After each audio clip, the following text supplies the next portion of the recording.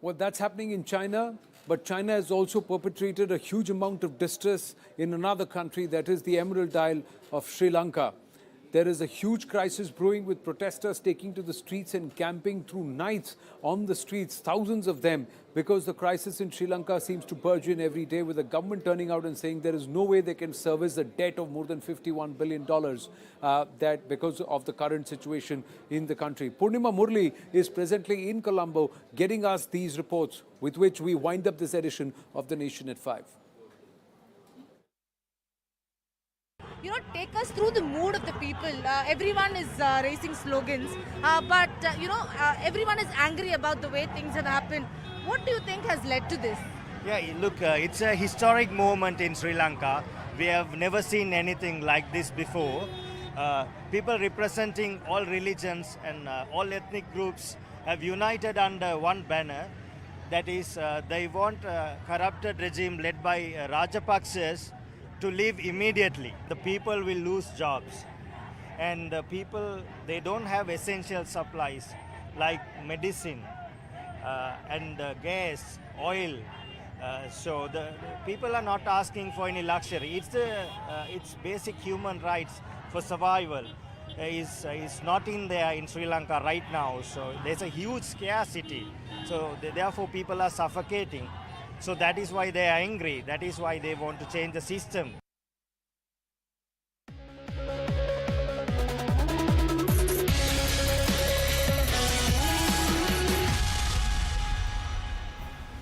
Good evening. You're watching Viewpoint with me, Maria Shakil. On the occasion of Ram Navami, violence was witnessed in multiple states, including Madhya Pradesh. The Shivraj Singh Chauhan government decided to run JCBs over homes and properties of those caught pelting stones and rioting in Khargone. He was criticized by several parties of the opposition and accused of indulging in illegal acts. Today, there is CCTV footage, not one but multiple, from the 10th of April showing masked rioters going on a rampage, pelting stones and vandalizing vehicles. So was the violence a pre-planned conspiracy? Here's a report on the Khargone truth.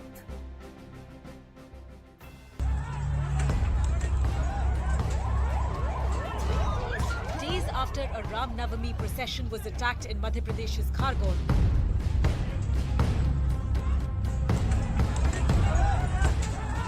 CCTV footage shows rioters pelting stones at homes, brandishing swords and vandalizing vehicles. Another video shows masked goons going on a rampage in broad daylight, destroying everything in sight.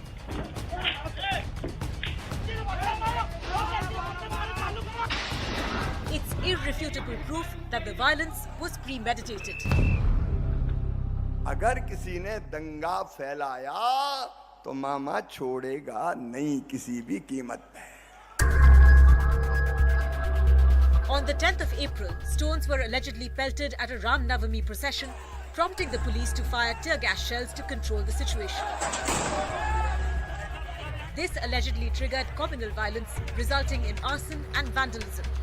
उस time हम मंदिर में आरती कर रहे थे. मंदिर में आरती के दौरान ये सब 300-400 लोग पत्थर तलवार बम पेट्रोल बम वगैरह लेके आए और मारना चालू कर दिया. Following the violence, the Madhya Pradesh government ordered that bulldozers break down the houses of those seen pelting stones.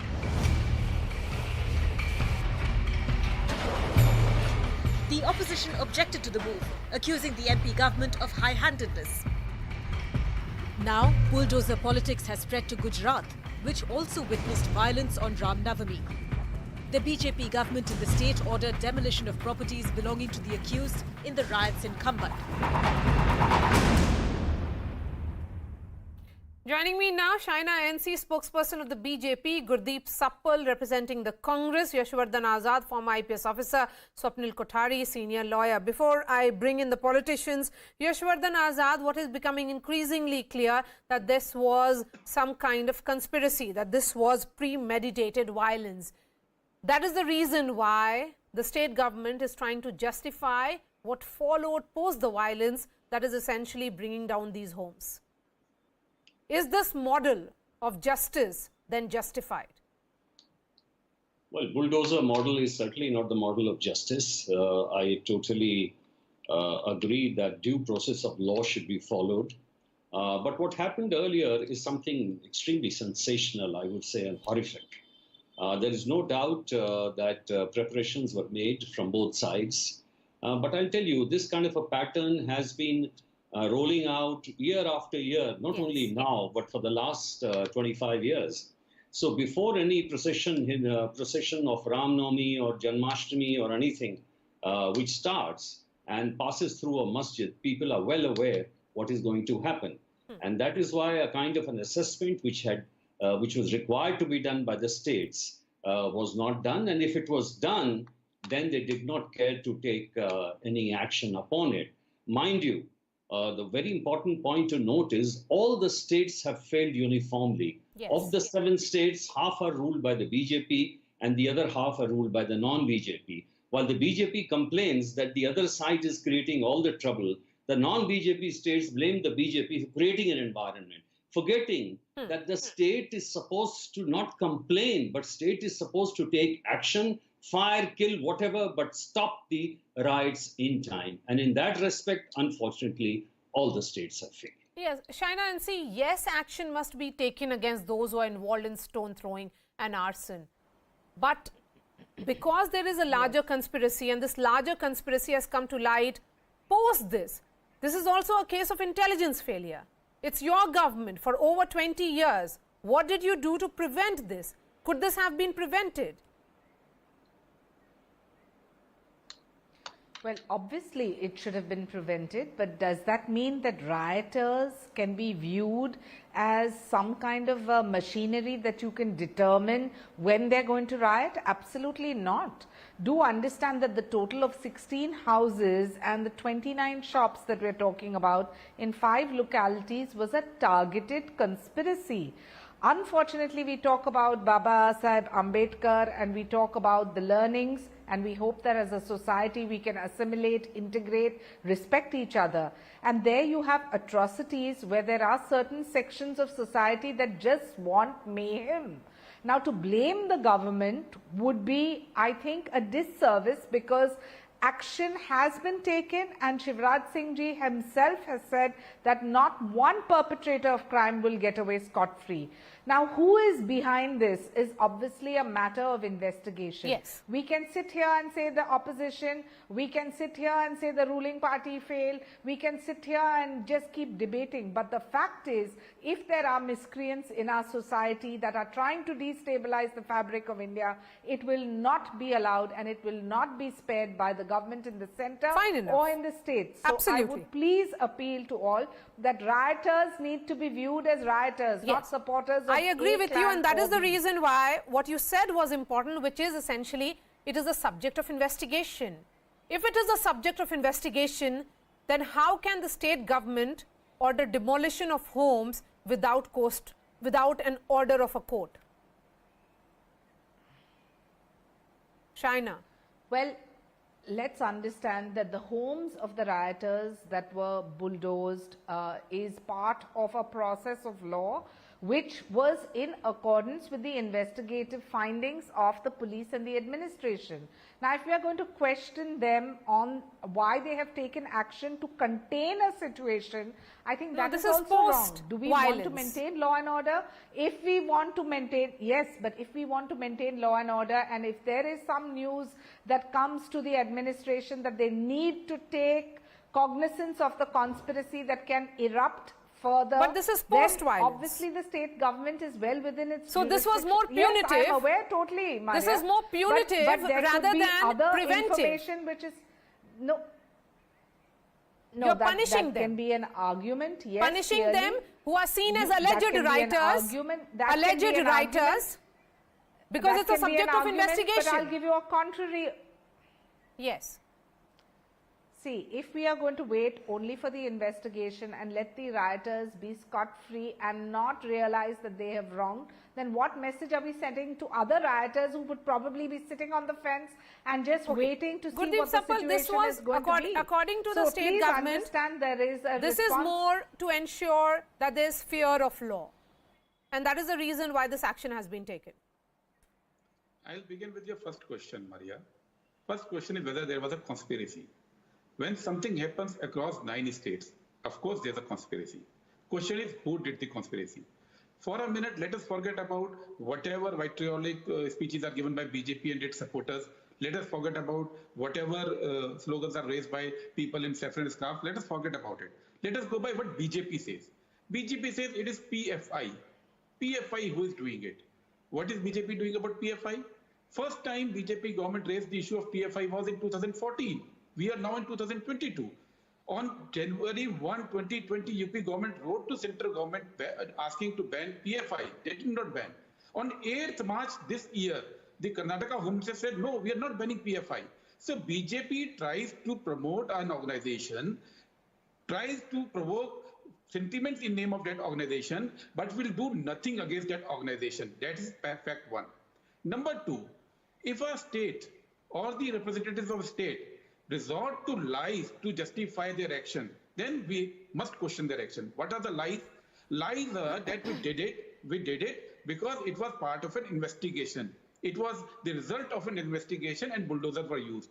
Now they say they used the bulldozer under an act passed last year, which is prevention of demolition of private property, something. Yes. Now that act says a tribunal has to be first floated. That's right. And people get 30 days time to go to the tribunal and another 90 days time to go to High Court.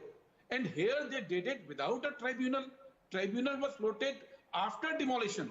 And now they are saying we did it as per law. Once it goes to court, it will be demolished. Their argument will be demolished because they did not go as per law.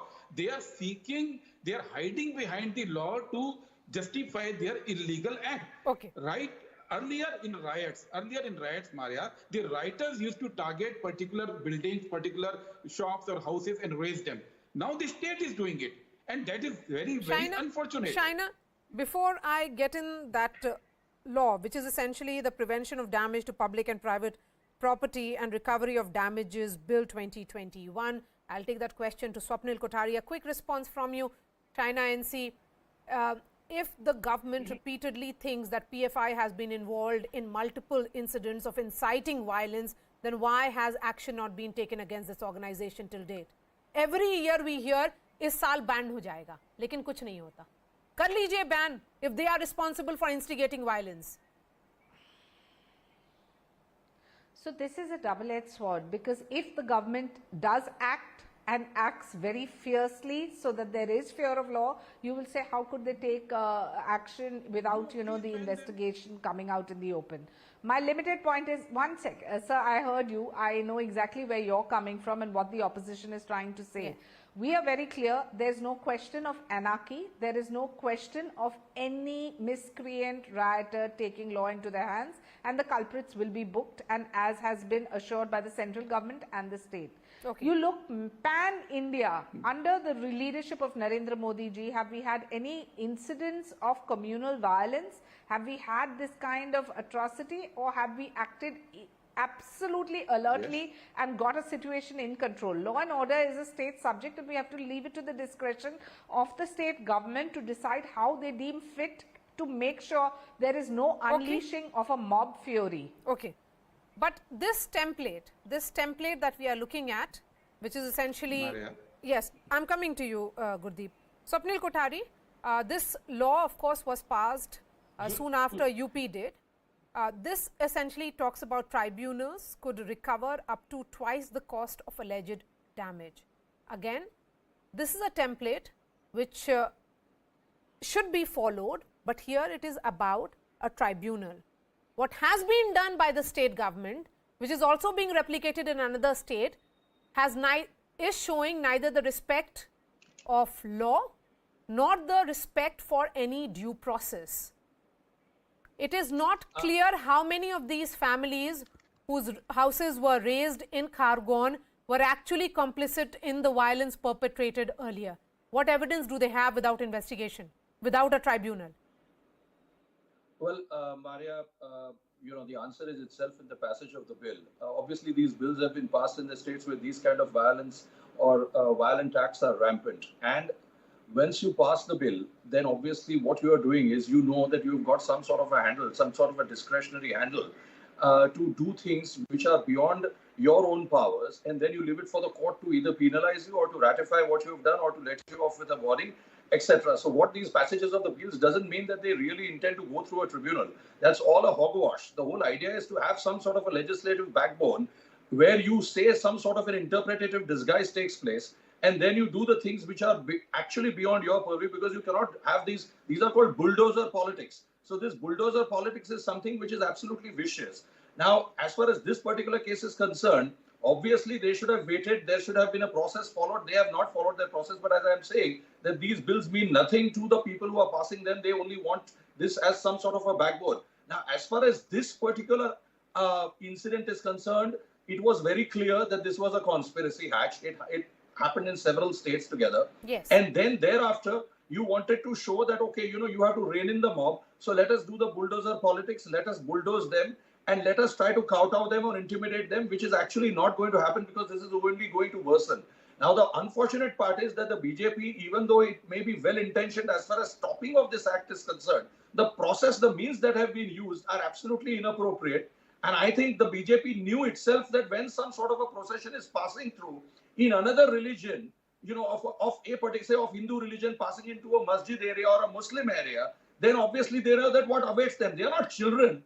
It's not that they are naive about it. They obviously know. So preventive measures should have been taken the very fact at that time itself, to have some police bandobast, etc., that when it passes through that, this stone pelting doesn't happen. This is trying to, put up a dam after the river has inundated the village. So this is complete hogwash. This is an absolute disparaging act of the state, and a knee-jerk reaction trying to do that. And I don't care whether it's by the ruling party, who the ruling party is. For me, it's complete transgression of the law. First, by the rioters, whom I don't have any respect for any which ways. And secondly, by the state, who should have had some semblance of doing that, because this is going to give another, leeway to a lot of rioters saying, okay, let's do this. Now this has happened. So it's a vendetta politics which is going to take forward. So it's a vicious circle which is actually starting.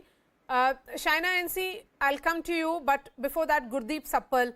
The motive also can be, I agree with Swapnil, it is well-intentioned. If it is about containing acts of violence and ensuring that there is no law and order situation, don't you think that actions such as this, yes, the process of law has not been followed and that will be questioned, but it is about generating fear, ensuring that there is a deterrent, people do not repeat it?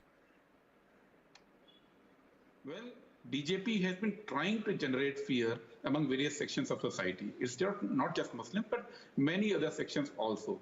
And they're using the bulldozer also to the same end. I have been listening to the platitudes by Ms. Shaina that Modi government doesn't want mob violence, it doesn't want riots. Ms. Shaina, please tell me, 3 years back, Supreme Court said, please pass mob violence acts.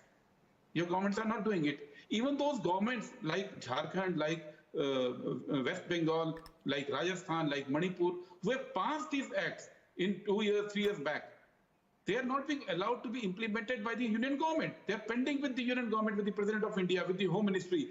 They are not allowing the mob violence acts to be put in place. The mobs can be dealt in a more legal fashion. India is a democratic country. We have a system of law. You are converting into a kangaroo court. Okay. India cannot be a kangaroo court, please. Okay. Shaina, a quick response from you. Why are you not allowing mob violence acts to be passed by Maria. various state governments? Yes. Why are you impeding it? Okay. Shaina. Maria, so far 144 persons have been arrested. Now, the discretionary power that is there with the state government to ascertain whether they need to contain a situation, whether they need to come down strong and create that fear of law, is the discretion of the state government. If the state government gets into action, you say, why have they gotten into action? If they don't, you say that why they haven't. My point being, rioters are perpetrators of crime. This is a conspiracy because this is not just Madhya Pradesh. This has happened in Gujarat too. And we know who are the people who try to destabilize the Modi government, because we have done an exemplary job under the leadership of the Prime Minister and the Home Minister across the length and breadth of this country. So for those who are trying I have just enough time for Yashwardhan Azad's please look at yourselves final words. answering. Yashwardhan Azad, is this strengthening or threatening the rule of law? I think this is a complete recipe for disaster. And let me say that it is the right of the common man to attack the government, because all the state governments have failed completely. I totally agree with Mr. Kothari when he said that this pattern of a Hindu procession going through a mosque has its consequences, and everyone knows that. Yes. We prepare for it for the last 40 years. We've been preparing for it. But dithering at the time, not taking action is a complete failure. State governments can't cry and talk about PFI. PFI, by the way, Mr. Suppal, was known before 2014. Also in 2010, also there were very serious concerns about PFI. Yes, it is a conspiracy. Yes, it might be planned. But then that's the whole job of the state government to act upon. And mind you, the bulldozers which have been used, they have been used without the due process of law. In some cases, you should check whether there are backdated notices given in terms of, and what were the time of the notices. Bulldozer is not included in the act at all. It is vendetta politics. There's no doubt about it. And why doesn't the government put out a white paper as how many arrests have been made this side and how many arrests have been made on the other side who are also throwing stones at the other worship place? So today we have to be fair and equitable. At least the state should do it. If the state home minister says that PFI is in fault, I will take it as an official version. But should it come from a member of parliament? There should be an official version on the Absolutely. PFI. It shouldn't come from political parties. Absolutely. Yashwardhan Azad and Swapnil Kothari, thank you so much for your time and raising all those questions. Gurdeep Suppal and Shaina NC, thanks for joining us on this debate. Shifting focus now, COVID continues to wreak havoc in China, and it has been weeks since the country has been trying to bring its caseload under control. Especially Shanghai has witnessed a massive surge in its daily caseload. Video of residents being logged in their homes, screaming through their apartments, and videos of children being separated from their parents caught the eye of social media, giving a peek at the ground reality of the situation. It's heartbreaking what's happening there. China reported nearly 4,000 new COVID cases in the last 24 hours.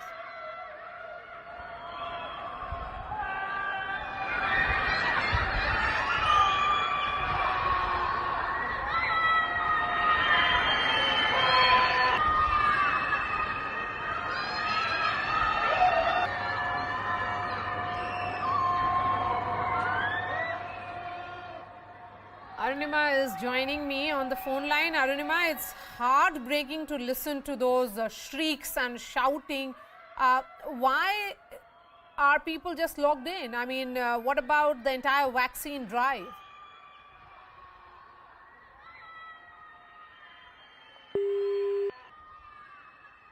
In fact, COVID has been wreaking havoc in Shanghai. You heard those voices, and here's a look at this report that has been filed by CNN's David Kalwa.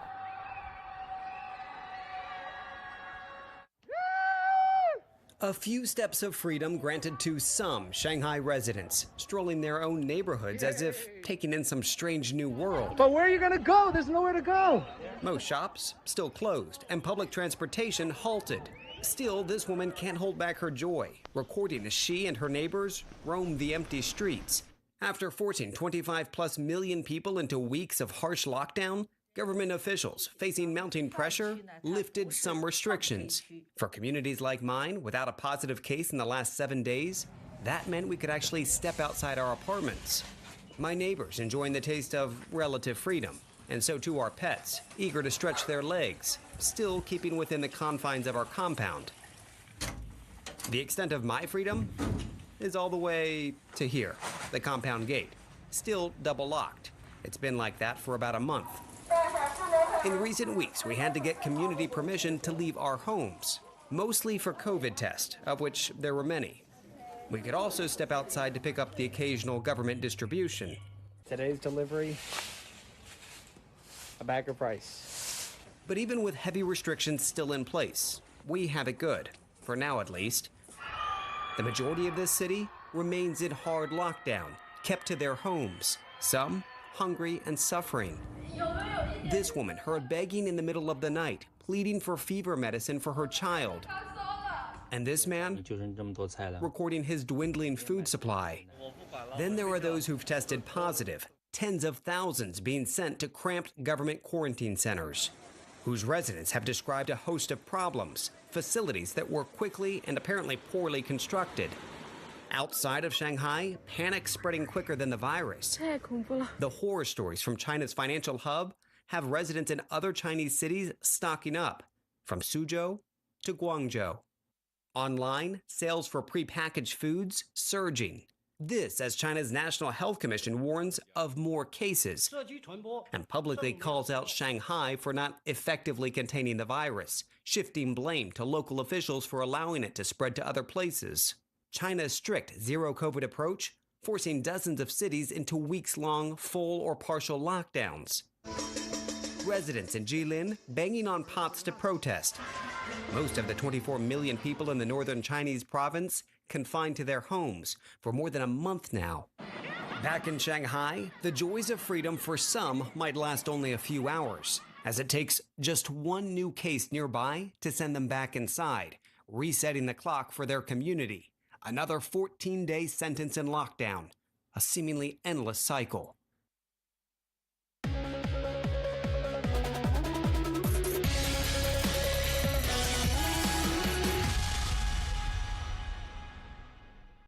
Which share a 1,300-kilometer long border with Russia, that's Finland, they are mulling whether to join NATO or not. A massive political row has erupted in Tamil Nadu over a picture of the Prime Minister being removed. A portrait of Prime Minister Modi was removed from a government office in Thanjavur. The picture was reportedly removed by the town panchayat chairperson, whose husband is the DMK local body chief. Tamil Nadu BJP President Anna Malai has been campaigning to install PM Modi's picture on the wall of all local body offices in the state. In one of the districts in Thanjavur, a BJP worker reportedly hung the picture inside the office without informing anyone. The DMK local body chief got miffed by the move and urged his wife to remove the picture. BJP workers have filed a police complaint seeking action against the official.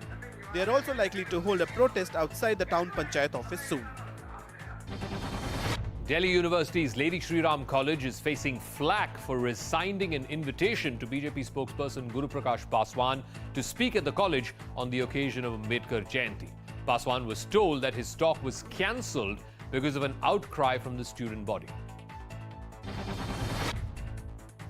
आपके मन में जो भी विचार है, आप बातचीत करिए, चर्चा के माध्यम से, संवाद के माध्यम से उसका समाधान निकालिए। अंबेडकर जयंती के दिन अंबेडकर के लोगों को बोलने से रोकना, ये उनकी वैचारिक अपरिपक्वता को दिखाता है। आज बाबा साहेब अंबेडकर के लोग, दलित समाज के लोग आपके रोकने से रुकने वाले नहीं है। मैं बोलूंगा, मैं लिखूंगा और अपने समाज के मुद्दे उठाता रहूंगा।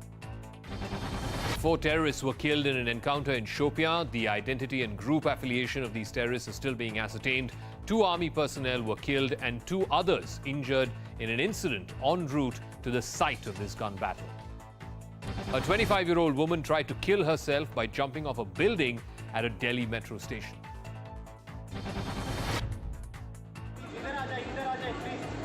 The woman stood on the ledge of the roof of the Akshardham metro station. For a long time, CISF staff tried to persuade her to move back from the edge. But the woman was not convinced and jumped off the roof.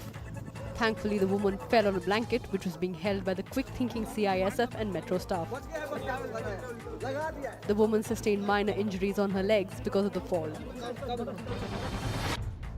With COVID cases rising in the national capital, the Delhi government has issued new guidelines for private schools. If even one case is reported in any school, then the authorities must close down the concerned wing or, in some cases, the entire school if it happens to be for a temporary period. Now, this comes after a student and a teacher tested positive in one Delhi school.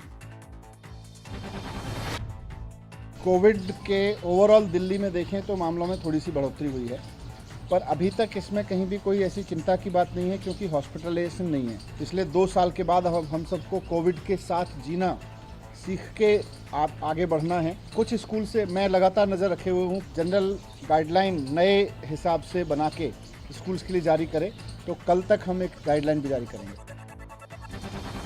A massive fire broke out at the Troy Lounge and Bar in West Delhi's Punjabi Bagh area. 12 fire tenders had to be rushed to the spot. The fire has been doused and cooling operations are on right now. The cause of the fire is still unknown. At least 13 persons suffered burn injuries after a suspected cylinder blast in Delhi's Okhla area. The blast took place inside a restaurant, but the cause is yet to be ascertained.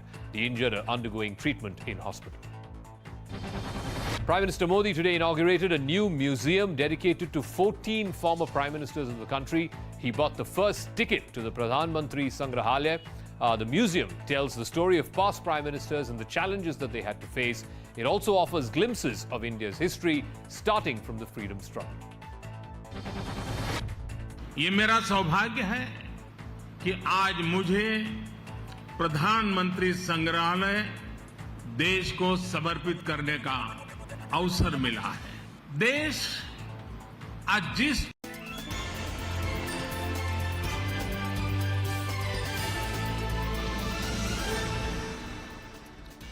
Hello everyone, good evening. I'm Shreya Dhondiyal. Barely has the controversy over Kashmir files died down that we have a brand new one starting to catch fire.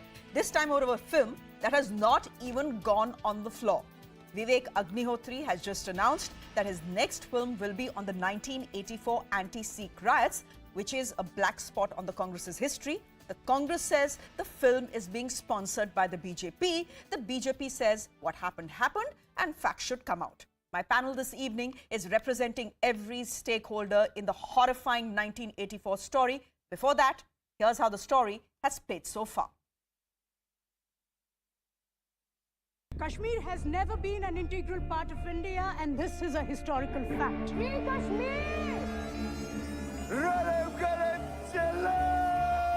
After Kashmir Files took the box office by storm, Kashmir के मसले का एक ही हल,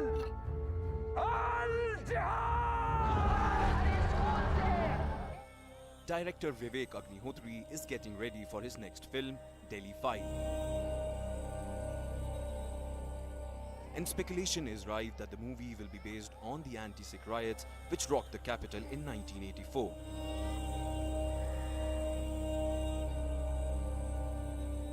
If he is making Delhi File on 84, I don't know what subject he is picking up, he is making Delhi File on 84. Because that will get us some justice, that will expose people who planned Delhi massacre, people who executed Delhi massacre. We hope justice will come to that. The movie is only in the works, but it has already triggered a political firestorm. The BJP saw it as an opportunity to target the Congress. कि 1984 का जो ये कत्लेआम है, carnage है, जो देश के एक प्रधानमंत्री ने संयोजित तरीके से एक धर्म के लोगों के, विशेष धर्म के लोगों को मरवाने के लिए, उनका धर्म खत्म करने के लिए, उनको खत्म करने के लिए अपने सरकारी तंत्र का इस्तेमाल किया. The Congress tried to brush it under the carpet. Well, it's a free country. Even if it's sponsored by the BJP, they have a right to sponsor it. And everybody has a right to make a film. They can claim that this is the truth. There can be another film on a film. The ruling Aam Aadmi Party in Delhi welcomed it. देश में बहुत सारे videos, बहुत सारी फिल्में बन रही हैं, स्वागत है। कश्मीरी पंडितों को वापस अपने घर कश्मीर जाने का मौका मिलेगा। Is this justice? The Kashmir Files depicted the exodus of Kashmiri Pandits in the 1990s. The anti-Sikh riots which broke out after the assassination of Indira Gandhi led to the murder of nearly 3,000 Sikhs in Delhi. So, is it time for a Delhi Files? The story of the anti-Sikh riots is very well documented. 3,000 people were killed. A commission headed by Justice Nanavati found Congress leaders guilty of leading mobs in Delhi's Sikh colonies after Prime Minister Indira Gandhi was assassinated. Only one big leader, Sajjan Kumar, was convicted. Let me go straight across to our guest. And before I go across to our guest, let me just clarify, we don't have a Congress spokesperson on the story or on the show today because the Congress has refused to participate in the debate. Mr. Majinder Singh Sirsa is a BJP leader. He is joining us. Gautam Chintamani is a film historian. He's with us as well. Darshan Kaur is a 1984 Sikh riots victim. She's with us. And Ravi Srivastava is a political analyst who will be speaking on behalf of the Congress party. Thank you very much. Mr. Sirsa, I'm going to come to you. Since the Congress party is not represented in this panel, I will put the question to you on their behalf. The Congress party says this film on the 1984 riots is being sponsored by the BJP. Your reaction to that? See, one thing is for sure now कि Congress believes कि उन्होंने ये पाप किया है और ये पाप उजागर नहीं होना चाहिए. This sin shouldn't come in front of people. If they say that BJP has sponsored this movie, it means what? That Congress himself is admitting the fact कि 1984 का मैसेकर जो था वो कांग्रेस ने करवाया था. First of all, secondly, BJP has nothing to do with the movies, but yes, any party or any prime minister or any government must realize one thing, that the politics is for the people of this nation. उन लोगों की भावनाओं के अनुकूल सरकारों को चलना चाहिए. There is a government headed by Rajiv Gandhi who killed us. Thousands and thousands of innocent Sikhs were killed. And there too on the instruction of none other than the Prime Minister of this nation. In fact, he went one step ahead and even justified that by I remember that statement. हिलती है. और अगर अब ये movie बन रही है तो कांग्रेस को क्या त्राज होगी? मैं तो ये जरूर चाहूंगा, बल्कि उनको इसके पोस्टर को जाके चिपकाना चाहिए, राहुल गांधी को, प्रियंका गांधी को. देश के सामने सच है. The Congress will argue, there was a Nanavati commission that was formed. The Congress will argue that one of their major leaders was convicted in the case. The Congress will argue that our leaders, our top leaders, starting from Manmohan Singh, Dr. Manmohan Singh, to Rahul Gandhi, to Sonia Gandhi, have all apologized. Beyond that, what could we do? What can we do? No, we don't. Okay. We are fighting in the legal system. I think Congress should always remember two things. First, they killed us. Secondly, they rewarded for that. These things cannot be wiped out. It was same Sajjan Kumar who Congress gave. We seem to be having a problem with Mr. Sirsa. We seem to be having a problem with your link. So I'm going to ask my assignment to fix that. Let me get in Ravi Srivastava, who's a political analyst who represents the Congress point of view, who is joining us on the broadcast as well. Mr. Ravi Srivastava, we all know what happened in 1984. We are talking about trials. We are talking about, the Nanavati Commission. But fact is, there were many incidences that were not even registered, which is how top Congress leaders went absolutely scot-free without even an FIR being registered against them. Now, if a film is attempting to document stories, given the fact that given the fact that people who have seen the 1984 riots are still alive, it's an important story that needs to be documented. What problem could the Congress possibly have? Why is this sponsored by the BJP? Shreya, what happened in 1984 is definitely a black spot on India's history. There is no doubt about it. But my question here is that what could be done?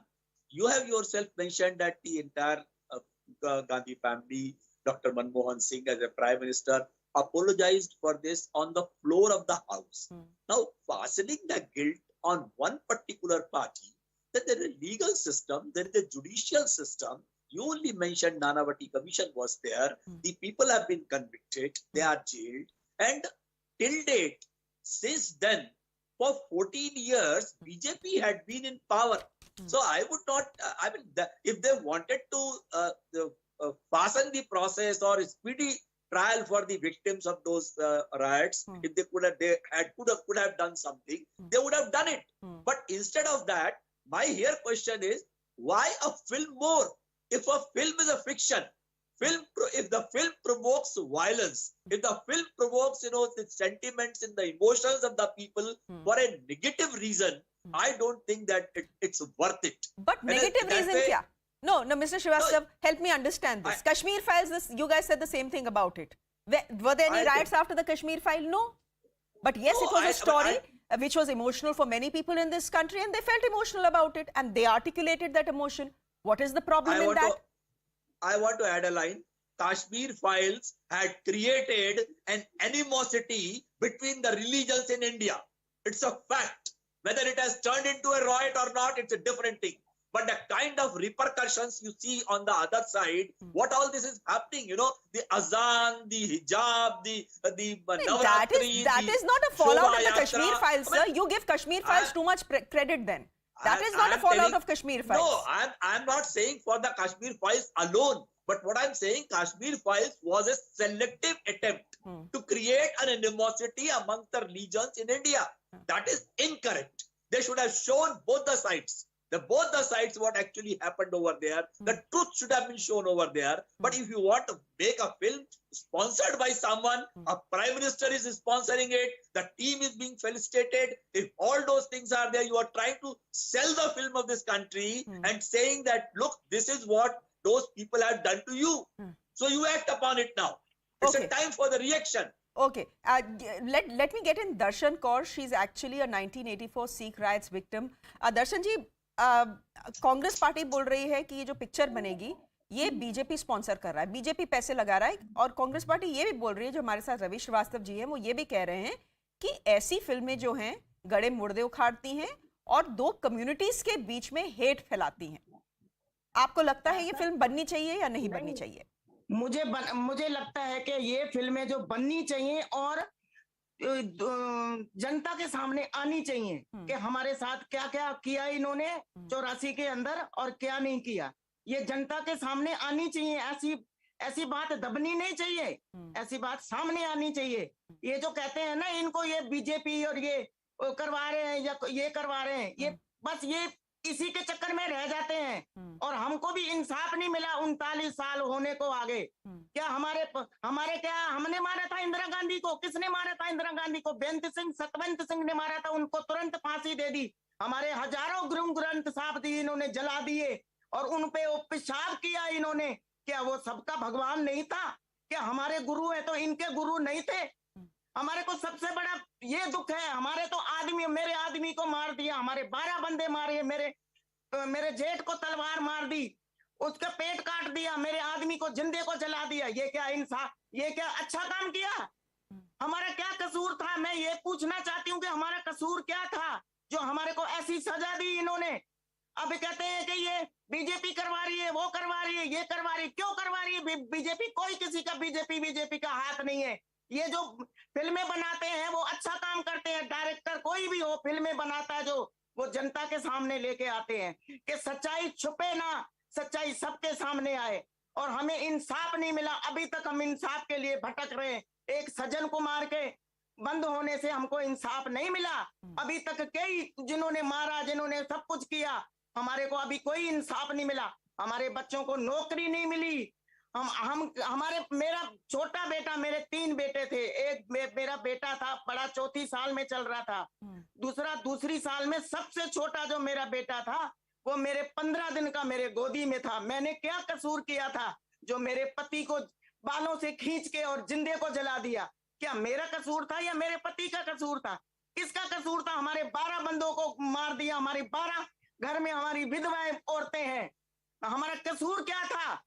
अभी ये 84 में अगर ये किसी उन दंगाइयों को जिन्होंने कत्लेआम किया उनको सजा दे देते तो आज ये जो जगह ये जो कत्लेआम हो रहा है, जब दंगाई घूम रहे हैं ना, तो ये कभी नहीं होता। ये सारे डरते। क्या सरकार डरती है इनसे?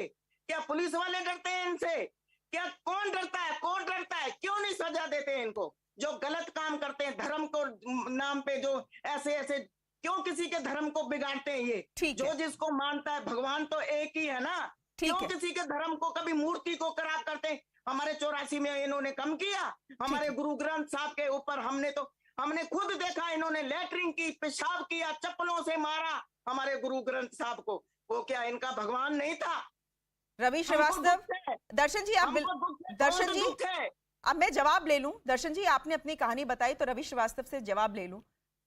Ravi ji, why will the Sikh community not want a film on the 1984 riots. Take a look at Darshan Kaur. Take a look at her story. Take a look at what she has seen. Where has all this been documented? This country needs to document what has happened, good or bad, so that bad things don't get repeated, so that history doesn't repeat itself.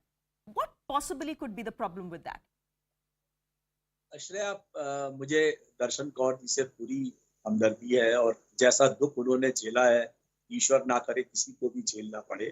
पर मेरा इसमें एक सवाल है कि अगर हम उस घटना की पुनरावृत्ति करें, हम उस घटना को दोबारा से दिखाएं, दोबारा से लोगों के जख्म हरे करें, तो हमें इस बात का भी पूरा हक बनता है कि हम 1 मिनट दर्शन कौर जी की बात सुनिए और आपको पता है कि वो जख्म तो हरे हैं। 2002 में 2002 भर सकते हो, हमारे जख्म को भर सकते हो आप, हमारे जख्म को कोई नहीं भर सकता। एक जो जख्म हमें लगे हैं ना, वो हमें पता है कि हमें जख्म लगे हैं। बहन जी, मुझे जवाब हमें पता है। दर्शन जी जरा देने दीजिए श्रीवास्तव जी को जवाब। जरा जवाब देने दीजिए मुझे। बहन जी देखिए, ऐसा ही 2002 के अंदर गुजरात में 1,500 माइनॉरिटी कम्युनिटी के लोगों के साथ भी हुआ था। अरे तो फिल्म बनवाइए ना उस पे।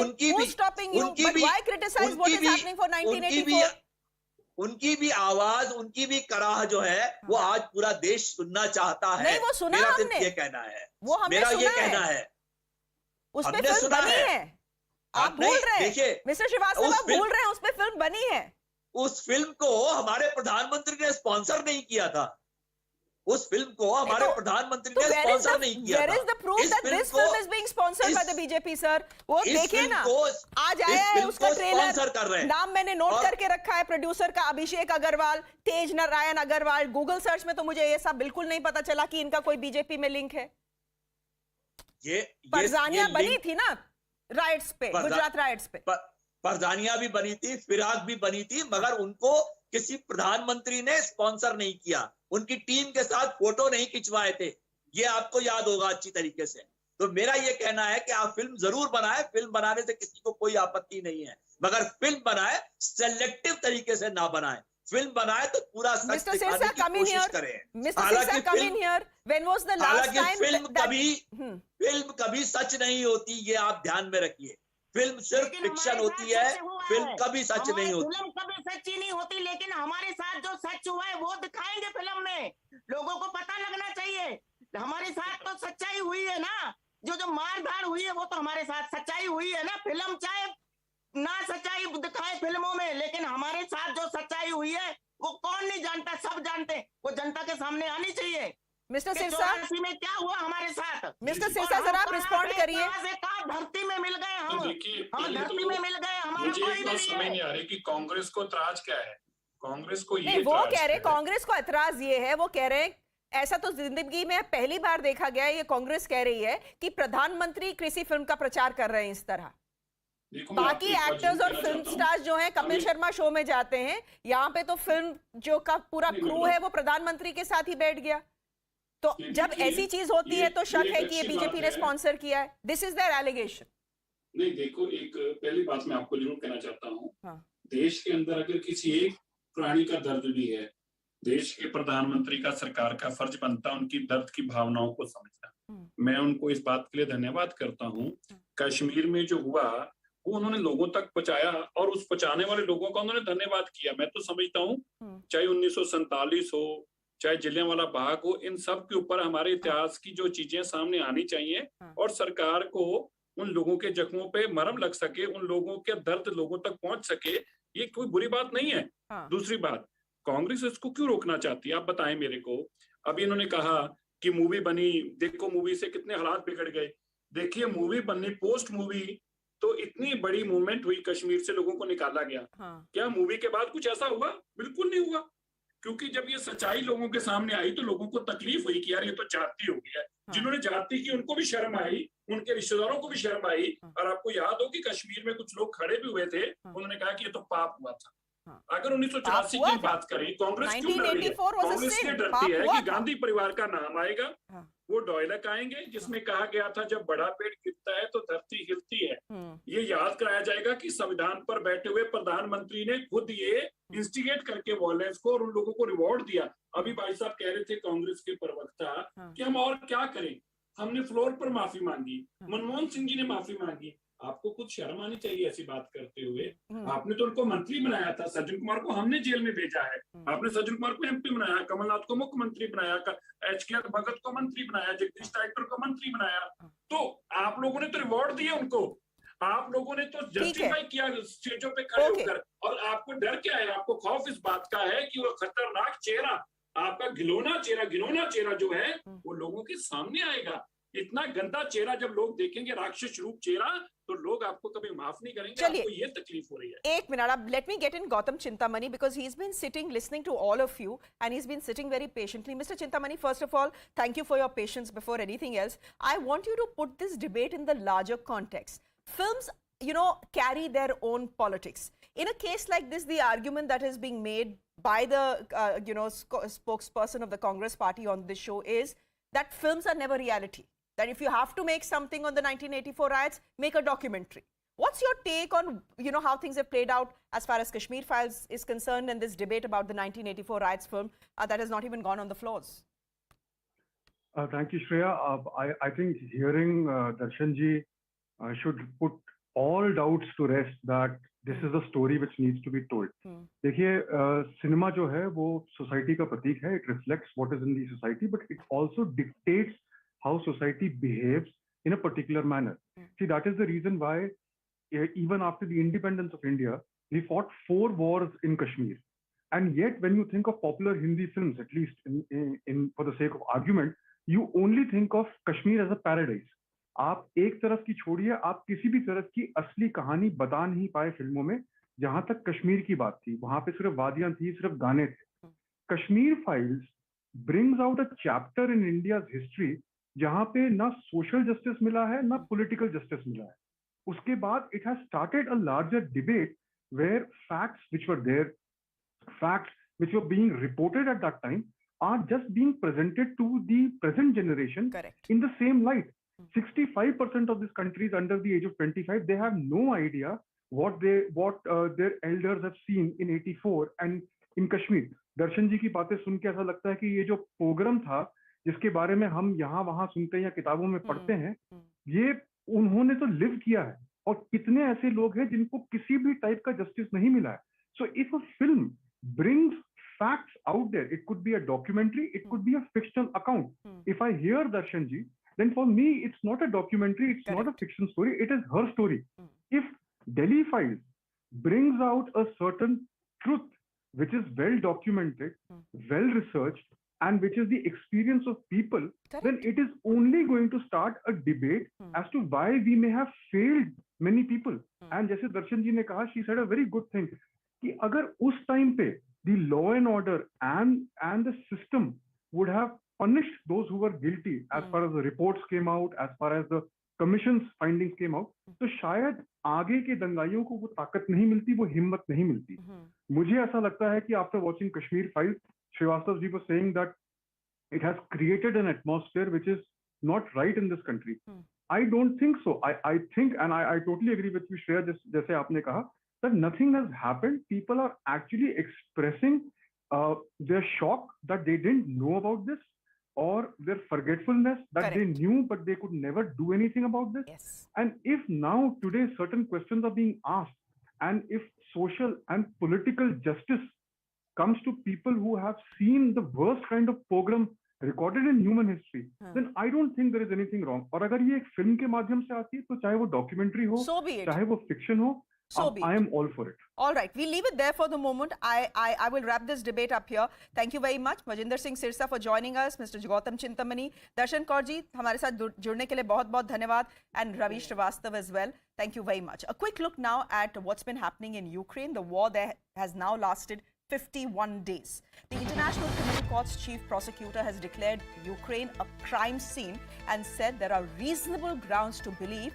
that war crimes have been committed. The chief prosecutor has visited Bucha in Ukraine, where hundreds of bodies of civilians were recovered following the retreat of Russian troops. Now, one of the Russian Navy's most important warships, the Moskva, has sunk in the Black Sea. Russia claims the warship, which is a flagship of the Black Sea fleet of the Russians, sank after a fire on board. That's the Russian claim. But Ukraine is saying it began to sink after it was hit by their Neptune anti-ship missile. Either ways, it's a big blow to the Russian military, which has been struggling against Ukrainian resistance for the last 51 days now. Powerful explosions have been heard in Kiev today, even though Russian troops have pulled back from the Ukrainian capital.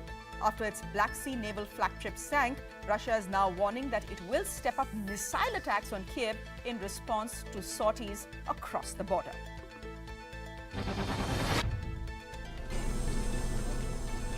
And Ukrainian forces are desperately trying to prevent Russia from taking over the Azovstal steel plant in the besieged city of Mariupol. The strategic port city is one of Russia's main targets. If Mariupol falls, Moscow will be able to better link troops advancing from the east with those from the Crimean Peninsula, which it annexed some time ago. Meanwhile, Russia has carried out cruise missile tests from submarines in the Sea of Japan, prompting Japan's foreign minister to convey his concerns to Moscow. The missile tests came a day after the US Navy's 7th Fleet and Japan's Maritime Self-Defense Force announced joint naval exercises in the Sea of Japan. And Severodonetsk, the easternmost town under Ukrainian control, is being bombarded daily by Russia. Volunteers are braving the shelling to deliver food to more than 20,000 residents who are still out of a pre-war population of 100,000. CNN's Ben Wiedemann getting us this report.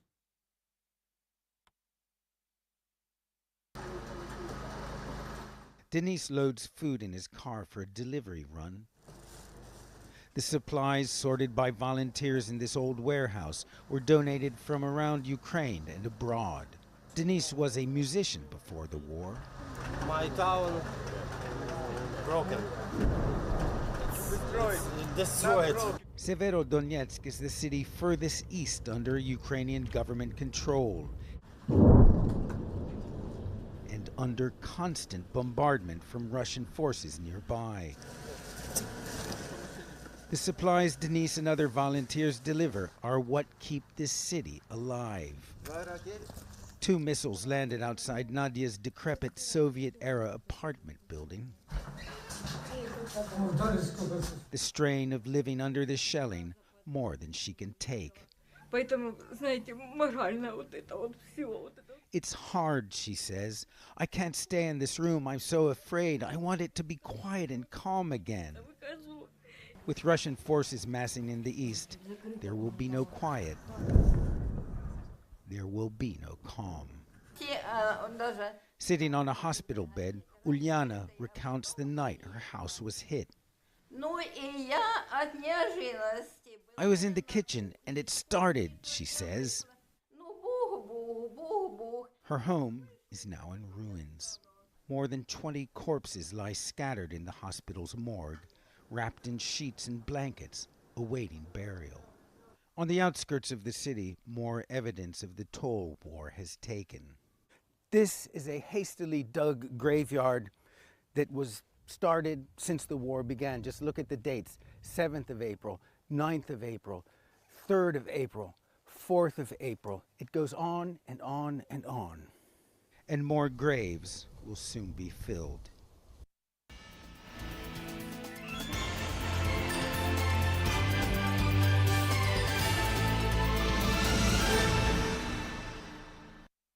Be nowhere in sight. This is what is left of Kharkiv after weeks of relentless Russian shelling. Desolate, bare, lifeless.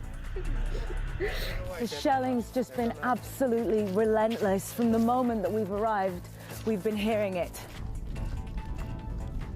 We have to be careful where we step because the Russians are also dispersing mines from the rockets that they're sending over into here. The shelling has only intensified in the last few days. Ukrainian authorities believe there is a renewed Russian military push. So from where we are, we're pretty much surrounded by Russian troops on 3 sides. Tens of thousands of Russian troops are believed to be amassing to come into Kharkiv, to come into Ukraine from this direction. We've got to move. Those still left in Kharkiv have been urged to evacuate at the earliest. Meanwhile, Germany is supplying tanks to Ukraine to arm its soldiers. This is what it's going to look like. Germany's howitzer tanks, it can hit the target up to almost 50 kilometers away. So it's a long range in that sense. There is no gun has the same firepower as the howitzer has. Also, it can fire 5 rounds every single minute. So that's going to be another capacity as well. The speed of this tank is 25 kilometers an hour, so it can basically move at the speed of a vehicle, any ordinary vehicle, and thereby get to places faster. Meanwhile, the mayor of Mariupol says that 180,000 people are still waiting to be evacuated from the besieged city. The strategic port city is one of Russia's main targets because if Mariupol falls, then Moscow will be better able to link its troops that are advancing from the east with those that are coming in from the Crimean Peninsula. Russia has warned that if Sweden and Finland were to join NATO, it will have to bolster its defenses in the region, including by deploying nuclear weapons. Both Sweden and Finland, which share a 1,300-kilometer long border with Russia, that's Finland, they are mulling whether to join NATO or not. A massive political row has erupted in Tamil Nadu over a picture of the Prime Minister being removed. A portrait of Prime Minister Modi was removed from a government office in Thanjavur. The picture was reportedly removed by the town panchayat chairperson, whose husband is the DMK local body chief. Tamil Nadu BJP President Anna Malai has been campaigning to install PM Modi's picture on the wall of all local body offices in the state. In one of the districts in Thanjavur, a BJP worker reportedly hung the picture inside the office without informing anyone. The DMK local body chief got miffed by the move and urged his wife to remove the picture. BJP workers have filed a police complaint seeking action against the official. They are also likely to hold a protest outside the town panchayat office soon. Delhi University's Lady Shri Ram College is facing flack for rescinding an invitation to BJP spokesperson Guru Prakash Paswan to speak at the college on the occasion of Ambedkar Jayanti. Paswan was told that his talk was cancelled because of an outcry from the student body. आपके मन में जो भी विचार है आप बातचीत करिए, चर्चा के माध्यम से, संवाद के माध्यम से उसका समाधान निकालिए। अंबेडकर जयंती के दिन अंबेडकर के लोगों को बोलने से रोकना ये उनकी वैचारिक अपरिपक्वता को दिखाता है। आज बाबा साहेब अंबेडकर के लोग, दलित समाज के लोग आपके रोक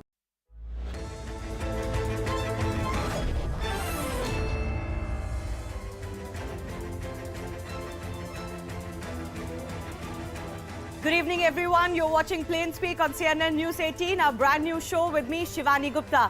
On this show every day, we will endeavor to get you the news without the burden of political correctness, where we will address all issues with extreme forthrightness without the fear of the labels that may come our way.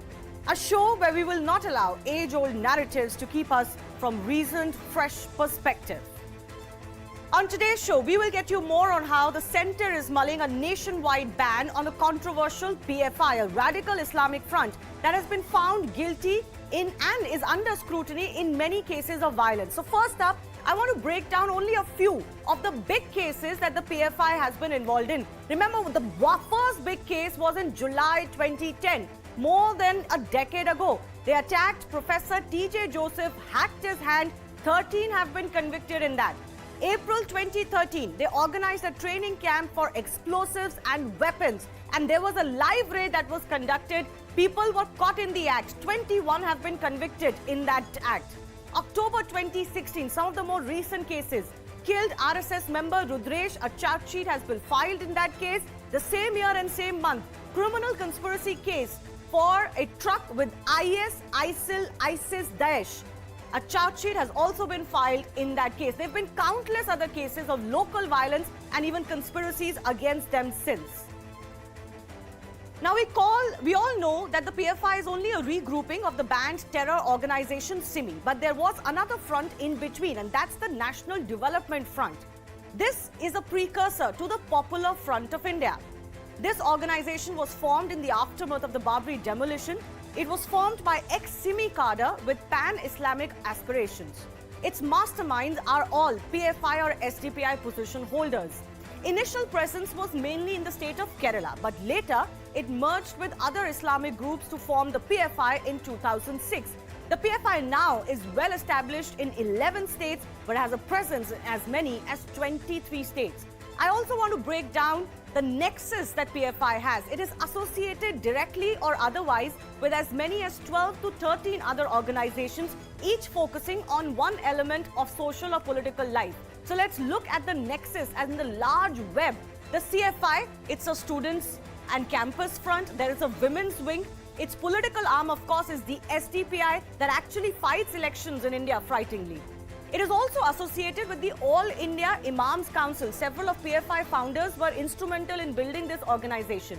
It even runs a parallel judiciary called Darul Khada.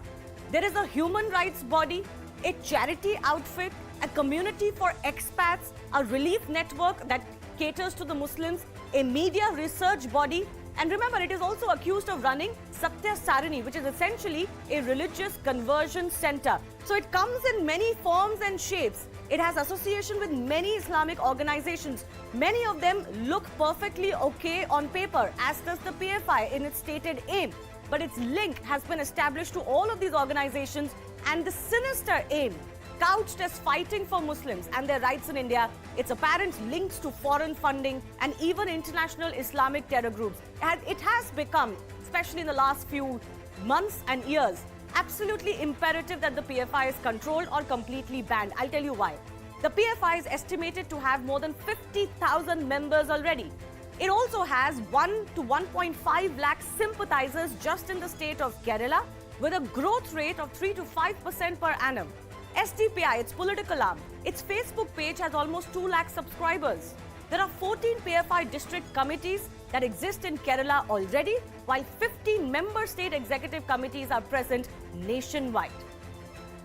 Its influence is growing clearly. Its designs are also becoming more and more apparent. So the big question we're asking today, is the centre's push to ban the PFI a move better late than never? Because it has, of course, come into debate and discussion several times before. Before we go to our guests, here's more of what we've learned.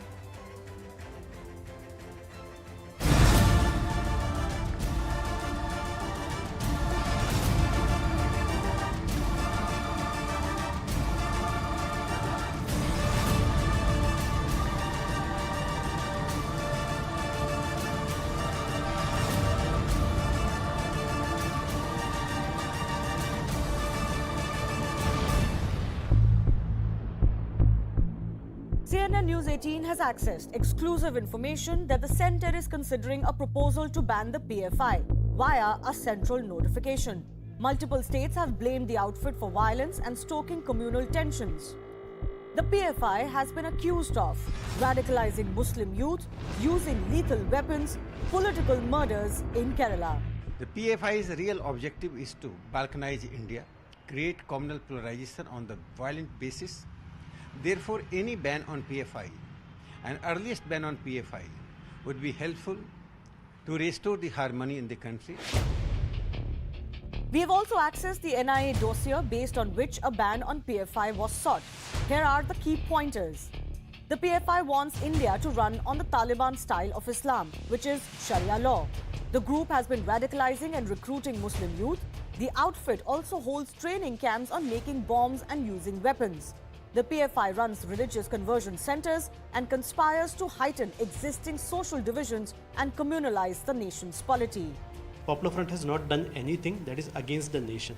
Yeah, we have been speaking against the Sangh Parivar ideology. So speaking against Sangh Parivar ideology or the BJP ideology doesn't give a reason to ban any organization.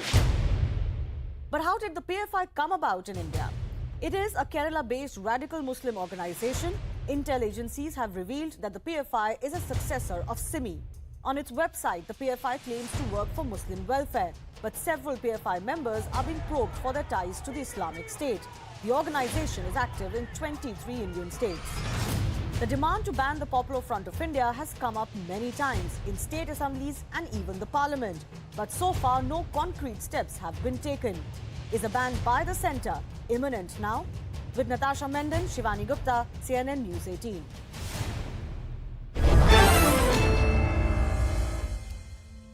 Rajiv Pandey, BJP spokesperson, Dr. Kavita Reddy of the Congress Party, Arvind Kumar Jain, former UP DGP, Tushar Gupta, senior editor, Swarajya magazine, Syed Asad Abbas, political analyst, also coming from Karnataka, joining us on the show. Dr. Kavita Reddy, I'm coming to you first up. In the event of the hijab row and other communal tensions in Karnataka, the Congress Party has been repeatedly asking a question. Why does the government, which is of course the BJP government at the center, not ban the PFI? So now that we're hearing news that they could be banned, do you welcome that?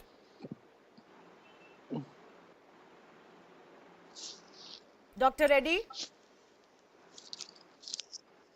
Yes, please unmute yourself. Yeah, we definitely welcome it. In the year 2016-17, there was a proposal from the NIA to review what is happening with the PFI. At that time also, we had welcomed that move. And recently, our PLP leader, Sri Siddaramaiah, in the floor of the assembly demanded that, and not only demanded that, I think not only on the PFI but also SDPI, if there is an opportunity where we can relook at this, definitely we want a ban on these two organizations. I don't know about SDPI because it's the decision is with the election commission on that case. Yes. So definitely on the floor of the House, we have demanded it and we welcome the move if that is being taken. Not only that, any terror organization which spreads terror, which spreads hate in this country, which is working against the constitution of this country, definitely needs to be banned, irrespective of who the I'm a little amused because as far as the hijab row is concerned, the Congress Party was unwilling to accept that there were, quote unquote, as the court also said, unseen hands that were instigating these young girls or the Muslim community in Udupi and otherwise. Why were you not accepting that all this while, if you welcome the ban on the PFI? Because the CFI is the one that is alleged to have instigated the hijab row. No, 1 minute, hear me out first. See, PFI, if anybody has done most damage in the community, is definitely the PFI and DCP of 1.1. The second point is we always took a stand in favor of the issue, not in favor of PFI or SDPI. We have nothing to do with both organizations. We have our own ideology. We have our own commitment to what we stand for. Our views are extremely secular and we stand by it. We don't need a PFI or an SDPI or any other organization to propagate it. That we made it very clear in the floor of the assembly. So you believe they are indeed a nefarious organization, and that the Indian community, the Indian society needs to be careful of it, right? No, the two things. No, you don't try to put the words into my mouth. What we are trying to do, if there is an NIA investigations which happens, if the truth comes out, definitely it has to be banned. We are not in judgment of it because of the fact the NIA investigation has to be happen. I know if the government. But ma'am, there are enough cases. There are enough cases where PFI, SDPI workers have been convicted. I'm just asking you what your view on this organization is. Is it good or bad? They are dangerous organizations. That's what we are telling. No, we are telling in the floor that's what of the I said. House that it should be banned. We have told in the floor of the House. We don't even have to repeat it in your channel. Okay. We are telling So Rajiv Pandey, I want to come to you. Banned. Why has this been on the back burner or in the pressure cooker for all this while? Why don't you just do it if there is across states proof after proof that this organization is instigating violence but also social divisions and fissures? What is the BJP-led government waiting for? Shivani ji, in the procedure, if you have to ban one organization, you have to collect a lot of data. As far as PFI is concerned, now NIA has filed several charge sheets, some convictions have taken place, and now it is become visible that from Kerala, Karnataka, Tamil Nadu, Uttar Pradesh, Gujarat, wherever there is any unrest, and Rajasthan, there is a PFI hand behind this. PFI is working for balkanization of the India, and now government, you cannot ban organization because this matter will be again taken to the court. CIMI was also banned after collecting all the data. Now PFI will be banned. Their Campus Front of India is their sister organization. There are SDPI, which is their political organization. There are so many organizations which are directly connected to the terrorist organizations. Now government has, in my opinion, we have discussed this, debated with you also, Shivani, several times that it should be banned as early as possible. But there is a mechanism in the system. I think that mechanism has now got proofs. That mechanism, you have heard the statement of that terrorist organization, one general secretary, so-called, which SDPI, this PFI general secretary, he's saying there is no proof. They're saying that we have not done anything against the country. That's what they're saying. They can say all terrorist organizations say so. Even Taliban says so. Even ISIS says that we have done nothing wrong against Syria or Iraq, but we are killing. We are just killing through halal way to non-Muslims, non-Sunni Muslims. They have killed their Shias also. Okay, let's get to the point. What I'm saying, I welcome this, and it should be done as quickly as possible, and all the persons involved in all these organizations connected to PFI should be brought to book, because they are responsible for killing of the people, they are responsible for chopping hand of people, they are responsible for all kind of riots which has taken place. Even in UP, you can remember that in near Hathras there was a riots, and finally it came that they were behind this. One so-called journalist is still in jail who was behind this whole PFI action. If you go and see in Gujarat that one Bajrang Dal Karyakarta was killed. In Karnataka, it happens every day. So in my opinion, now I think government has proof and they will be banned. And no right-thinking man can oppose this man. Okay, no Syed Asad Abbas. Okay, 1 second. Syed Asad Abbas and Tushar Gupta now. You know, Syed, the problem that happens is in our country is that you can ban this organization, but there is not enough support to outcast the, you know, the fundamental ideology or the ideological cover fire. And I think that's the bigger issue. Absolutely. Because organizations, they reform, they regroup. Simi Bikram's National Development Front, they have such nice fancy names also. They present that like they represent the country or the nation. Whether they believe in nation state is another question. But, you know, the problem is they can regroup and refront. What happens to those who give cover fire to the likes of the CFI and the PFI and the STPI? Shivani ji, I think you've raised a very good question. As a matter of fact, we know what happened with the CME and how it regrouped. Likewise, when the Bharatiya Janata Party imposes a ban on this, they must ensure that it is nipped in the bud. So that no, how is the party going to ensure that? Come on, let's not have unrealistic expectations. The party cannot ensure that. Even the government cannot ensure that. People have to ensure that. There is social ostracization that is required of anybody who has such radical thinking. That responsibility goes on me and on Undoubtedly. you. And for example, I'm raising this because, for example, during the Karnataka Hijab Row, how many people, even political parties, came out and said, this is PFI? No. They were all willing to blame the government. You were willing to blame BJP and RSS? Allow me to answer you. I was on your show when I came out in the open and blamed the PFI and the CFI for the same. And yes, you're absolutely right. It is upon each and every citizen of this India to do that accordingly. But of course, the power is with the government, and government, the National Investigation Agency, must show it is nipped in the bud. Also, as a matter of fact, what happens to the lobby? Syed Asad Abbas, what happens to the lobby that supports these designs just because it suits their political agenda of the day? Am I not right? Tushar? Yes, now allow me to complete, Shivani ji. Give me 30 more seconds, please.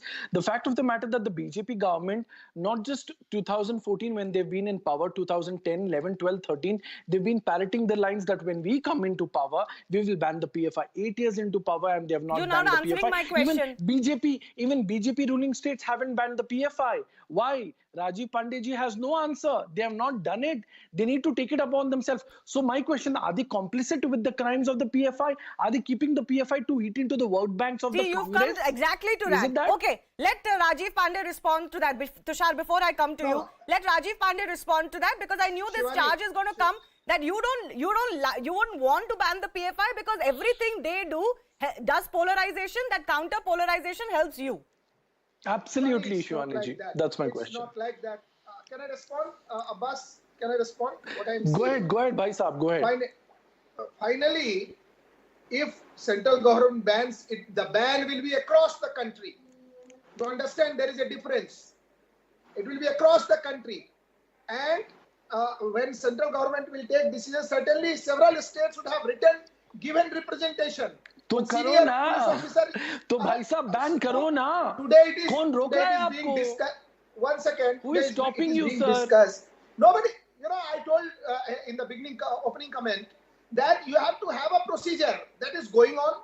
And one thing I wish to Sir, 8 years since the procedure, 8 years since you are in power. What is what this? procedure What is are you Why you talking are coming about? in between? No, listen to me. Allow me you to don't have complete. evidence. Shivani, Still NIA, Shivani, nothing. I'll tell you.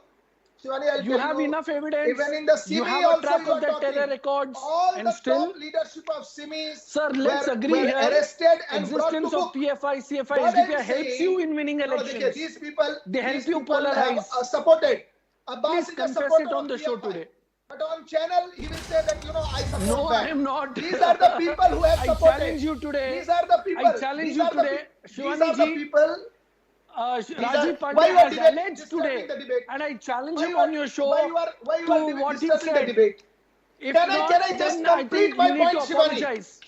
Yeah. I What I'm have saying- never supported the PFI. Are people You need to like you, I'm apologize. saying. I'm not saying Rajiv you. Pandey ji, People like you have respectfully, supported you need to in apologize Karnataka. on the show People like because you you have supported made a in false Kerala. allegation People today. like You have supported lied in today. Tamil Nadu. Shivani Oh, Gupta what ji lie? is very well aware of my He's stand just on the wasting PFI. the airtime. So if you Shivani are is trying to wasting put a the false allegation on airtime. me, When then you I ask think me you owe question, me I an am ready to apology, reply. sir. He's not allowed Rajiv me to Saab, reply my Okay. you owe me Can an I- apology on this. No, one Bade second. bhai. One second.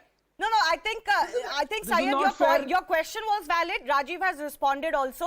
He's obviously citing But procedure. he's saying No, but I'm he's PFI citing supporter. procedure right Destroy now. the That's debate. He's wrong. citing procedure right now. But I come back to my fundamental question. I'll give Tushar a minute on that. Tushar, my question is precisely that what happens to the ecosystem that helps these radical organizations year after year, decade after decade, to rear their ugly head. They have to find some roots, right? How do they find roots? Because there is political complicity. Tushar, you're muted. Okay, we can hear you now. Go ahead. Yeah, Shivani, the NIA had a dossier on PFI as early as in 2010.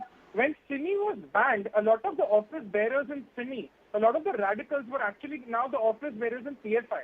You look at the Bengaluru riots of 2020. You look at the anti-CA riots of 2019. In fact, during the anti-CA riots, PFI spent as much as rupees 100 crores just sponsoring the protest.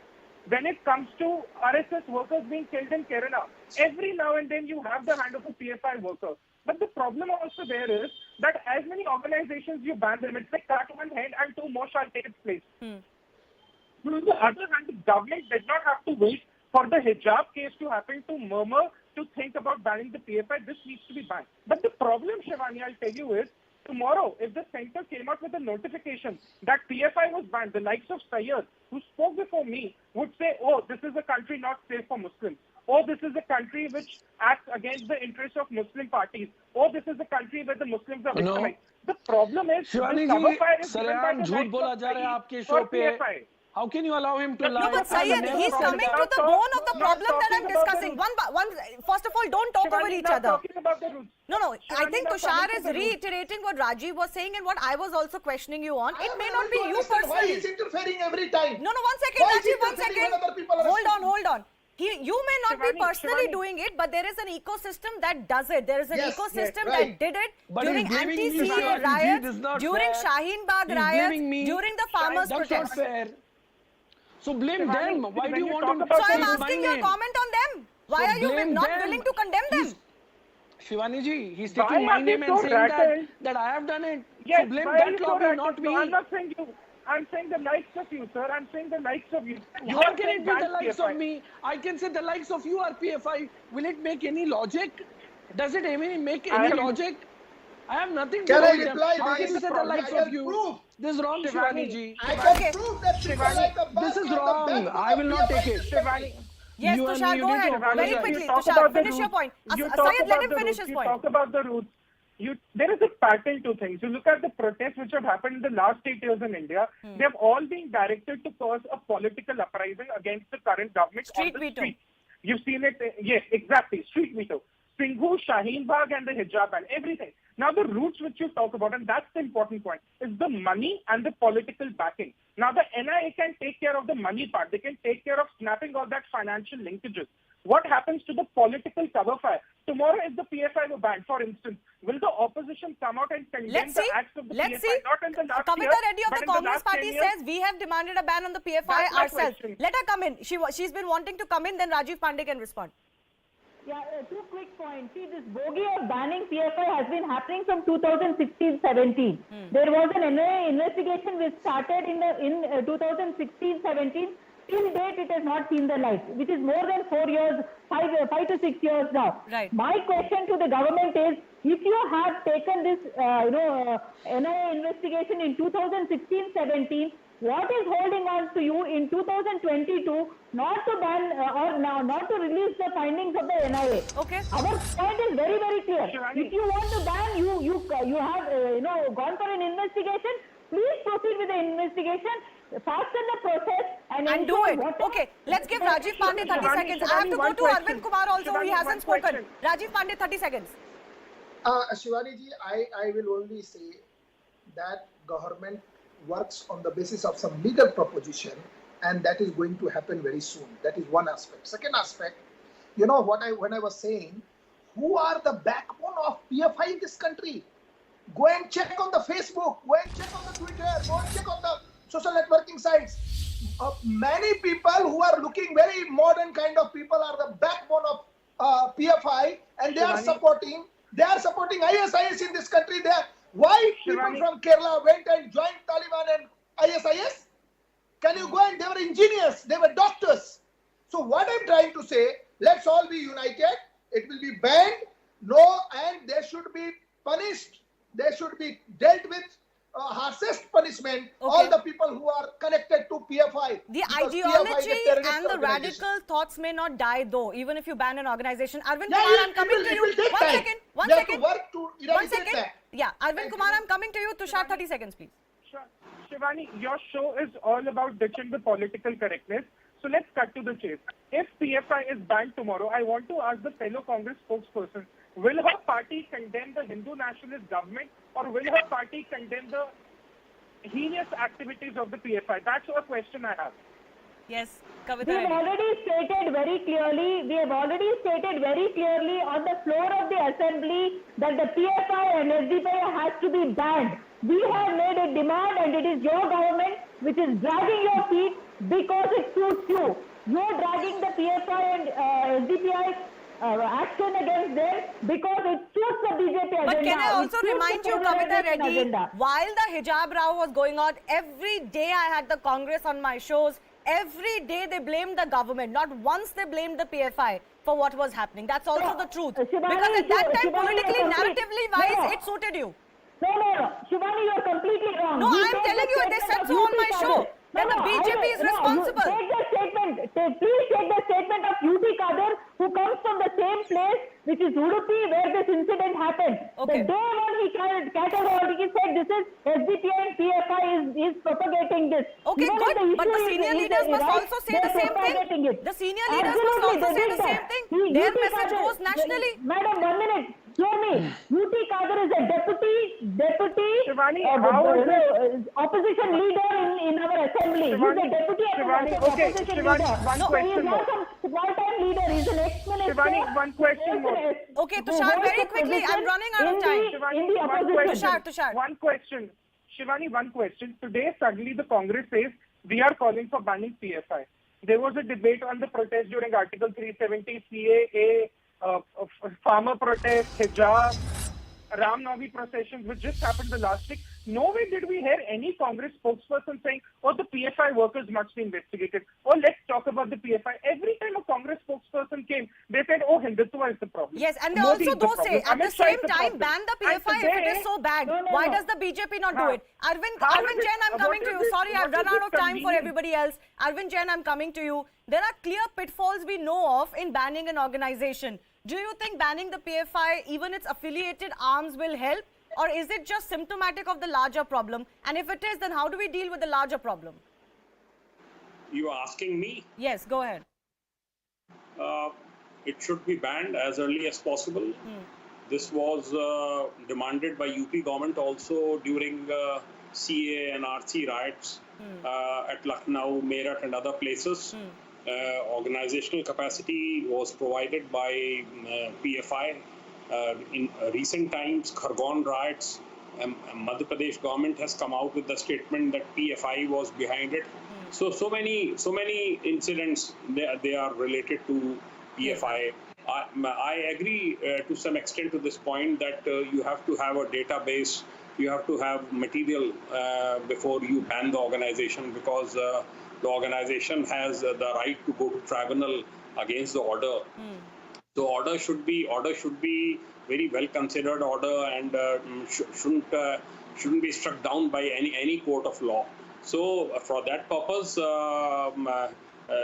precaution is required, but as early as possible, PFI should be banned. And in my opinion, all such organizations who are working against the interest of the country, whether it's PFI or SDPI or Campus Front of India or any other terrorist organization, in Schedule 1 of UAPA, there is provision of listing the terrorist organizations. Drastic action is required, and it will be welcomed. Once it is banned, it will be welcomed by all the police forces, NIA, anti-terrorist squads. Let's not worry about the narrative that will follow, and I'm sure it will follow. But the government's job is securing the lives of those who are actually peace-loving in this country, and they should not deter from that responsibility. I'll leave it at that. No, Rajiv Pandey, 10 seconds, 10 seconds, Rajiv Pandey, I've run out of time. You've not given me time. One second, Syed, 1 second. When UP government arrested the agents of PFI, all the political parties, including Congress Party, Samajwadi Party, they opposed the action of BJP. I know, I questioned them. You are right, So they we did. should be That's what I united said. against It the may terrorist happen. We'll wait and organization see in who this country. cries if the PFI is banned, regardless of what they say today. But I have to leave it at that. I've run out of time. Thank you all of you for joining us. Rajiv Pandey continues to be with us because our second story is, of course, also something that is causing a lot of outrage. And that's coming from Madhya Pradesh, the government's action of razing properties of alleged rioters in Khargone. A lot of politicians, groups raised their voice, and they should. We questioned the MP government too on that action. But what is surprising is that more people outrage on that, the bulldozing of the alleged rioters' houses, than the pre-planned, unprovoked violence against Hindus in this case. CCTV footage lay bare the truth. Armed, face-covered, rioters ran amok with weapons in the locality on April 10 on Ram Navami, attacking houses and the procession. There is absolutely no provocation. In fact, many houses are being attacked for no reason with people inside.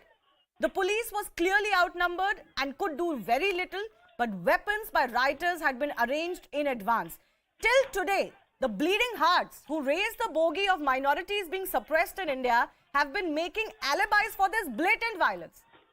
Plainly speaking, the violence against Hindus is brushed under the carpet. Action against Muslims is used to further the narrative of victimhood. It has become a vicious cycle, and it is those who want to avoid the truth for their narratives that are to blame for this. But here's more of what we've learned.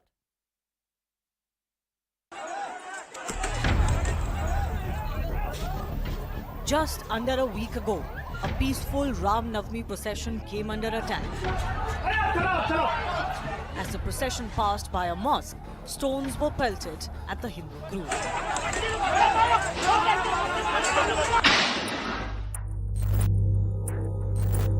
Now, the probe has revealed a sinister, premeditated plot to polarize. Rioters caught on CCTV, wielding hockey sticks, stones, petrol bombs, running towards the procession. None of the footages show any provocation. In the melee, 16-year-old Shivam Shukla became an unwitting victim. Shivam received life-threatening head injuries. His cousin says a stone hit him, fracturing his skull and puncturing his brain. He's currently being treated at a private hospital.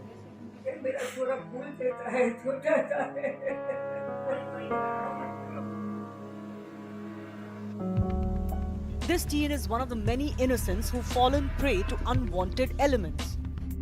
Who'll demand justice for Shivam? Why is there no chorus for him? Where are the apologists now? With Natasha Menden, Shivani Gupta, CNN News 18. Khargone में गरीबों के घर जल गए भाई, अनुसूचित जाति के लोग भी थे, छोटे छोटे मकान, घर जला दिए। जिनने घर जलाए हैं उनके खिलाफ कार्रवाई होगी, लेकिन जिनके घर जले वो चिंता नहीं करे। मामा फिर से घर बनवाएगा, फिर से खड़ा करेंगे, हम चिंता नहीं करें। बुलडोजर चल रहे हैं मध्य प्रदेश के अंदर, वो शिवराज सिंह जी भी कंपटीशन में आ गए योगी जी की, ये कब तक चलेगा? आप निर्दोष लोगों के घरों में जाके बुलडोजर चला रहे हो, दंगा हो भी जाता है। जैसे करौली के अंदर दंगा हो गया या दुकानें जला दी गई, तो जो पकड़े गए उसमें ये खुद कहते हैं निर्दोष लोग भी थे उसमें, हो सकता है निर्दोष भी होंगे।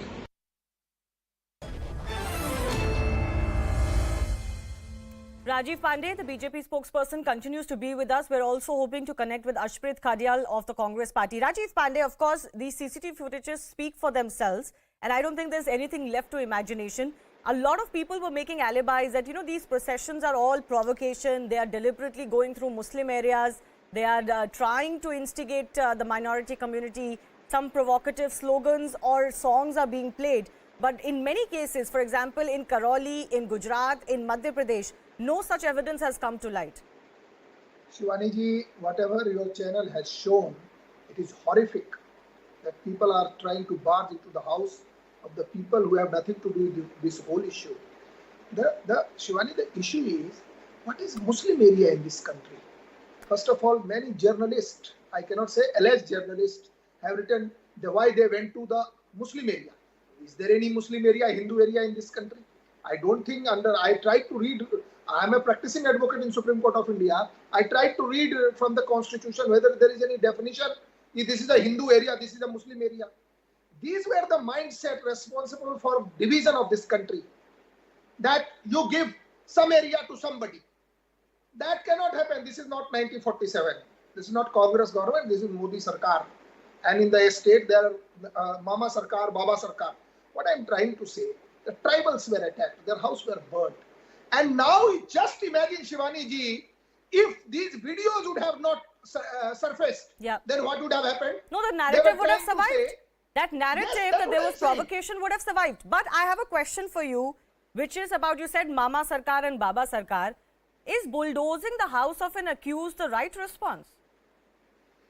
Shivani ji, in CRPC, there is a provision how to deal with these kind of things. But the kind of things has happened. It is like waging war to the nation. You are trying to destroy. It's not for punishment. It's for deterrence. What I'm trying to say is it mandated by law though, Rajiv Pandey? Yeah, you see, when government is taking some action, if somebody finds that it is not as per law, then they will challenge. Then in the court, government will defend. Then why it is required? What I'm trying to say, if you can see what I have seen, all the criminals, they used to commit crime, they are sending money to their family members and enjoying life. Now what is happening in Uttar Pradesh? The moment bulldozer goes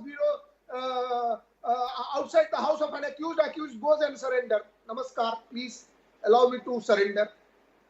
Finally we have to one second. Those surrenders in Uttar Pradesh are happening because the police is very trigger happy these days in Uttar Pradesh and a lot of encounters are happening. One second. No, that's the truth. The encounters are happening. So petty criminals are very afraid. Even some serious criminals are very afraid. But this is very different, Rajiv Pandey.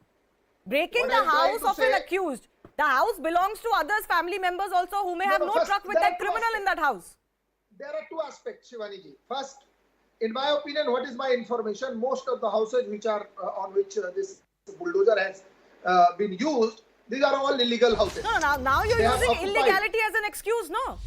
No, I'm telling you, no. Many people on your channel also I have seen. No, they may be illegal. Yes, but you're presenting it as action against rioters. No. What I'm trying to say, it can be both. If you come to Mumbai, I'll show you how it is both. First they capture the land, then they make a mosque, and then they put a loudspeaker. So that means mosque is illegal loudspeaker. So you try to understand. Now case to case, if you ask, I can tell you. Government, this is not a banana republic. If government is taking action, I'm going to come back to this. One second. I've got Ashprit Khadial, advocate and Congress Party spokesperson, finally joining us, fashionably late. Ashprit, the videos that are coming to light from Khargone, from Congress-ruled state Karoli, in Rajasthan in Karoli, from Gujarat, there is literally no provocation that has come to light. In fact, Congress leader Digvijay Singh is accused of actually justifying these kind of violent, criminal and absolutely fatal attacks on these Hindu processions by posting an old video. The first question I want to ask you this is, what about those who come under this stone pelting? What about those who are taking out a peaceful procession and cannot do in several areas in this country? What is the Congress party stand on that? See, vis-a-vis the fashiony late entrance, I apologize for that. It wasn't, there was nothing fashionable about that. There was a network connection problem. Anyway, about this issue, I think the BJP government has to understand one thing, that violence cannot be answered with violence, period. An eye for an eye would make the whole world blind, and they have clearly forgotten the principles of Mahatma Gandhi.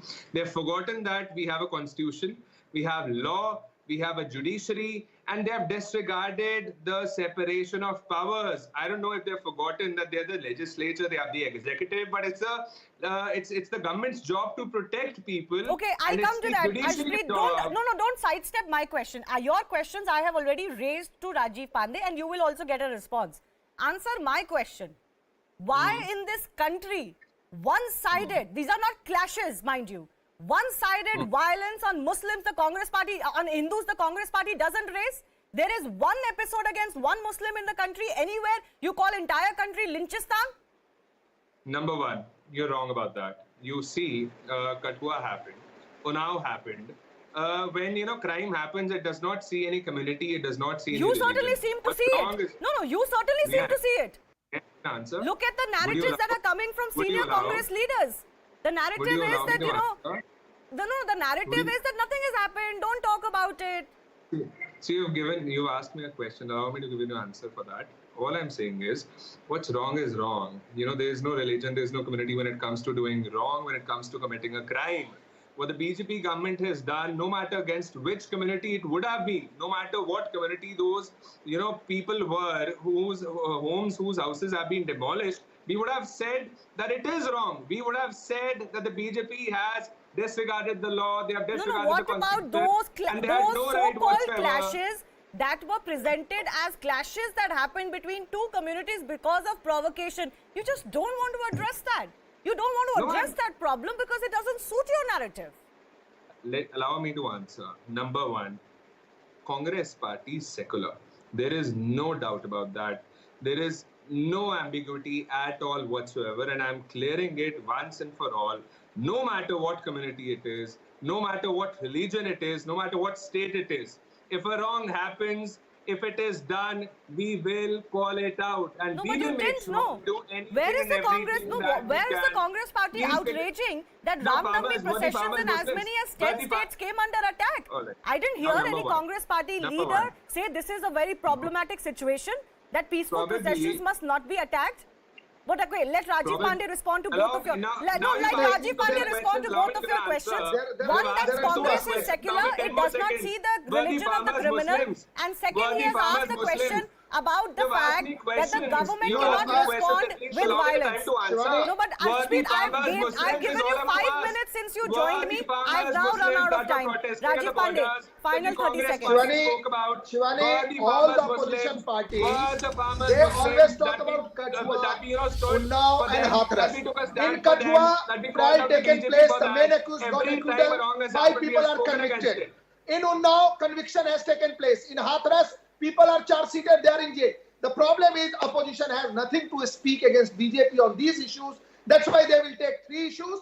And all 3 I have explained that what is the status of the legal proceedings in all these cases. The issue is, Shivani ji, your show has exposed the people who are trying to justify the violence by the PFIs. I find these all are connected violence against Hindus, against non-Muslim, because behind the back there is an organization you know very well.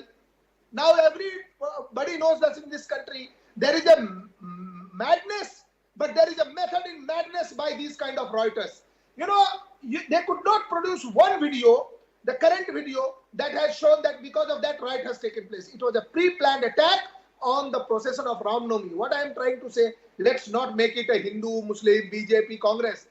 We should attack, we should oppose, we should condemn the people who are involved in the violence. Yeah, equally. That's the point I'm making. No matter what the crime, no matter who the perpetrator is and who the victim is, that condemnation must happen equally in all cases by all sides. Otherwise, of course, one side or the other side will run the risk of being called biased. I leave it at that. Arshpreet and Rajiv Pandey, thanks a lot for joining us. With that, I have to slip into a very short break, but don't forget, as usual, we will get you a quick wrap-up of the day's biggest stories in just a bit.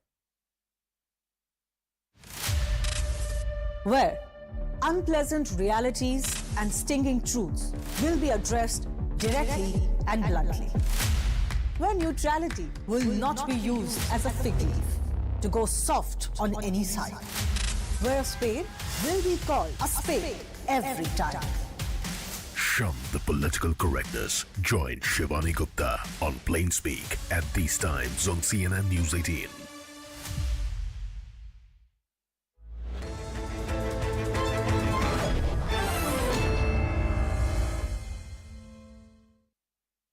So it's a long range in that sense. There is no gun has the same firepower as the howitzer has. Also, it can fire 5 rounds every single minute. So that's going to be another capacity as well. The speed of this tank is 25 kilometers an hour, so it can basically move at the speed of a vehicle, any ordinary vehicle, and thereby get to places faster. Meanwhile, the mayor of Mariupol says that 180,000 people are still waiting to be evacuated from the besieged city. The strategic port city is one of Russia's main targets because if Mariupol falls, then Moscow will be better able to link its troops that are advancing from the east with those that are coming in from the Crimean Peninsula.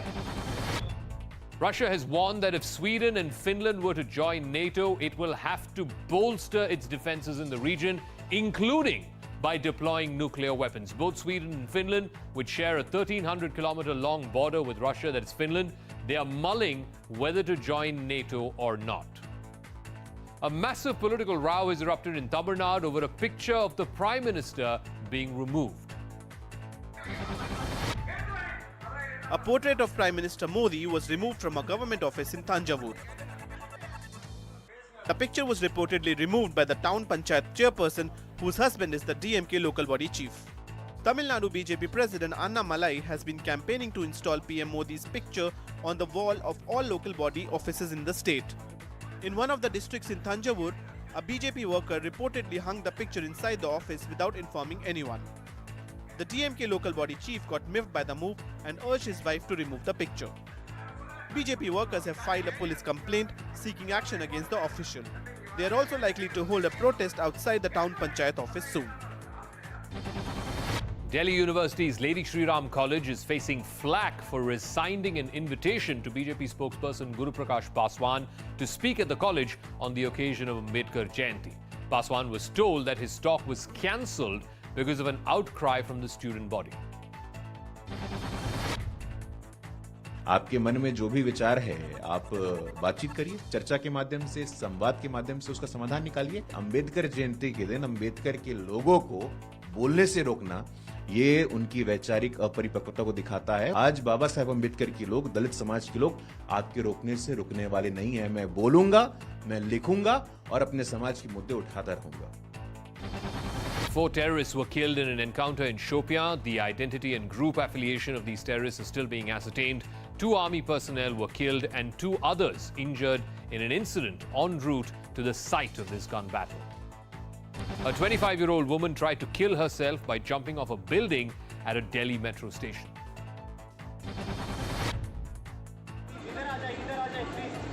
The woman stood on the ledge of the roof of the Akshardham metro station. For a long time, CISF staff tried to persuade her to move back from the edge. But the woman was not convinced and jumped off the roof. Thankfully, the woman fell on a blanket which was being held by the quick-thinking CISF and metro staff.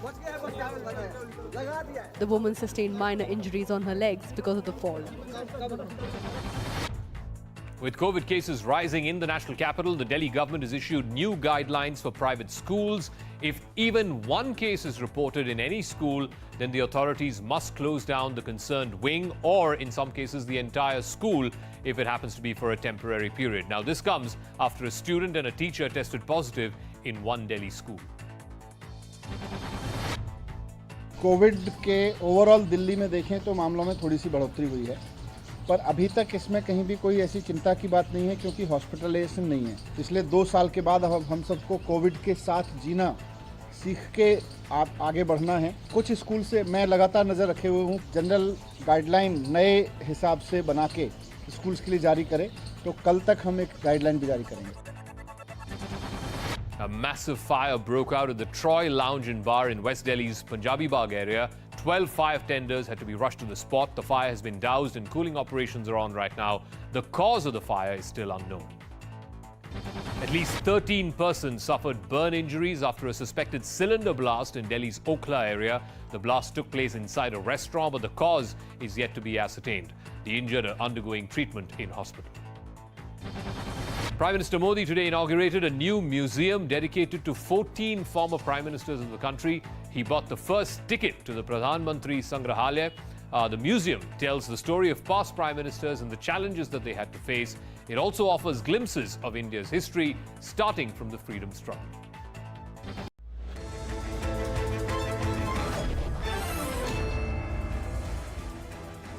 Thanks a lot for staying with us. Let's get you a quick wrap of some of the other stories we're tracking. After Madhya Pradesh, it was the turn of Gujarat government today to raise some properties belonging allegedly to Ram Navami riot accused. The state government deployed earth movers and other heavy machinery, tearing down some roadside shacks and shops in Gujarat's Khargone district. Remember, one person died in the violence that broke out during the Ram Navami procession in several areas in Khargone. Several accused, including some Maulvis, have also been arrested for their alleged role in pre-planning that violence. BJP's 4-member fact-finding team took stock of the details of the alleged rape and murder case of a minor in Hanskali, while the last rites of the minor were conducted today. At Shamnagar in Hanskali, I am currently standing at the unregistered crematorium where the minor who was allegedly raped and killed was cremated here. And you can see right in my background now the CBI and CFSL team collecting samples from the site where the body was burnt. You can see that the CFSL team is digging the ground right in my background to figure if they can find any samples of the body or the remains after the body was cremated over here. We are told that some pieces of cloth have been recovered from the spot already, and the objective of the investigators is obviously to relate the findings from this particular site. Activists of the Dogra Front held a massive protest in Jammu and Kashmir's Baramulla. Hundreds of Dogra Front group members came out on the streets to protest against Lashkar-e-Islam for sending a letter threatening Kashmiri Pandits and others in the area to either convert to Islam or leave the state. The protesters were seen carrying placards and Indian flags to show their anger against this terror group. Country's IT hub has been brought down to its knees once again by rains. Heavy showers took place in Bengaluru overnight, uprooting trees in many areas of the city. Yesterday, Silicon City, Bengaluru witnessed a heavy rainfall, and the heavy rainfall has caused havoc in the most part of the cities. We are right now at Kamakhya layout, where the rain intense was very high and most of their houses, shops and the basements were being flooded in the water. You can see the BBMP workers have all arrived at the location and have been trying to clear and repair the damage that has been caused by the heavy rainfall at the Kamakhya layout. When I went to swim, so completely we can't able to handle itself. So it's very critical. No one should respond. Morning only the BBMP people will come. So no one should. I called health inspector, I called corporator, I called MLA, Ashok also I called, but no one is responding. All the drainage came into this side, and it was like a floating river. The full area on that road and this road, everything was, it was completely like a river. On the occasion of Shubho Navabarsho, the Bengali New Year, Kolkata Knight Riders released a heartwarming video wishing all the fans. In this video, Kolkata Knight Riders captain Shreyas Iyer is seen celebrating New Year with Australian Test captain and KKR all-rounder Pat Cummins. Yay! Thank you, that's very good. Hey, where are you going? I'm going to finish the ball. Shobo, Nobo, Bolsho. Wish you a very happy new year to you and your family. Hope it's a safe one.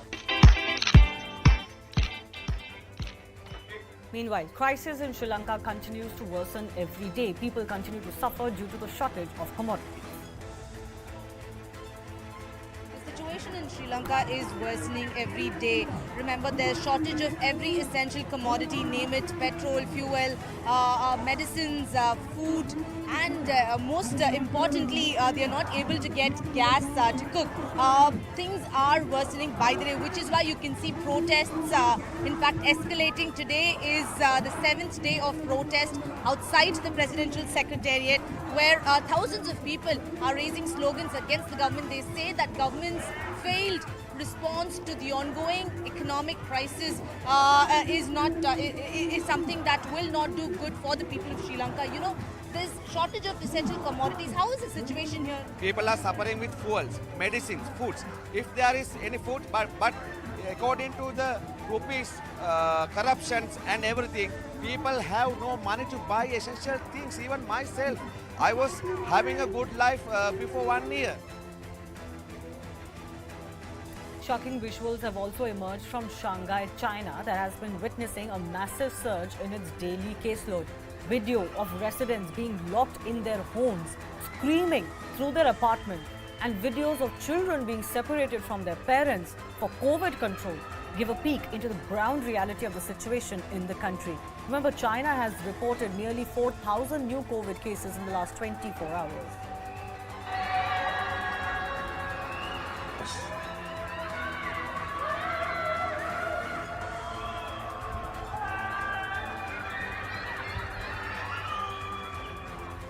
In a big setback to Russia, their warship in the Black Sea Fleet that was damaged by, allegedly by an explosion on Wednesday, has sunk. It's a major blow to the Russian military. The warship Moskva has sunk as it was being towed to port for repairs. The sinking of the ship is significant because it was the pride of Russia's naval fleet. Thus, the Russian state news agency reported the news, citing a statement from the Russian Ministry of Defense.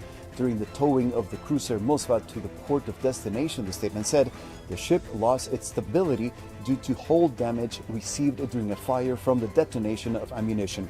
In the conditions of stormy seas, it added, the ship sank. There are conflicting reports about how this warship got damaged. Russia said a fire broke out on the guided missile cruiser, causing munitions aboard to explode, inflicting serious damage to the vessel and forcing the crew of the warship to be evacuated. But Ukraine says its armed forces hit the Moskva with anti-ship missiles and later claimed that she had been sunk. A 13-feet-long python slithered out of a roadside bush and made its way out at the Kaziranga National Park. Tourists who were out on a safari expedition inside were overwhelmed by this view and captured this moment on their cameras. The giant python crossed the road in front of this tourist vehicle and then left.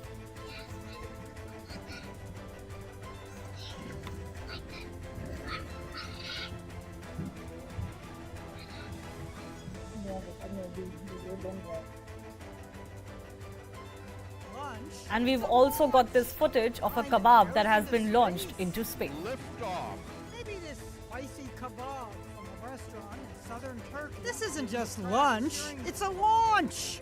The kind that goes into space. Liftoff.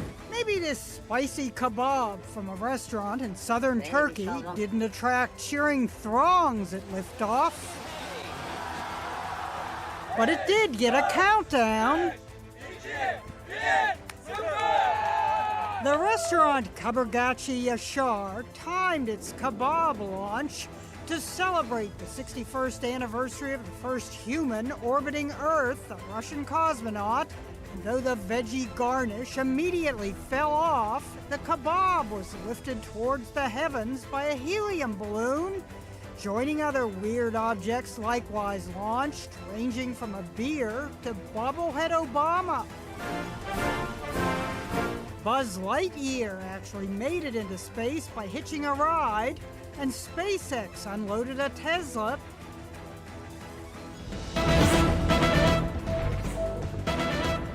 Some breaking news also coming in. Terrorists have killed a sarpanch in Jammu and Kashmir. Manzoor Ahmed Bangru has been shot at and killed soon after iftar in Baramulla. So even in the month of Ramzan, there is blood being spilled in Jammu and Kashmir. And Tejinder, I believe this is also a Sarpanch who is associated with the BJP. Tell us more of what has happened and who exactly the Sarpanch is. Shivani, the BJP has said that he wasn't affiliated with them. The Jammu and Kashmir police has also clarified that this Sarpanch who was shot down by terrorists was an independent Sarpanch. The police says that terrorists this evening, soon after iftar, they took this Sarpanch out and then they shot him from the point blank range. He has been identified as Manzoor Ahmed Bangru. He was an independent Sarpanch at the Goshbuk area of Patan Tehsil of North Kashmir's Baramulla district. So again you see that these terrorists, they are again targeting the innocent civilians, innocent people who are carrying the tricolor. These are the people who chose democracy over gun, but these terrorists, they are killing them. Just 2 days ago, we saw that a driver was shot down by terrorists in the Kulgam area of South Kashmir, and today this Sarpanch who chose tricolor over gun was gunned down by the terrorist in Patan area of North Kashmir's Baramulla district. Yes, Shivani. Any word on what is coming to light as far as who was the perpetrator? Were there multiple assailants or one person, and any affiliation that has come to light, Tejinder? Shivani, the details that are trickling in, it seems to be a handiwork of the Pakistan-based Lashkar-e-Toiba terror outfits frontal, which is the TRF, because if we see the trend in the recent past, there have been several such killings, and at the end, TRF has been taking the responsibility of all those attacks and all those civilian killings. If you see the trend of these type of civilian killings, wherein the innocent civilian school teachers, the truck drivers, the migrant workers who are killed in Kashmir, they all are being killed by TRF. Right now, the details which are trickling in, it says that some assailants, they came to this Sarpanch, they took him away out in an orchard and they shot him from point blank range. This is what the initial reports are. But the entire area, Shivani, right now has been cordoned off by the Jammu and Kashmir police, the CRPF and the army, and the perpetrators of this heinous act of the killing of the Sarpanch would not go unpunished. We know that the security forces, they are out on job to identify the perpetrators and bring them to justice. Yes, Shivani. All right, Tejinder, I do appreciate you getting us more on what has just transpired. We'll keep coming back to you for more. With that, it's a wrap on the Plain Speak. The Right Stand is up.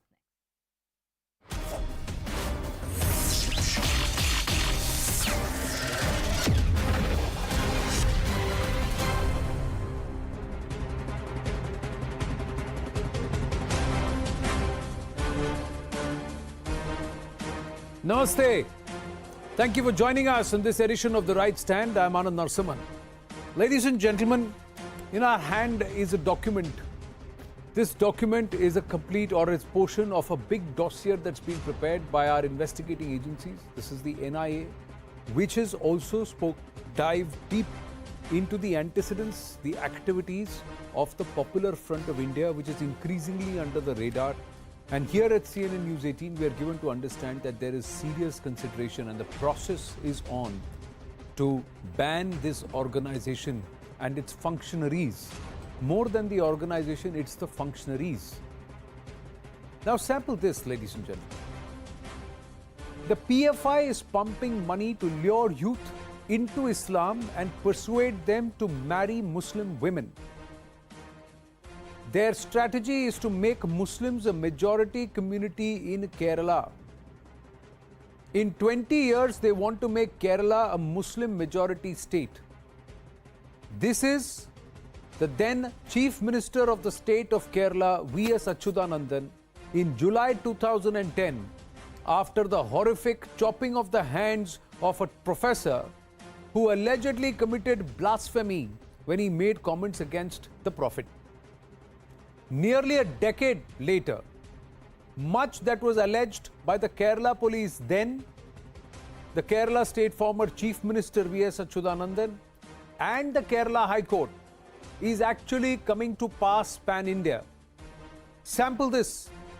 In February 2021, Ansad Badruddin and Firoz Khan of the PFI were arrested from the Kukrel trisection in the Gudamba area of Lucknow. With their arrest, the STF claimed to foil a series of terror attacks in various parts of the country on Basant Panchami. So last year, again Hindu festival, series of attacks were planned. A huge quantity of high-quality explosives were recovered from them. A month later, in March 2021 last year, Mohammad Rashid, a PFI member, was arrested by cops while he was trying to depart from Lucknow to Mumbai. Rashid was a training commander with the PFI who during interrogation accepted that the main aim is in order to spread their ideology was that youth from a particular community, read Muslims, who are physically strong and brainwashed, are brainwashed and are imparted physical and weapons training and prepared to trigger an incident in any part of the country. Taiyari karke rakho. And it isn't just recruitment, radicalization and weaponizing. There is the economic angle and money laundering too. Just last month, in March 2022, the Enforcement Directorate had arrested Abdul Razak, a divisional president of the PFI's unit in Malappuram from the Kozhikode airport in Kerala, alleging that he was trying to flee the country. On April 13, 2022, the ED arrested Kerala-based PFI member in connection with another money laundering investigation. Ashraf has been arrested and sent into custody under PMLA till the 19th of April. The larger question is, should this organization, more importantly its members whose antecedents trace way back to Simi, be allowed to function with an ulterior radical agenda? That's the question that we ask. Now, let's look at the PFI footprint alone over the last few years, and it's a litany. Khargone riots, April 10, 2022. Role in the Ramnami violence is under the scanner. Karauli, April 2nd, 2022. PFI warned Rajasthan government before the violence. Hijab Rao, February 2022. Campus Front of India led stir across Karnataka. The Campus Front of India says High Court verdict is against the fundamental rights itself and they have ditched the High Court judgment. The PFI has started conducting its own parallel judiciary. Darul Khada in Kerala. High alert in Kota over PFI unity march. Then the Hathras case, September 2020, where the UP STF's 5,000-page charge sheet against 8 PFI members. They were accused of fueling the unrest deliberately. Delhi riots, February 2020. Delhi police charge sheet accuses the PFI of aiding rioters. Charge sheet alleges Umar Khalid was in touch with PFI. There is more on that Umar Khalid angle with respect to Simi, but that we'll save it for later. Anti-CAA protests, February 2020. 133 PFI members arrested in Uttar Pradesh. Kerala gold smuggling racket, July 2020. The PFI suspected of funding terror activities. Bengaluru violence, December 2019. 21 PFI members arrested. The cops say evidence that PFI instigated the violence. The Hadia love jihad case 2017, where the PFI paid over 93 lakh rupees in legal fees for Shefin Jahan, who claimed to be earning just 5,000 rupees a month. They funded the legal team of Kapil Sibal, Dushyant Dave, Indira Jaisingh and Marzook Bafaki. That's the money they spent just so that if they win that Hadia case, the entire love jihad probe by the NIA would be scuttled, and that's exactly what happened. Despite the parents alleging that their daughter had been brainwashed to a level where she did not even know whether she was coming or going. Professor T.J. Joseph case, like I had talked about, May 2015, the NIA court finds 13 PFI activists guilty of chopping Professor Joseph's hand. Kerala ISIS recruitment case, November 30, 2017. Cops confirm 6 PFI members joined the ISIS in Syria. 6 is just the official number, ladies and gentlemen. Why delay ban on PFI is a question that we ask. And before we go across to the debate, I have got somebody who's investigated them threadbare and in depth. Joining us now is the former DGP of Kerala, TP Senkumar. PFI ban is the hashtag, but I'm going to go across to Mr. Senkumar. And first up, Senkumar ji, thank you very, very much. This organization and its various offshoots and have been nefarious for their activities and their antecedents. Don't you think it's high time there is a serious consideration and they are banned, not the organization itself, but also their members?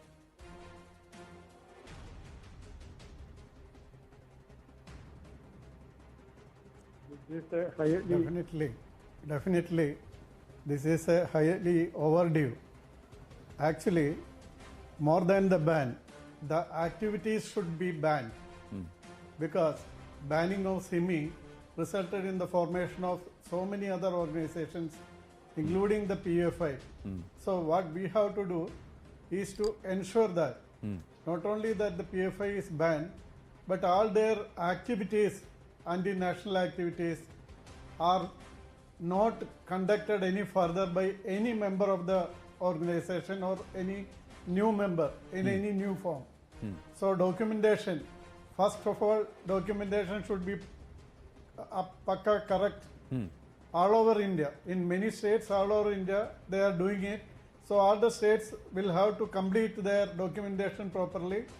Then under the UAPA, they have to be banned and the tribunal has to uphold that banning. So these all require lot of effort. Not only that, after the ban, it is to be ensured that they don't go in other forms and continue the same activities. That is more important than anything else.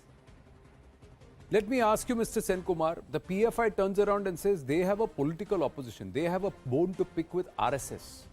They are not doing anything against India. Most of their organizations are National Development Front, which NDF, which then became PFI, India Fraternity Forum, National Women's Forum. Everything has got a India national kind of a name that they put around. But are they really just opposed to the RSS?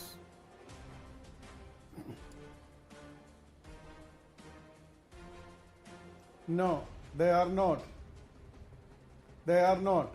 Actually, what they are doing, they are cleverly using Indian Constitution and Indian laws to destroy ultimately India and the Indian Constitution. Actually, the Indian Constitution gives a lot of privileges to our citizens and organizations. They are using it to see that ultimately by using the same Constitution, same laws, they can destroy India. Their objective is not to help India or improve India. These are all lip words, just saying for lip services. They are making all this as India, India, India, like social democratic, social development, Dalit Muslim upliftment, everything. What they have in common is nothing. Actually, in 2012, I have found that by that time in Kerala alone, they had indulged in about 26 offences, including murders and all those things of even Marxist people. So they are not only against RSS. That is an easy way to get identification and to get projected. Now that time their activities were mostly concerned with Kerala, Tamil Nadu and Karnataka. Now it has got a pan-India figure. They work all over India, and not only that, they have got international connections. It has been clearly proved that they get a lot of funds from so many means. That you were telling about that Hadia case. Yes. Actually, this 89 lakh rupees were collected on one day collection. The way just one request was raised that they should collect money, and in one day they collected about 89 lakh rupees for that case. That is the way by which they can generate revenue. Which organization can do that? No other organization can generate so much of money just by one hint, just by giving one hint. They are so well trained, they are so well entrenched, they are well so covered, they have penetrated into all spheres of the activity. We have to see that in every activity they have entered into. Actually, their growth in the last about 10 years is unthinkable. It is so huge that their steps have been spread into a lot of spheres where no other political party is there. They work as helpers, they work as saviors, they work in every field. They come out openly for helping people in distress. These are all their cover-ups. So they have found that they can use all these things to attract attention and grow. And they have grown. I think there is no doubt. And we have to see this in terms of the demographic changes in India, especially a state like Kerala. They have come out strongly because of the demographic changes that has already taken place. True, but Mr. Senkumar, if there is going to be an effort to try and ban this organization and its leaders, censure their activities and also put a clear tap on what they are doing, it's not easy. It's easier said than done. Because if you are saying that in just one call they could raise nearly 1 crore of rupees, imagine how strong they are now and what they can do. They also pull a lot of legal muscle because they are using the system to subvert it. That, like you said.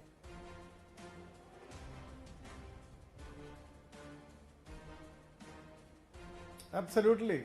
They are using the system to subvert the system because the constitution and law gives a lot of privileges and they use it, they raise it, and they always praise RSS as one of the things. And their connection with the outside world, actually we have to see that the outside world has changed a lot. Right. The Gulf has changed, the Saudi Arabia has changed.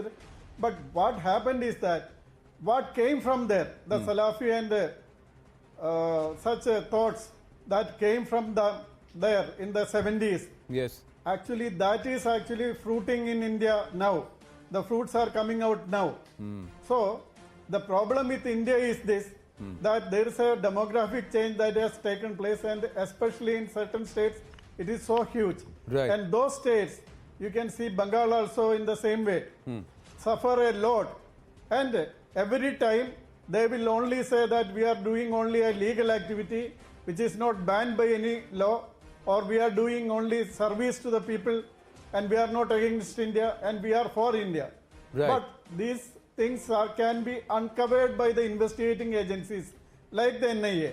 They will have the data, they will have the records of what they are doing actually. So such huge data is to be built up before they are banned. Such huge data is to be collected on their leadership, activists, everybody, so that if they spread to other associations or form new associations, they can be controlled. Right. Otherwise, immediately they will change. No, they know that there will be a ban on them at any time. So they must have prepared ways and means to cover up how to overcome that ban. We must understand this also when we are going to ban PFI. Very well said, sir, that there's got to be a lot of spade work that has to be done and the tayari has to be very, very strong and pakki, if I may use that word. Thank you very much, Mr. Senkumar. I've got news coming through on the financial and the economic angle and the kind of offences they're under the radar for. We'll go to that. Mr. Senkumar, they are very clearly saying that it's got to be very thorough, the investigation against the PFI. Now, details of the PFI money trail has been accessed by CNN News 18. Top ED sources are saying majority of the money coming into India is from Gulf countries. Money is collected from various people in Gulf countries, is brought in as business remittances. Cash is withdrawn from bank accounts in India and then further submitted into the accounts of sympathizers. This withdrawal from the bank is shown as general expenditure. Sympathizers then further submit the money into the account of PFI. At times, many bank accounts have been used without the knowledge of the bank account holder. A number of bank accounts have been used that is in hundreds. So this is also organized crime. And there are multiple members, at least 3 of them, who've been arrested in the recent past for money laundering charges. Ashish Maharishi joining us with more details. Yes, Ashish. Well, Anand, we all know that the money that has been collected by PFI, it is laundered money. Now everybody is everybody is making an effort in PFIs to basically hide the source. Now, what is the source? The source, basically, my sources in the Enforcement Directorate reveal is that more than hundreds of accounts have been found where cash has been submitted, and then it is being shown as donation to PFI. But where is the source? The source is basically Gulf countries, where majorly money is collected from various individuals. It comes into the bank accounts. It comes into the bank accounts of various individuals in India as business expenditure or business payments. Right. But ultimately, that money that comes into as business remittances is basically is withdrawn in the form of cash, and further it goes into the hands of certain individuals who are sympathizers. These sympathizers further submit the money into various bank accounts. At times, the holder of the bank account is also not aware where the money is going. In fact, they don't even know that their bank account is being used for transfer of money to PFI accounts. Now, this is something really, really surprising. This is the modus operandi which very clearly reveals that hundreds of accounts have been used, and more than hundreds crore rupees. In fact, to be precise, 120 crore rupees have collected in the past by PFI like that. Right, Ashish Merishi, thank you for your input. So let's take the debate further as we get more and more information. So there is financial angle, there is the conversion angle, there is the radicalization angle, there is the weaponizing angle, there is the fomenting social unrest angle. At all points in time, there is this ulterior motive where in the name of India, what they are going to do is they are going to try and push for what V.S. Achyutanandan said, that there is their agenda for Kerala over the next 20 years to convert it totally into an Islamic nation. Or an Islamic state as far as Kerala was concerned. Rakesh Sinha, Rajya Sabha MP of the BJP with us, Tasneem Ahmad Rahmani, President, Muslim Political Council of India with us, Abhijit Iyer Mitra, Senior Fellow, Institute of Peace and Conflict Studies, and Ambar Zaidi, Social Activist with us. My namaste to everybody. Thank you very, very much. Rakesh Sinha ji, lots of aspects which have come out. Tasneem Ahmad Rahmani was until recently with the SDPI, very closely associated with them. But I'm going to ask you, Rakesh Sinha ji, you've been somebody who's been saying that the government needs to consider not just a ban, but also a total censure on the activities of these members of the PFI and its various organizations. PFI is not a body which can be considered under the India's constitution.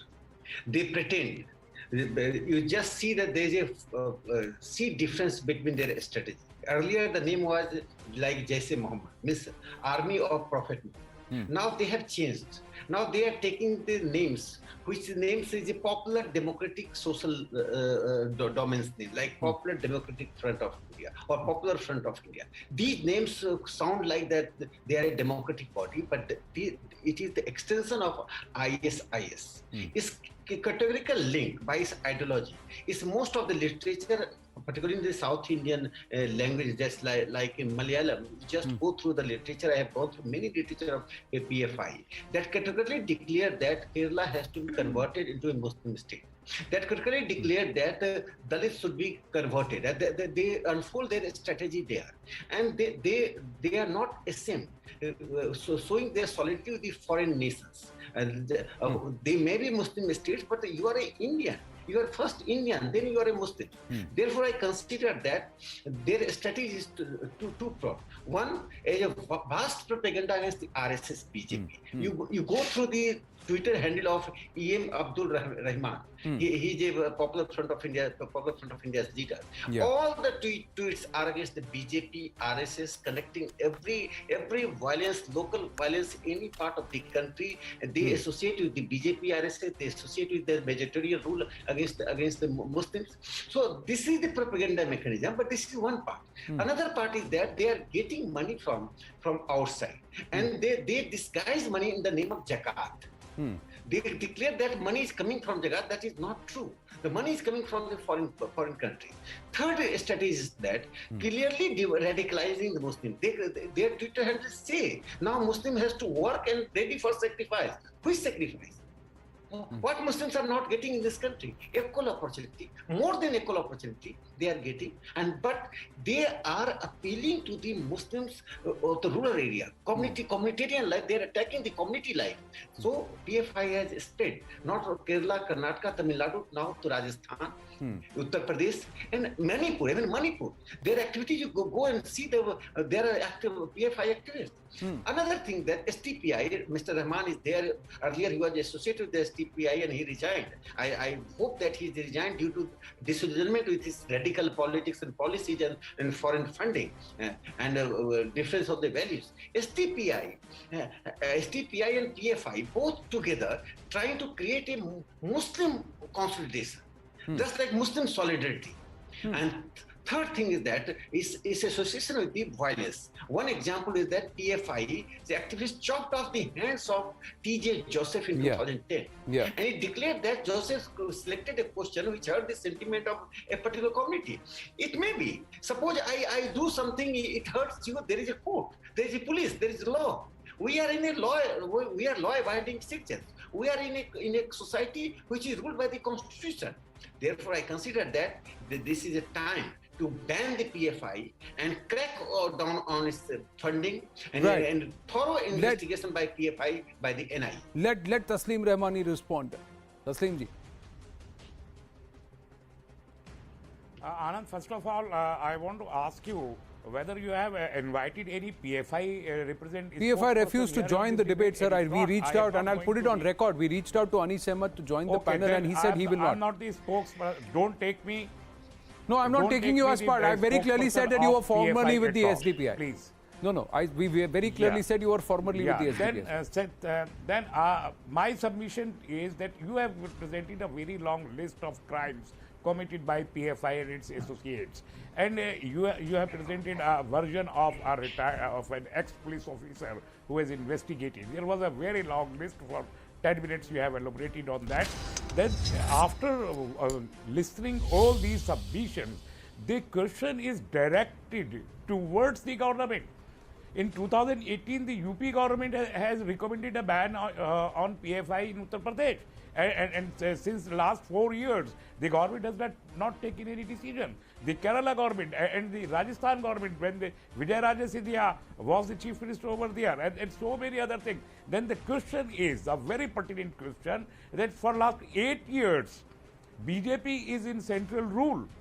Why they did not consider to ban, and how much time will they take to complete those investigations, the lakhs of page data which our ex-police officer was quoting, how much time they will take, when they will take this decision. And if they are not taking a decision, then it's very clear that name of PFI and its associate is suitable to the outfits like the RSS and other same kind of radicalized organization, because they keep on talking PFI, and under the garb of PFI they are doing their work, and that's why the government is not thinking about banning the PFI, because it suits to RSS, it suits to the government of India. And I quote an example.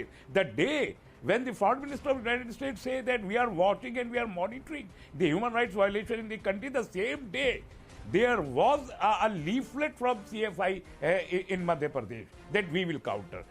Even today, there are such kind of a statement made by these people, and the government is silent. Right. Number one. Number two, I want to ask you, Anand, if the outfits like PFI and their associates are banned in the country, can you or anybody in the country guarantee that the country will become totally peaceful?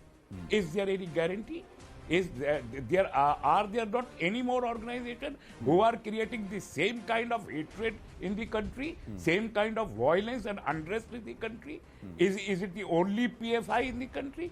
This is the another question. No, so either this is a propaganda. So you and me cannot guarantee what is going to happen in the next 10 minutes. So let us go ahead and do everything, because किसी चीज की तो guarantee नहीं है, sir. So let all these organizations proliferate. So can you and me guarantee that somebody is not going to rob us? So let's not punish robbers at all. Can you and me guarantee that when we catch all the robbers, sir, when we catch all the criminals and put them in the bars, there is going to be no crime? So if we can't guarantee that, let's lose loose all criminals into the country. Why should we have jails at all? Why should we have any law and any punishment? Can you and me guarantee that we are not going to get into an accident tomorrow despite following all traffic rules? So why should we follow traffic rules, Abhijit Iyer Mitra?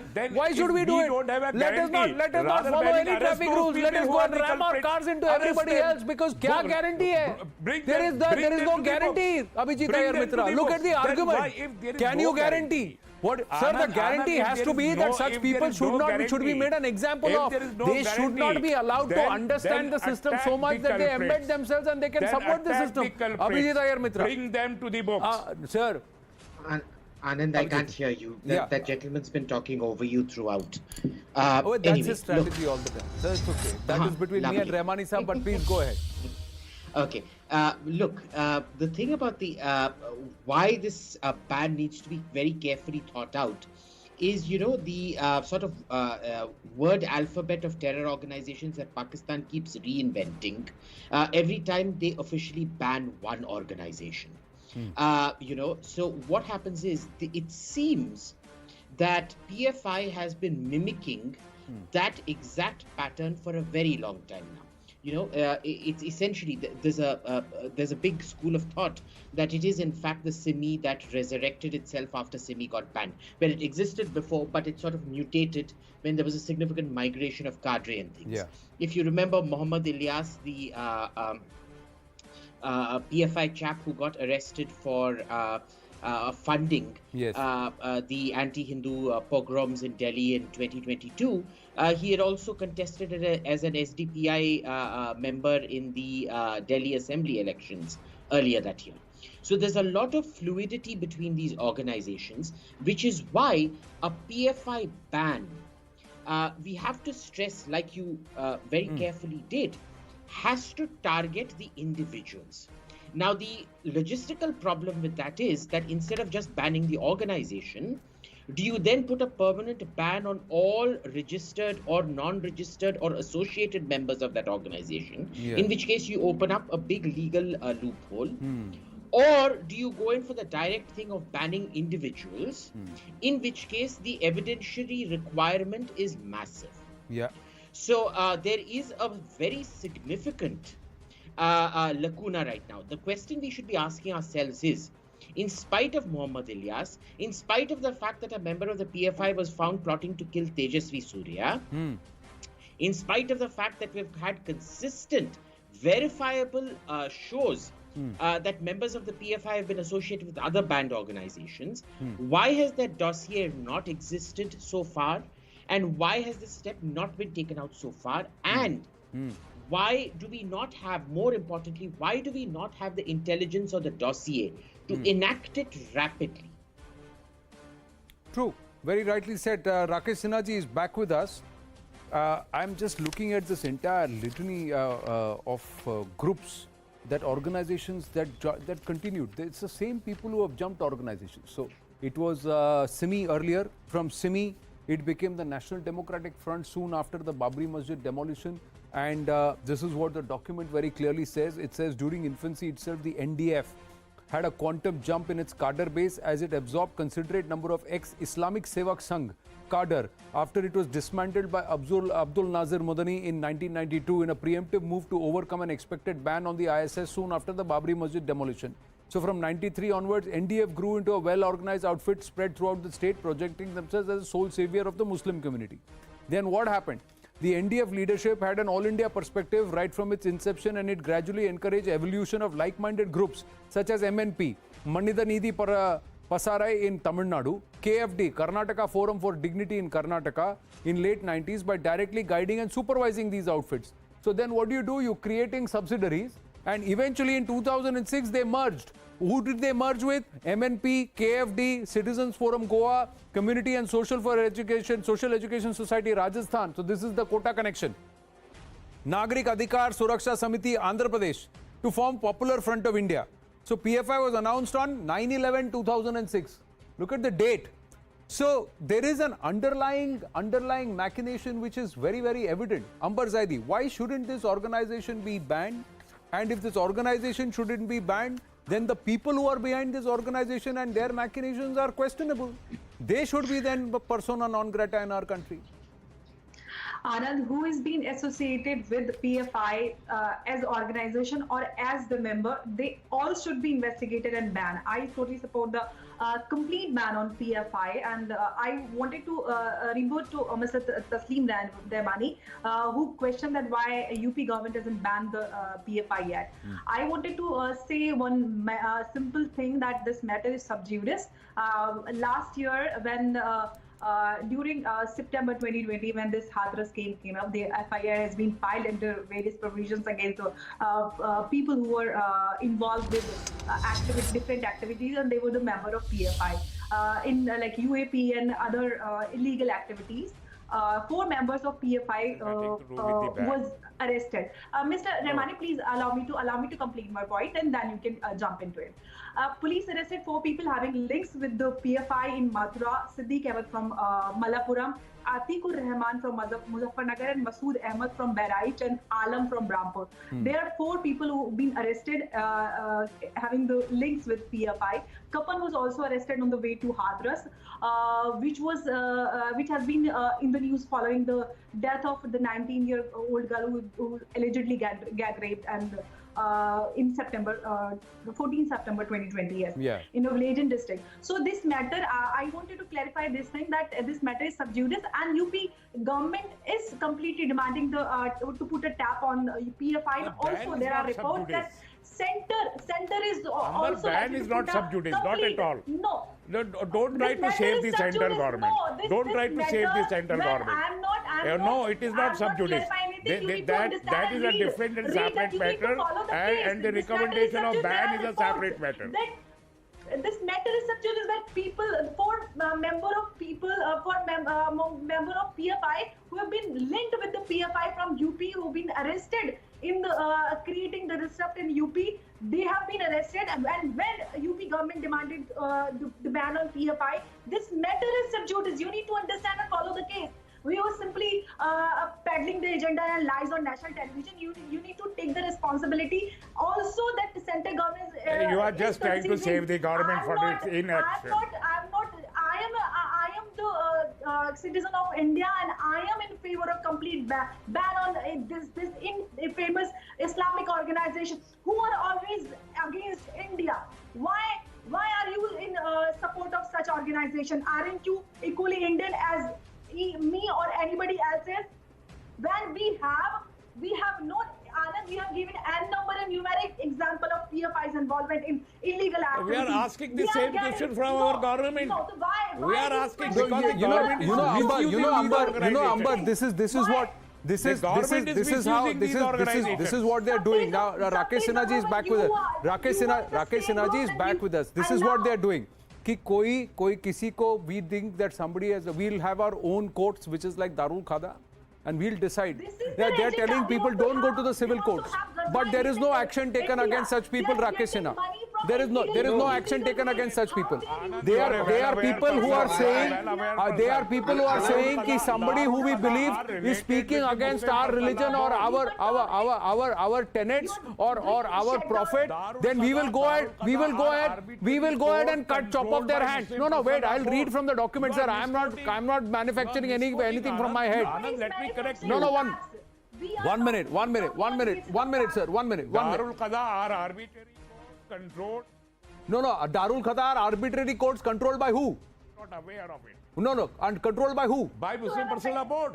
No, but why should Muslim? Why are you saying don't use the constitution, don't go to the civil courts, but go to courts which are monitored by Muslim Personal Law Board, which is also endorsing the PFI. So constitution की जरूरत नहीं है, courts की जरूरत नहीं है. हमारा खुद का constitution है, हमारा खुद का personal law है, हमारे खुद के courts हैं. लेकिन हमें justice उसी court से चाहिए, हमें justice इसी constitution से चाहिए. You are free. वैसे भी. No, fantastic. No, and Rakesh Sinha ji, so if I believe that you have committed blasphemy, I'll come and chop off your hand and I'll say जो कर सकते हो करके दिखा दो.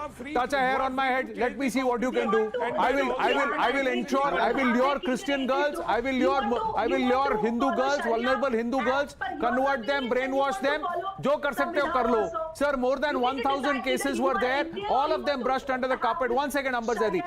No, more than 1,000 cases were there and one case of Hadia, and they spent more than 1 crore, and there are people who are arguing in this case despite fully knowing that that girl was so brainwashed she did not even know. People were watching in the courtrooms and they were shocked. But one judgment comes, sir, one judgment comes from our court, Rakesh Sinha. All the cases of love jihad are brushed under carpet. Now look at this, Rakesh Sinha ji, this document, 1 minute sir, look at this document. EAM Abdur Rahman, former state president of Simi, Professor P. Koya, with Ansar Ghazwatul Hind and also Simi in the 70s. Abu Bakr, former Kerala state president of Simi. Abdul Hamid, state secretary Simi. Muhammad Ali, former Malappuram DCM Simi. K. Sadat, Ansar and Simi. P. Ahmad Sharif, former DCM Simi. K. H. Nasir, Simi sympathizer. Simi sympathizer. Rakesh Sinha ji, यहाँ तो फिर नाम बदल के मैं कुछ भी कर सकता हूँ. You know, Anand, you are very true. They are the devil of darkness. They just change their signboard and the dress code. Otherwise, they are the same people, the same Sunni, same Islamic Service are working as a popular front of India. I have 2 points here to make. First thing is that the process of radicalization is getting moral support to the people like Rahmani when they start defending. It is very detrimental to the Muslim society and country's unity and integrity. When you are radicalizing on the basis of the story of victimhood, manufactured victimhood. In India, the Muslims are getting the equal opportunity, and more than I told you earlier, that more than equal opportunities. And Muslims are competing in UPS examination. During our regime, 50 Muslims last year competed in UPS examination. What else do you want? Definitely, in the pseudo-secular political party, Congress party, Rahul, you ask Rahul Gandhi what is his opinion about the PFI. You ask Pinarayi Vijayan, the Chief Minister of Kerala, Communist Party of India, Marxists, have become the haven for the communalists. Many of them infiltrated. I talked to a senior policeman in Kannur district 2 years ago. He said that many radicals entered into CPM. They are pretending as a communist, and they are molding the Communist Party's policy and politics. That's why Achyutananda's view is being rejected. That became a minority view. You talk to the Christian leaders, how PFI is acting not only against the Hindus, not against the RSS and BJP, they are also acting against but if all of this is the case, Rakesh Sinha ji, one important point. Coming to Rahmani Sahab, coming to Rahmani Sahab, coming to you. This is the only debate tonight. I'll give you time to respond. Yes, Rakesh Sinha ji, yeah. They are sympathetic to the left extremists. They have started a collusion in tribal area with the left extremism. So their modus operandi is, one, to create a terror. Second, to the victimhood narrative, attract the Muslim youth, saying that this is no, but if all of this is evident, Rakesh Sinha ji, मुझे बताइए नहीं खुलेआम कर कैसे रहे हैं? अगर आपको ये सब पता है, NIA को ये सब पता है, everybody knows everything. You know what they are coming out and saying. Anis Ahmed earlier in the day telling CNN News 18 कि we are not doing anything against India. Our action is a reaction to the RSS. You know, this is their answer. Their answer is BJP is going to Manipur, we will go to Manipur. BJP is growing in Uttar Pradesh, we will block the RSS and BJP there. We are fighting the RSS and BJP. We are not fighting India. This is their explanation. Now tell me. I welcome them to fight, but on a democratic means, non-violent means, on secular basis. They are annihilating the secularism in India. They are annihilating the democracy in India. And those people who are annihilating the India's constitution, they cannot be tolerated. They are the extra constitutional forces.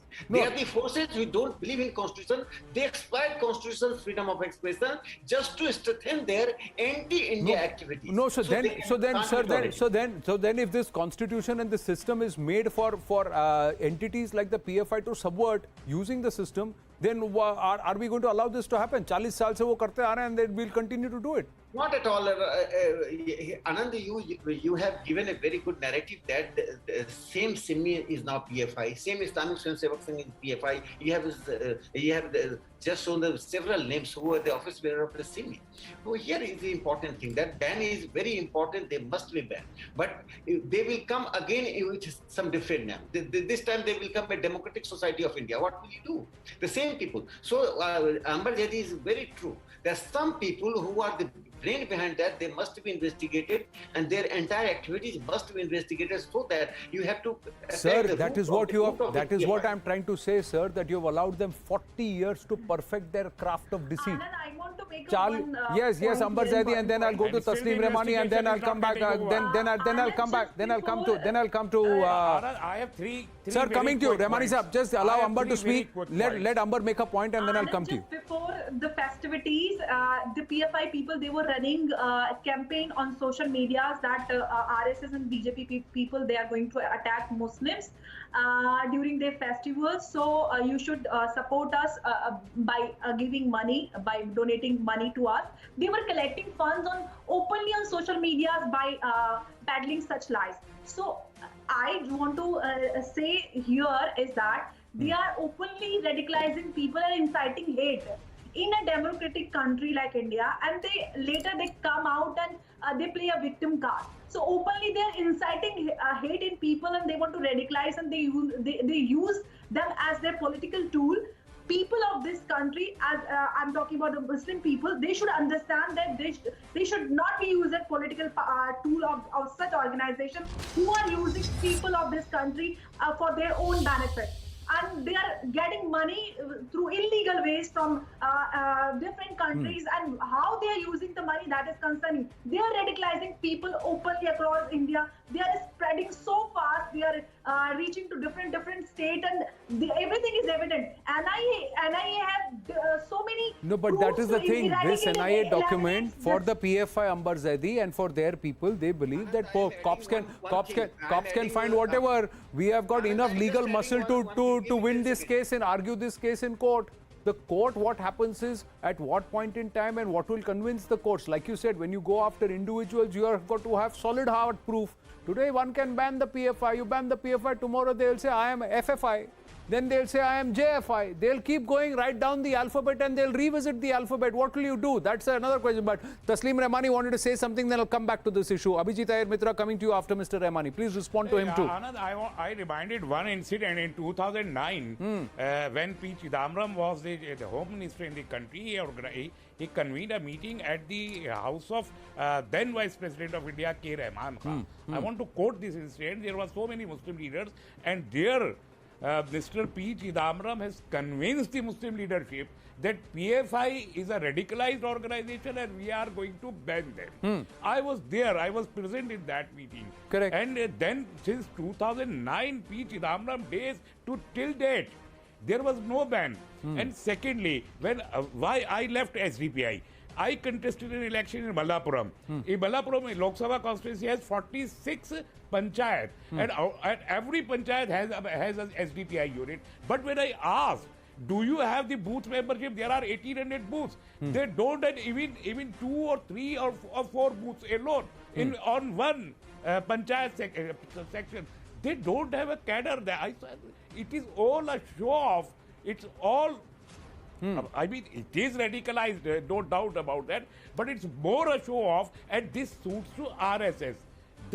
Thirdly and lastly, I want to say, Muslim politicians in the country, the Muslims who want to pursue secular politics in the national mainstream political parties, they are not allowed to be accommodated in those political parties. I say it very clearly, and for the first time on a television channel, that Muslim politicians, rather these mafias, the Ghosh Mafia, the Karan Mafia, then the Boo Mafia, they are allowed, those Muslims are allowed in any political party, but other Muslim politicians who has a political brain to do politics in this country, they are not allowed in any of the political parties in this country. So they have a very easy way to go to SDPI.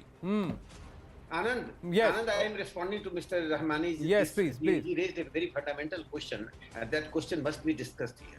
That he says that secular politicians don't get place in the secular political parties. Now, Mr. Rahmani, until you secularize your community, bring out from the completely religion and communal-centric mindset, you can't get the space. I am just giving an example. Communist Party of India and CPM, both parties always pleaded the minorities cause. How many Muslims joined them? Just ask the CPI and CPM the percentage of Muslim membership. Why didn't they join CPI, CPM? Why they don't join the? I can have a very long debate about it. I am in the political arena. I am watching the Indian politics with respect to Muslims for last 50 years. 50 years I am watching this politics. I can have a very long debate about it. Be it the CPI, be it the Congress, be it the BJP, be it the any other regional political party. I can have a very long debate about it. You have to reform your community. The mosque is the center for political activities. As long as mosque could be center on Friday. No, not at all. No, this is a wrong notion. I condemn and I contest it. It would be sectarian and anti-secular speeches. The Muslims can't go in the mainstream parties. They will become the vote bank. They will be sectarian in their approach. There is a need for larger reform. That's why I agree with Anand. Today Tell me how many times the CPI and CPN and other left parties have given the authoritative position to their the most able Muslim leaders, even the Congress party. The Congress party, have they given any authoritative position? Sir, I'll tell you what. This is. I will. No. My point is, sir. My point is this NIA document today, right now, sir. I am running out of time. I'm going to go back to Abhijit Iyer Mitra. When you talked about cadre, sir, they are saying in Kerala itself they have nearly about 2 lakh members. I'm informing Mr. Ramani. No, Sir, I'll tell you. No, Mr. Ramani, 1 minute. Mr. Ramani, there are a lot of people who are working with political parties and outfits who want to do good work, and they are being allowed. It's not that they are not being allowed to enter. What is happening is, sir, within the Muslim society, Muslim leaders and Muslim, be it men, be it women, who are voting for the BJP are being booted out of their house, or they're being cut, lynched, and then thrown off their homes for putting out the BJP flag. That's the kind of communal hatred that is on display. And we had these instances post the elections in Uttar Pradesh, where a supporter who was distributing sweets was actually killed by his own distant relatives and then thrown off his own house terrace. And it is manifest. Look at women. Women are being said that we will send you out of the house, or we will divorce you. That's what the men of the household are saying if you vote for the BJP. So this is the kind of intolerance which is manifest, and it is all happening because there are elements like the PFI who are deliberately going out and trying to create this. Sir, the campus front of India. Sir, 96 students. Suniye, 96 students में से 6 लड़कियों ने बवाल खड़ा किया. 6 girls out of 96. No, sir. Am I not allowed to oppose BJP or RSS I am or just going to Congress for put that matter? before I wind up, sir, I'm just going to go out and go to Abhijit. the Rahmani sir, please don't. Rahmani sir, I don't have the CPM time to speak over you, so please hear me out. Out of 96 Muslim students, 6 girls, 6 लड़कियों में से भी 3 लड़कियों ने बवाल खड़ा किया and उसको back किया Campus Front of India, Popular Front of India and SDPI in Udupi, and look how it spilled over into all of Karnataka. So the rest of the 90, 95, they rejected it. 90 out of 96, they rejected it, but they were all intimidated and asked to keep quiet. Their parents were actually gone ahead and said, don't do it and don't step out. This is the level of intimidation which is being allowed by a handful of people. You say it's a handful, but look what this handful has turned around and done. So you got to reject all of them, sir. Not say that it's a handful. This handful is the biggest problem. Abhijit Iyer Mitra, final word to you. So when you talk about a ban, it's weeding out. Yes, Abhijit Iyer Mitra. So Anand, what we have to understand here is what organizations like the PFI do is that they create essentially what is called a radicalization loop. Right? First, they are worst to their own community. They create these intimidation mechanisms and things like that to force compliance. Yes, most of the Muslims in Kerala and across other areas of PFI concentration reject the PFI, which is why they engage in all kinds of criminality to build up their reputation as a thug, to intimidate their own community into either keeping quiet or quietly assisting them out of sheer fear. The next thing that they do is that they go around killing RSS workers and anybody like Professor Joseph and things like that, chopping off his hand, in order to create radicalization so that more and more people join. The third is we cannot deny it is a funding racket, like a certain a notorious Washington Post columnist who uses victimhood to raise funds which he launders illegally. Yeah. This is one more organization that raises these funds. God knows where the actual leaders of this organization, what they do with it. Because remember, Hamas, Hezbollah, PFI, all these things, the leadership never pays the price. The family of the leadership never pays the price. It's the families of the ordinary people Yes. that end up paying the price. And that is what we have to understand. It is criminality, it is intimidation of the Muslim community, and it is the creation of hostility with the majority community to force a radicalization mechanism and increase their profits. Right. Ultimately, what we need to understand is this is not ideological. Ideology may be a part of it, but it is a sort of ideological, religious, criminal, money extortion and money raising enterprise. Right. Very well said, Rakesh Sinha ji, Tasleem Rahmani, Ambar Zaidi, and also Abhijit Iyer Mitra. Thank you very, very much for joining us on this very special edition this Friday evening, where we are looking at the reasons why there needs to be certain punitive action against those who want to tear the fabric of our society with a very, very devious ulterior design.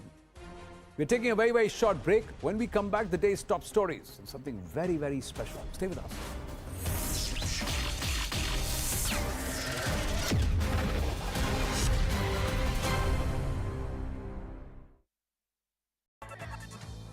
The picture was reportedly removed by the town panchayat chairperson, whose husband is the DMK local body chief. Tamil Nadu BJP President Anna Malai has been campaigning to install PM Modi's picture on the wall of all local body offices in the state. In one of the districts in Thanjavur, a BJP worker reportedly hung the picture inside the office without informing anyone. The DMK local body chief got miffed by the move and urged his wife to remove the picture. BJP workers have filed a police complaint seeking action against the official. They are also likely to hold a protest outside the town panchayat office soon. Delhi University's Lady Shri Ram College is facing flack for rescinding an invitation to BJP spokesperson Guru Prakash Paswan to speak at the college on the occasion of Ambedkar Jayanti. Paswan was told that his talk was cancelled because of an outcry from the student body. आपके मन में जो भी विचार है आप बातचीत करिए, चर्चा के माध्यम से, संवाद के माध्यम से उसका समाधान निकालिए। अंबेडकर जयंती के दिन अंबेडकर के लोगों को बोलने से रोकना, ये उनकी वैचारिक अपरिपक्वता को दिखाता है। आज बाबा साहेब अंबेडकर के लोग, दलित समाज के लोग आपके रोकने से रुकने वाले नहीं है। मैं बोलूंगा, मैं लिखूंगा और अपने समाज के मुद्दे उठाता रहूंगा। 4 terrorists were killed in an encounter in Shopian. The identity and group affiliation of these terrorists is still being ascertained.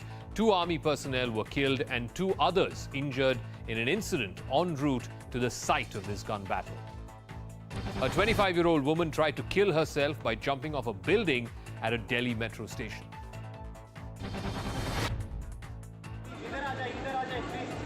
The woman stood on the ledge of the roof of the Akshardham metro station.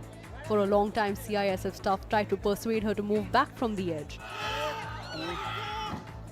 But the woman was not convinced and jumped off the roof. Thankfully, the woman fell on a blanket which was being held by the quick-thinking CISF and metro staff. The woman sustained minor injuries on her legs because of the fall. With COVID cases rising in the national capital, the Delhi government has issued new guidelines for private schools. If even one case is reported in any school, then the authorities must close down the concerned wing or, in some cases, the entire school if it happens to be for a temporary period. Now, this comes after a student and a teacher tested positive in one Delhi school. Covid के overall Delhi में देखें तो मामलों में थोड़ी सी बढ़ोतरी हुई है, पर अभी तक इसमें कहीं भी कोई ऐसी चिंता की बात नहीं है क्योंकि हॉस्पिटलाइजेशन नहीं है। पिछले 2 साल के बाद हम सबको कोविड के साथ जीना सीख के आगे बढ़ना है। कुछ स्कूल से मैं लगातार नज़र रखे हुए हूँ, जनरल गाइडलाइन नए हिसाब से बना के स्कूल्स के लिए जारी करें, तो कल तक हम एक गाइडलाइन भी जारी करेंगे। A massive fire broke out at the Troy Lounge and Bar in West Delhi's Punjabi Bagh area. 12 fire tenders had to be rushed to the spot. The fire has been doused and cooling operations are on right now. The cause of the fire is still unknown. At least 13 persons suffered burn injuries after a suspected cylinder blast in Delhi's Okhla area. The blast took place inside a restaurant, but the cause is yet to be ascertained. The injured are undergoing treatment in hospital. Prime Minister Modi today inaugurated a new museum dedicated to 14 former prime ministers of the country. He bought the first ticket to the Pradhan Mantri Sangrahalaya. The museum tells the story of past prime ministers and the challenges that they had to face. It also offers glimpses of India's history, starting from the freedom struggle. ये मेरा सौभाग्य है कि आज मुझे प्रधानमंत्री संग्रहालय देश को समर्पित करने का अवसर मिला है। देश आज जिस ऊंचाई पर है, वहां तक उसे पहुंचाने में प्रत्येक सरकार का योगदान है। Days after rejecting a seat on the board of Twitter, Tesla CEO Elon Musk is now planning a hostile takeover. Here's how Musk plans to pull off his heist, as it were. The Tesla CEO is offering $54.20 per share to acquire Twitter and 100% of Twitter. The Tesla CEO, that's the offer that he's made. The whole valuation then goes up to a little over $40 billion. $40 billion is what he's offering for Twitter. Musk's personal wealth is estimated to be somewhere around $260 billion. So he's willing to give away almost 10 to 15% of his wealth to acquire this one entity. Morgan Stanley has been hired as Musk's technical advisors for this. He had rejected a seat on the board of Twitter just earlier this week, saying that's not what he is interested in. Now he's bidding for the entire.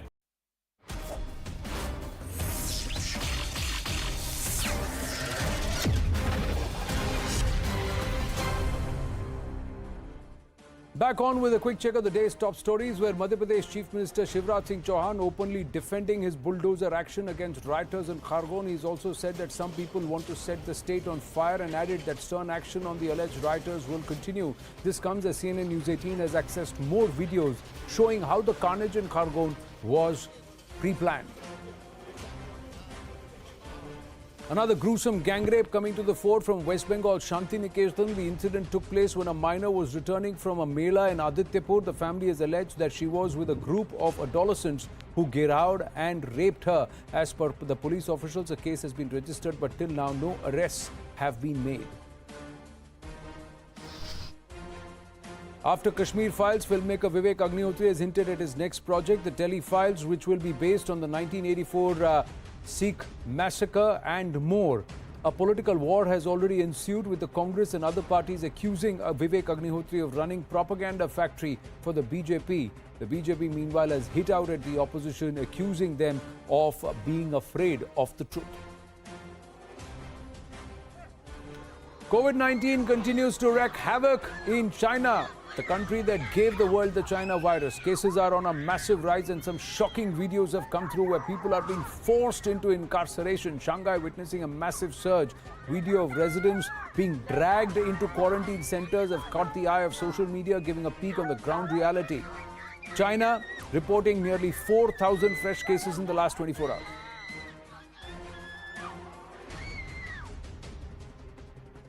And before we leave you, we show you the iron resolve of our forces. ASI Niranjan Singh was recently attacked by terrorists in Srinagar. He survived, continues to fight for his life.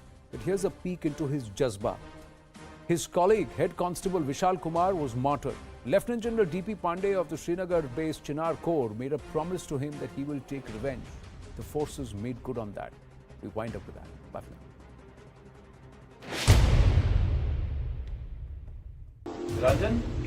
Niranjan देखो सार दो commander आए हैं देखो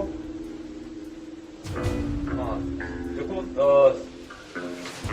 हौसला रखना है ठीक है यार गुड जिससे कि मार दो उनको पक्का मारेंगे आप मारोगे कोई बात नहीं नहीं आपने बोला नहीं है कुछ है ना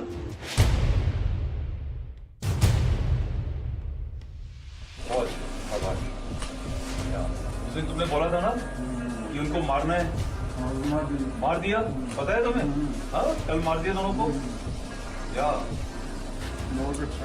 हाँ दोनों मार दिए, वही दोनों थे जो आपके उसमें आए थे ना, दोनों को मार दिए।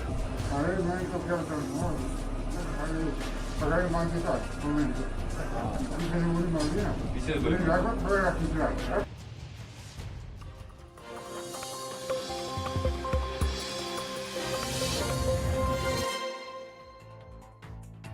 Hello everyone, good evening. I'm Shreya Dhondial. It's a day when two riots have been in sharp focus. One 5 days ago in Madhya Pradesh and the other 35 years ago in Delhi.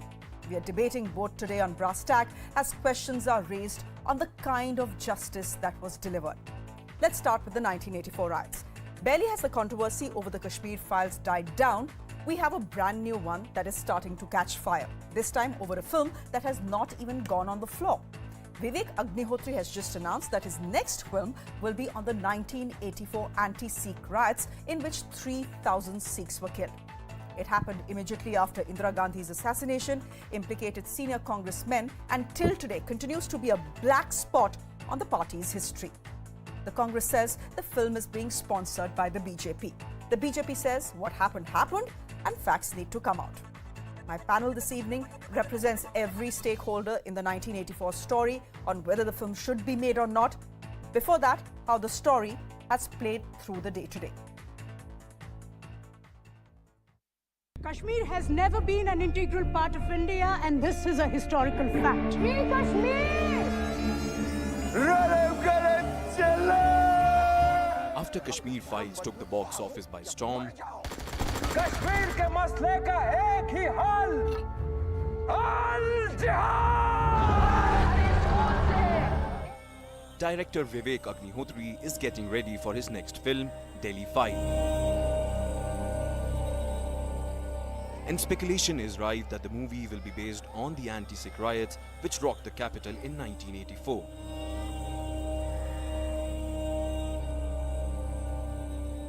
If he is making Delhi File on 84, I don't know what subject he is picking up, he is making Delhi File on 84. Because that will get us some justice, that will expose people who planned Delhi massacre, people who executed Delhi massacre. We hope justice will come to that. The movie is only in the works, but it has already triggered a political firestorm. The BJP saw it as an opportunity to target the Congress. कि 1984 का जो ये कत्लेआम है, carnage है, जो देश के एक प्रधानमंत्री ने संयोजित तरीके से एक धर्म के लोगों के, विशेष धर्म के लोगों को मरवाने के लिए, उनका धर्म खत्म करने के लिए, उनको खत्म करने के लिए अपने सरकारी तंत्र का इस्तेमाल किया. The Congress tried to brush it under the carpet. Well, it's a free country.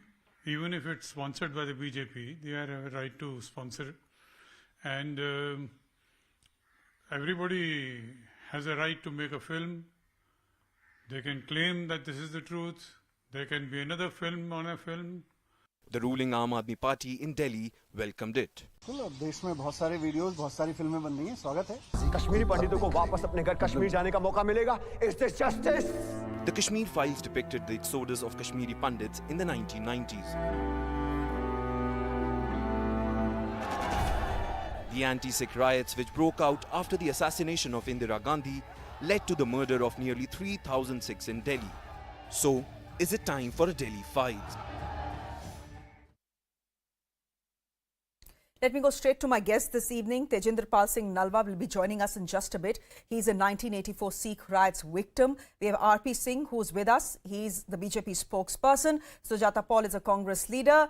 She's representing her party today. And Sanjay Suri is a correspondent with CNN News 18. But importantly, he'll be on the show because he's an eyewitness. Sanjay, you're with us on the show as well. Good evening to all of you. Sujata Paul, I'm coming to you first. We've had Mr. KTS Tulsi referring to the film that has just been announced by Vivek Agnihotri to say it's being sponsored by the BJP. What makes you say that? Why is it being sponsored by the BJP? A filmmaker wants to make a film, go ahead, make a film. Absolutely. He has also said that he is most welcome to make the film. But if you remember, Mr. Narendra Modi had a film by the name of Narendra Modi. I think that was the name of the film in which Vivek Oberoi was, had starred.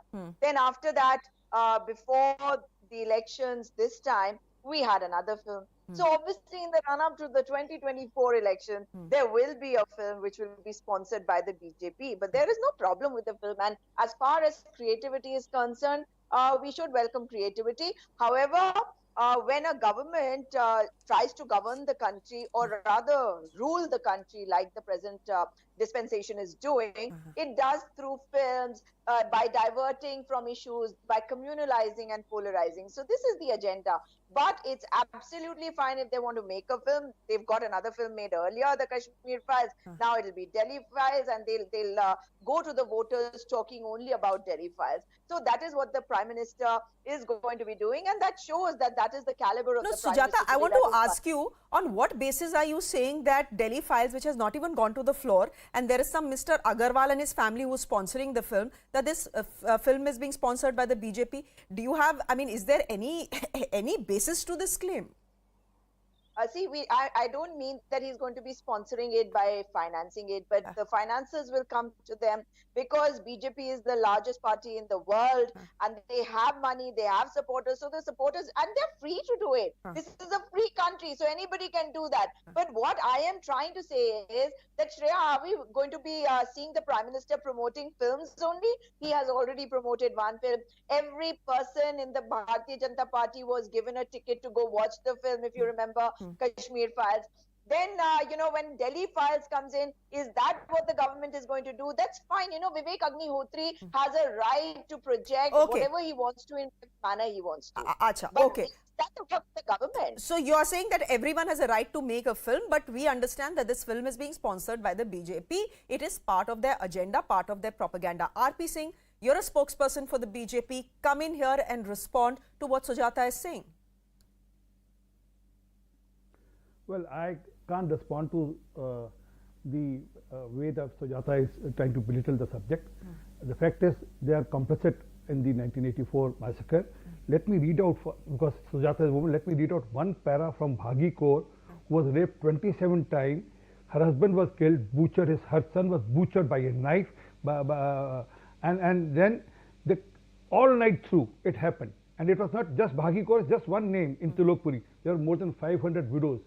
There's only one widow call in the country, which is on the name of 1984 victims. And again, let me tell it very clearly to you. I'm saying a record that 84 was pre-planned by Congress for vote bank politics, pitching minorities versus majority for vote bank politics. It happened first time in the country. They did experiment, and Mr. Kamal Nath, I'm naming him, was involved into it.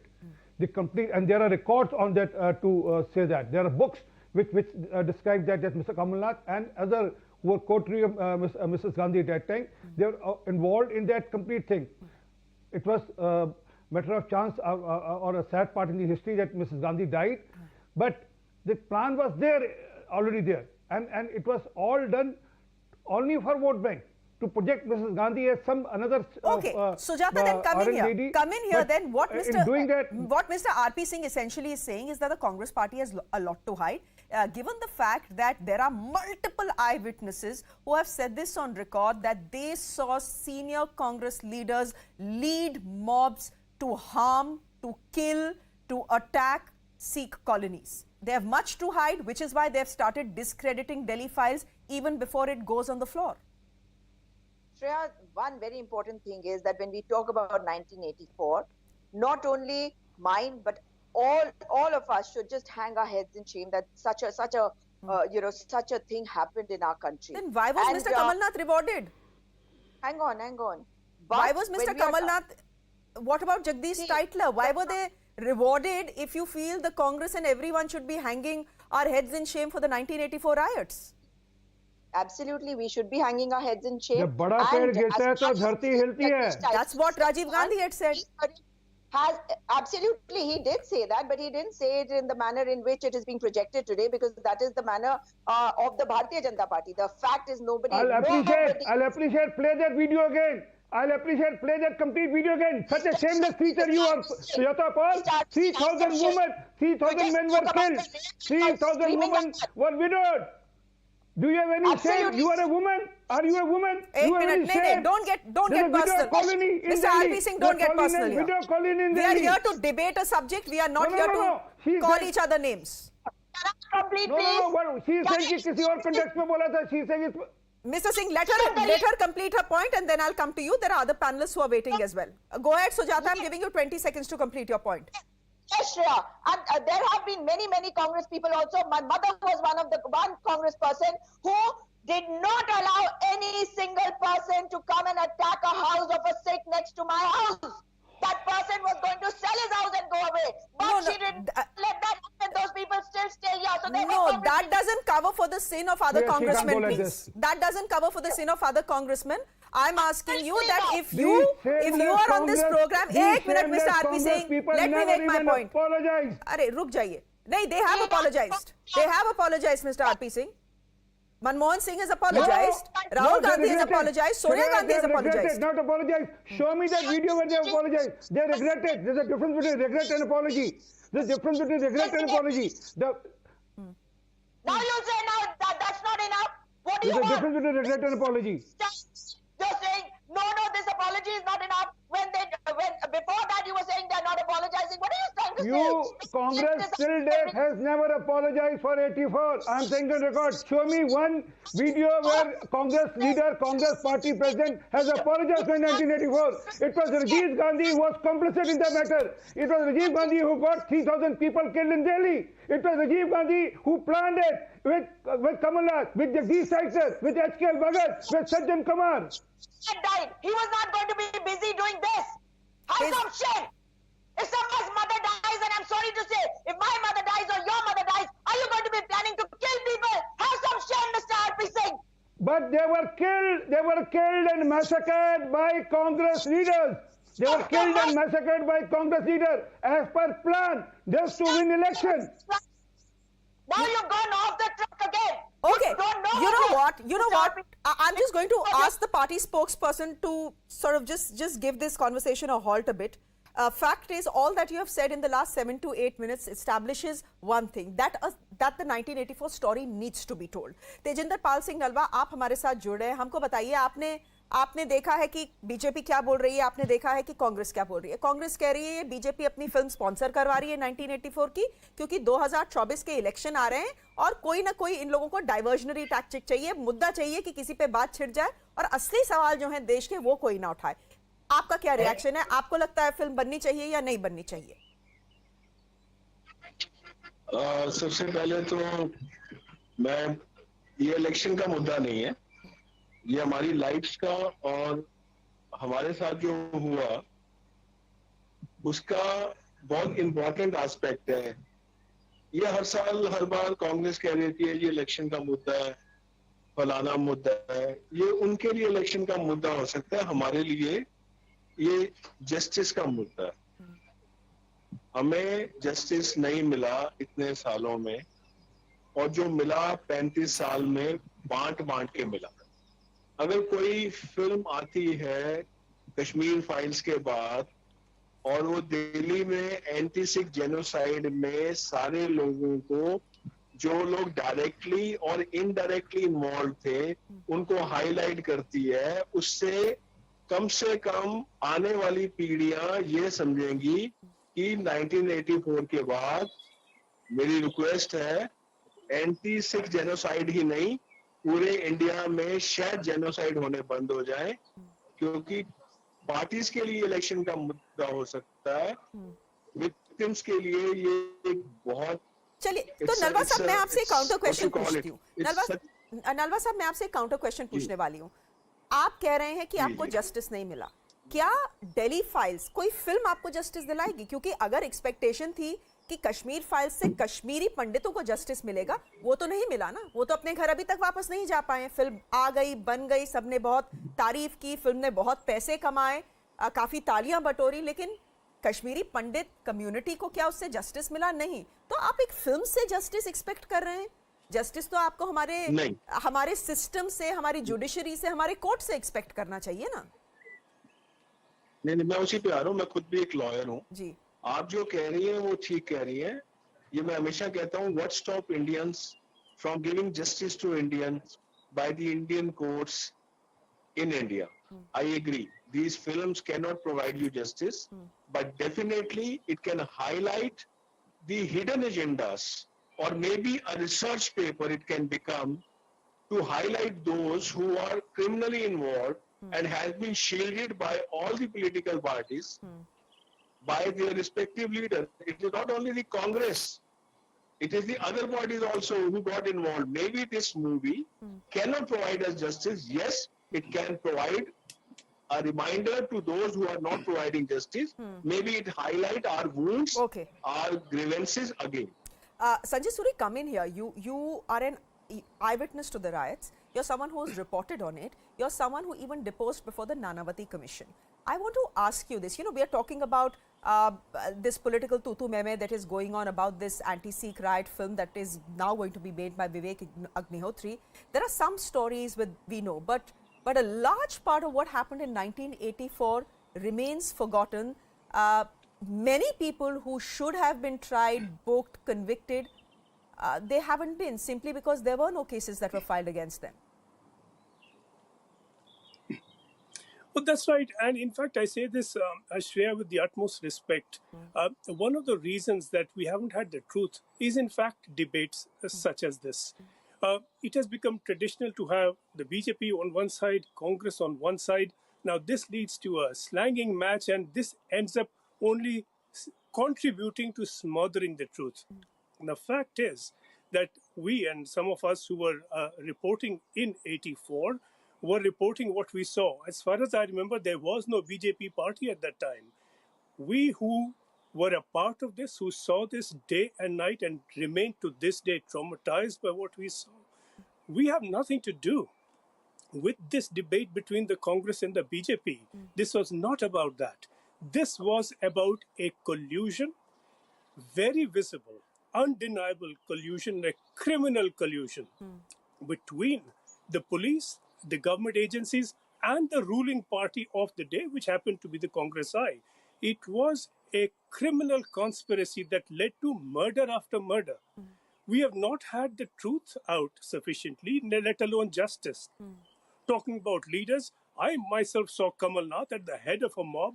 2 Sikhs were killed there, burnt alive. The police did not even register a case against him. Today, his defense is, well, there is no case against me.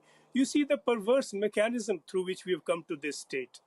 If today there's a film, if an artist seeks to bring out a representation of the truth, it can only be a good thing, and certainly we cannot knock that attempt. And of course, the film will have to be seen on merit once we see it. Sujata, come in here. You've heard from someone who's not from the BJP.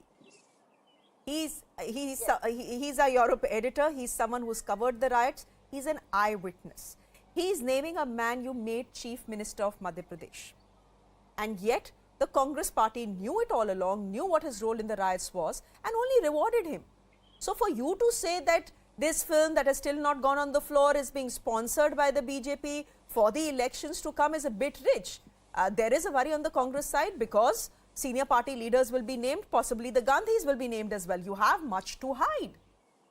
Let the truth come out, I say. Why not? Yes, Sujata. If to come out, it is most welcome. No matter who was involved, let their names come out. There's no problem with that. And as far as what Mr. Sanjay Suri is coming, and before that, what Mr. Nalva said, you know, I do feel for every single person who went through those riots at that particular time. And I want to assure him that we feel the way you, and we understand the way you feel, and we stand with you.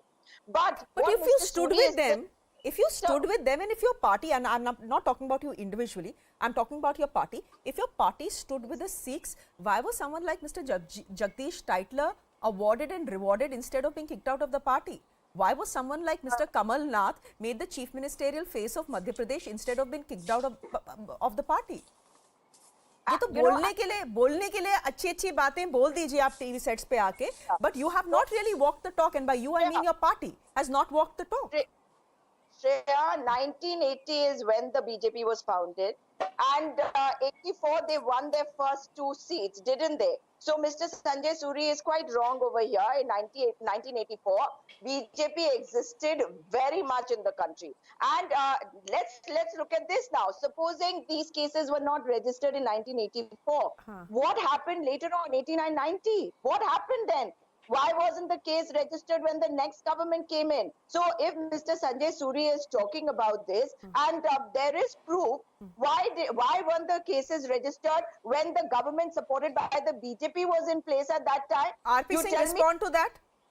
RP Singh, please respond to that. CBI went to arrest Sajjan Kumar, and CBI was sent back, was manhandled by the locals under the protection of Delhi police. That's what happened. And also, Sanjay Suri is right. Why did I didn't you interrupted you, Sujata Paul? The VP Singh government, or weren't you? Weren't you supporting the VP Singh government? What was the Atal Bihari Vajpayee government doing? Sujata ji, don't get so angry. Wait, let him respond. Don't get so angry. No, RP Singh, go ahead.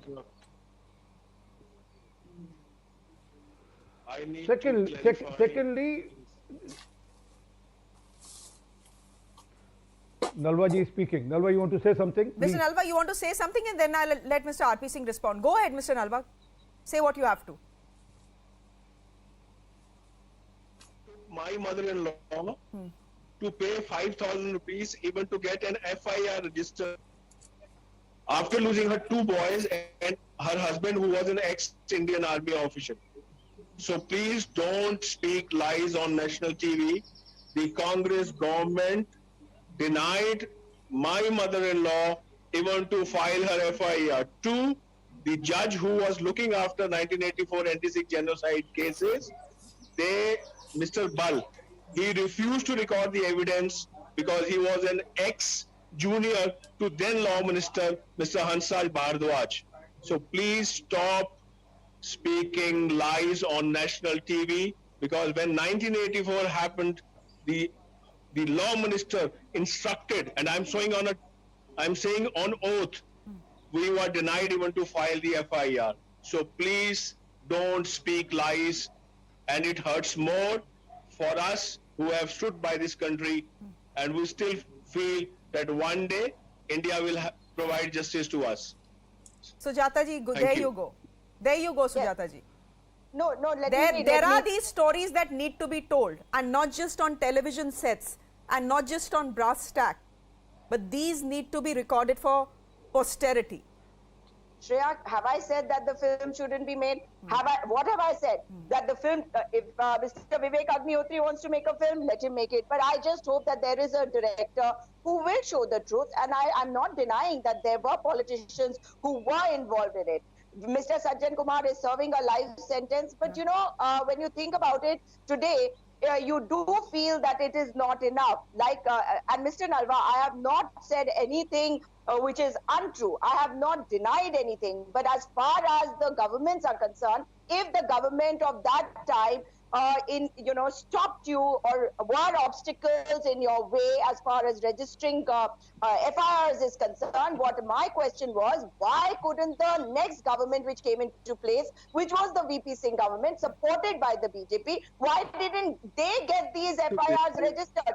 Because justice is everybody's right. It is your right. It is the right of every single Indian. That is what I said. I'll let the BJP spokesperson on the show, yes, respond. 20 seconds, sir. Then I want a last comment from Sanjay Suri. Go ahead. Well, perfect. We are still fighting for it. Government has opened cases. Cases have been registered. Fresh cases have been registered. People have been now prosecuted under the fresh cases. Sajjan Kumar has been prosecuted under the fresh case filed by Prime Minister Modi government. The issue is, there's a Dhingra committee report now, which categorically said there's an unknown hand, invisible hand, which was not allowing police to file FIR. For 320 murder, 1 FIR was filed. It's also going to record to say, the Dhingra committee, that judiciary was compromised. And there was an unknown hand who was manning the complete affair. And that unknown hand was Congress hand. And if the film gets made, the Gandhis will be named, Sujata, which is where the worry is. But in the film being made, Shreya, I'm repeating it again, As far as the Gandhis are concerned, I want you to tell me that if Mrs. Indira Gandhi had been assassinated at that time, and Rajiv Gandhi ji, his son, but someone stopped the Delhi police from filing cases. You have Mr. Nalwa telling you on television that his mother-in-law had to offer 5,000 rupees to the Delhi police to register an FIR after 2 of her sons had been killed. Ma'am, what happened in 1984 was a crime. Yes, absolutely, it was a crime. And the Congress is complicit in that crime. Eyewitness after eyewitness has gone on record to say that. There have been leaders who've been involved. They have been punished. Who has been punished, ma'am? Who's been punished? One, Sajjan. Okay. As I end this debate, I just want you to come in here, Sanjay Suri, and take 30 seconds to talk about the fact that films are very powerful tools, and we know they have been used as propaganda in Nazi Germany. They are used as propaganda in modern day China. Pakistani army sponsors films to show them in good light, etc. It's a good idea to make this film. A film needs to be made on the 1984 Sikh riots. But Vivek Agnihotri is someone who's so closely related, associated with the BJP, that the fear is that the job he does will be a biased one. Well, it's not for you or me or anyone else to judge what the film will be like before it's been made. And what the credentials or the leanings of the filmmaker may be. The fact is that we cannot, one way or the other, place the burden of revealing the truth on this film that has not yet gone into production. The truth is known. What is lacking is the willing to look at it and face it and to acknowledge wrongdoing where there clearly has been wrongdoing. The Congress has, in fact, not just gone after those who led the wrong and did the wrong. It has rewarded them, as you say. And this is not about someone coming from a BJP angle against the Congress. There may have been some sort of a notional BJP at the time, but there was no such debate at the time between parties as we have today. And we are superimposing today's politics on the facts then. The facts are known. What we need is action. Correct. And will a film get you that action? Possibly not. But debate is good. Debate around the film is good because it highlights. Sujata, I am completely out of time. If you can say what you need to say in 5 seconds, I'll be grateful. Absolutely. When Mr. Sajjan Kumar was acquitted in 2013, the Delhi High Court accepted an appeal against it on 27th August 2013, much before Mr. Modi came into place. Stop peddling lies. Okay, Mr. Singh, 5 seconds. Witnesses were threatened by police. Delhi police were complicit. Delhi police were threatening witnesses. I can send you records. Mr. Nalwa, go ahead. People have gone to record. Okay, Mr. Nalwa, go ahead. Again, 5 seconds. Okay. My appeal to everybody, why are you worrying what will be shown? One thing is truth. If something wrong is shown, there is always a censor board.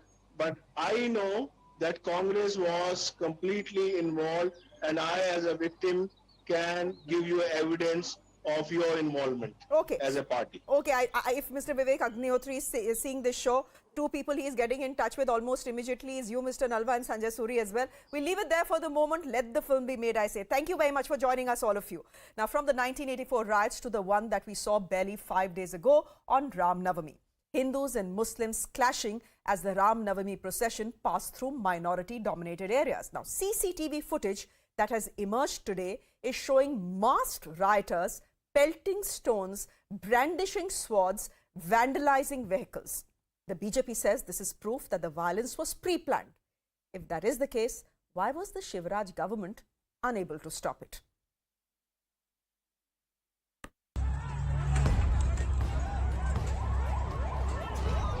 Days after a Ram Navami procession was attacked in Madhya Pradesh's Khargone,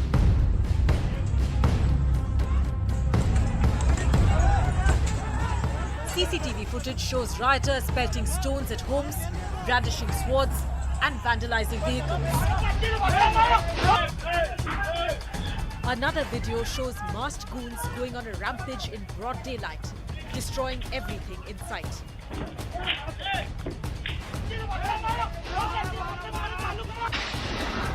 irrefutable proof that the violence was premeditated. अगर किसी ने दंगा फैलाया तो मामा छोड़ेगा नहीं किसी भी कीमत पे. On the 10th of April, stones were allegedly pelted at a Ram Navami procession, prompting the police to fire tear gas shells to control the situation. This allegedly triggered communal violence, resulting in arson and vandalism. उस time हम मंदिर में आरती कर रहे थे. मंदिर में आरती के दौरान ये सब 300-400 लोग पत्थर, तलवारें, बम, पेट्रोल बम वगैरह लेके आए और मारना चालू कर दिया directly. Following the violence, the Madhya Pradesh government ordered that bulldozers break down the houses of those seen pelting stones.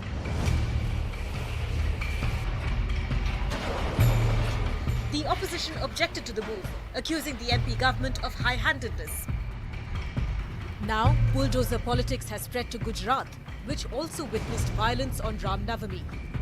The BJP government in the state ordered demolition of properties belonging to the accused in the riots in Khargone. Let's get straight into the debate. Sanju Verma is national spokesperson of the BJP. We are just about patching up with her, so we hope we'll have her in the next couple of minutes. Rohan Gupta is the Congress spokesperson with us, and Tanvi Purti is an educationist. She's a political analyst as well. Sanju, I'm coming to you first since you are the spokesperson of the BJP and it's the Madhya Pradesh government we are talking about. Now, we have a senior leader in the Madhya Pradesh establishment. This is the president of the BJP, V.D. Sharma, alleging very clearly that the PFI, the Popular Front of India, has sponsored the riots in Madhya Pradesh. Also, videos emerging, the police says, what is emerging very clearly with the videos that are now out is that this was a pre-planned conspiracy. Now, A, if this was a pre-planned conspiracy, and B, if it was sponsored by the PFI, why was the government of Madhya Pradesh not in a position to do anything about it before it happened? You know, Shreya, there is an investigation which is underway, and as they say, "Doodh ka doodh, pani ka pani," bahut jald hoga. But there are some things which have clearly emerged, be it the riots in Rajasthan, be it in Khambat in Gujarat, be it Khargone in Madhya Pradesh, or Lohardaga in Jharkhand. The grammar of the riot is the same. The grammar of the entire violence is the same. The perpetrators, the aggressors, the oppressors are radicalized Islamist elements. Now, whether they have links with the PFI or any other terror outfit, I'm sure you will hear about it very soon, because there is possibly a PFI ban also, which is on the cards on the basis of a lot of evidence that seems to be emerging. But I think the moot point here, which needs to be mentioned without shoving things under the carpet, is A, the violence on Ram Navami on the 10th of April 2022 across India, be it Madhya Pradesh, Rajasthan, Gujarat, Jharkhand, Maharashtra, what have you, was premeditated. Point number 2, particularly with reference to Khargone, let's be under no illusion that a bloodthirsty mob of more than 100 individuals actually attacked not just the mandir, not just the people who were peacefully participating in the Ram Navami procession. Sanju Verma, we know what happened in Khargone. You don't have to give us a sequence of events. We've all seen it on TV. I've asked you a very clear question. If it is clear to you or the Madhya Pradesh government that this was pre-planned, if the PFI is involved in sponsoring it, why was the BJP government in Madhya Pradesh not in a position to stop it? Ab hai na kal Hanuman Jayanti. Tomorrow, Bhopal is on high alert already. They could have been on high alert on Ram Navami as well. We know every time there's a religious procession, there will be some communal danga or the other. You know something? First and foremost, stop being rude with me. Stop being condescending. I'm not here to listen to your Sanju, bhashan. just a minute. No one is being rude to you. No one is being condescending. Stop you, giving please. me a bhashan. No. I don't need to. See, I'm not a politician. I'm not a politician. मेरे को भाषण देने की जरूरत नहीं है. Just answer the question, ma'am. You have come here on a debate. You have not come here to fight with the anchor. So please, let's just get back on track. Yeah, let's just get back on track. No, ma'am, I asked you a question. You give me a sequence of events of something we already know. Please, ma'am, there are other panelists also, and with due respect, if you felt insulted, I will apologize to you. I have no shame in apologizing if you feel insulted. But please answer the question. Should I say something? Yes, go ahead. Should I say something? Yes. You know, I don't think somebody like you can insult me. I never have problems with your fellow colleagues Zaka or Anand Narasimhan. Had I known that it is you who's anchoring, I wouldn't have agreed to do the debate. You're pathetic. You are absolutely pathetic. So, ma'am, you have the option of leaving this debate. Miss Verma, you have the option of leaving this debate, and there you go, you have left. Okay, so on that note, where I've been called pathetic by Sanju Verma, the national spokesperson of the BJP, Rohan Gupta, can I come to you here? You know, the fact is that what the Madhya Pradesh government is saying is this. Look, this is a pre-planned conspiracy. There was a certain set of people who are behind it. And if we are bulldozing their houses, this is justice. Don't say that this is not justice and the due process of law was not followed. See, Shreya, you have started your debate on right note saying that when government knew it is pre-planned, when government knew that PFI is after that, central government knows that PFI's name has come in many incidents. What are they doing? It is government's responsibility. What they want to do is they want to convert law and order issue into Hindu-Musliman issue because they wanted votes out of it. That is the problem. The BJP government is in power in Madhya Pradesh. Rather than coming on debates and narrating what happened, since it is their government, they should have taken number one steps before this thing has happened as it was pre-planned, and number two, when they know after the event. So rather than giving big bhashans and coming on debates and saying Hindu-Musliman things, they should take strict action. So the issue here is they want to convert law and order issue into communal issue so but that this, the vote bank... No, what happened on Ram Navami? No. You know, Sanju Verma is not here because she's walked out of the show and she's absolutely welcome to do it. But Rohan Gupta, the fact is that it happened on Ram Navami. This was a clash between Hindus and Muslims. So it is communal. Hindu-Muslim to hai. Yes, it is a failure of law and order, but this is a communal issue as well. See, if you see all the incidents, you will find stories of unity of Hindu-Musliman also within these stories only, where there are many Hindus who have saved Muslims, there are many Muslims who have saved Hindus. See, there are fringe elements, right? You need to, as a government, as a party in power, you need to catch hold of these fringe elements who really want to spoil this good atmosphere. So all the Hindus are not bad, all the Muslims are not bad. There are few elements in both the castes. You need to catch hold of those people and make them answerable, take them to the task. What is happening right now in the name of these incidents, rather than stopping the people who are doing these things, they are generalizing the things and spreading the hatred. So the total country is against the hatred. India is against hate. This is not the way the governments can run. You are doing long-term damage to the peace of the country. But no, but the BJP is being voted back into power, you know, in state after state. So clearly what they are doing seems to be working for them. Tanvi Pruthi, come in here. What do you make of, you know, this evidence that is coming out where you have masked men? Look, we don't know who threw the first pebble. What we have seen is intense clashes break out between two communities. Given what is coming out, given the sequence of events that is coming out, given the fact that you have CCTV footage that is showing masked men, you know, carrying swords. Who carries swords in this day and age? What is your sense of what has happened and how the politics that is playing out? First of all, Shreya, you are a fabulous journalist and thank you for always asking the right questions. Well, you know, I did manage to upset the BJP spokesperson, so let's just leave it there. But you're doing something right if you're upsetting someone, I say. Go ahead. Correct. Yes. So, you know, so about the entire situation, I think the new CCTV footages which have, you know, come into the picture, I think they very clearly show that, yes, there was some sort of, you know, premeditated intent behind the entire riots that has taken place. But again, you know, what it actually shows. First, it was complete failure of rule of law under the BJP government. They could not handle the situation. They could not anticipate that, you know, there was such the kind of polarization that has happened in the country, which Rohan ji has very rightly said. So they're not trying to control it. They're actually trying to make it, trying to polarize it more so that, you know, I don't know what benefit it helps them in the elections or whatever, but what their intent is that. My point number two. I'm actually confused by the way they have handled the entire situation, because I am a professor of law and I teach my students about criminal justice system in India, where we teach them the due trial system, we teach them the principle of innocence until proven guilty. Now we'll have to add another chapter called bulldozer justice, thanks to Bharatiya Janata Party. And you know, let's keep politics aside because politicians will come and go. But what kind of dangerous precedent are we setting where we are letting states bulldoze the rule of law? And my last and final point, I am more sad by the fact that Indian judiciary, the protector of our rights, is basically acting as silent staters in the entire situation.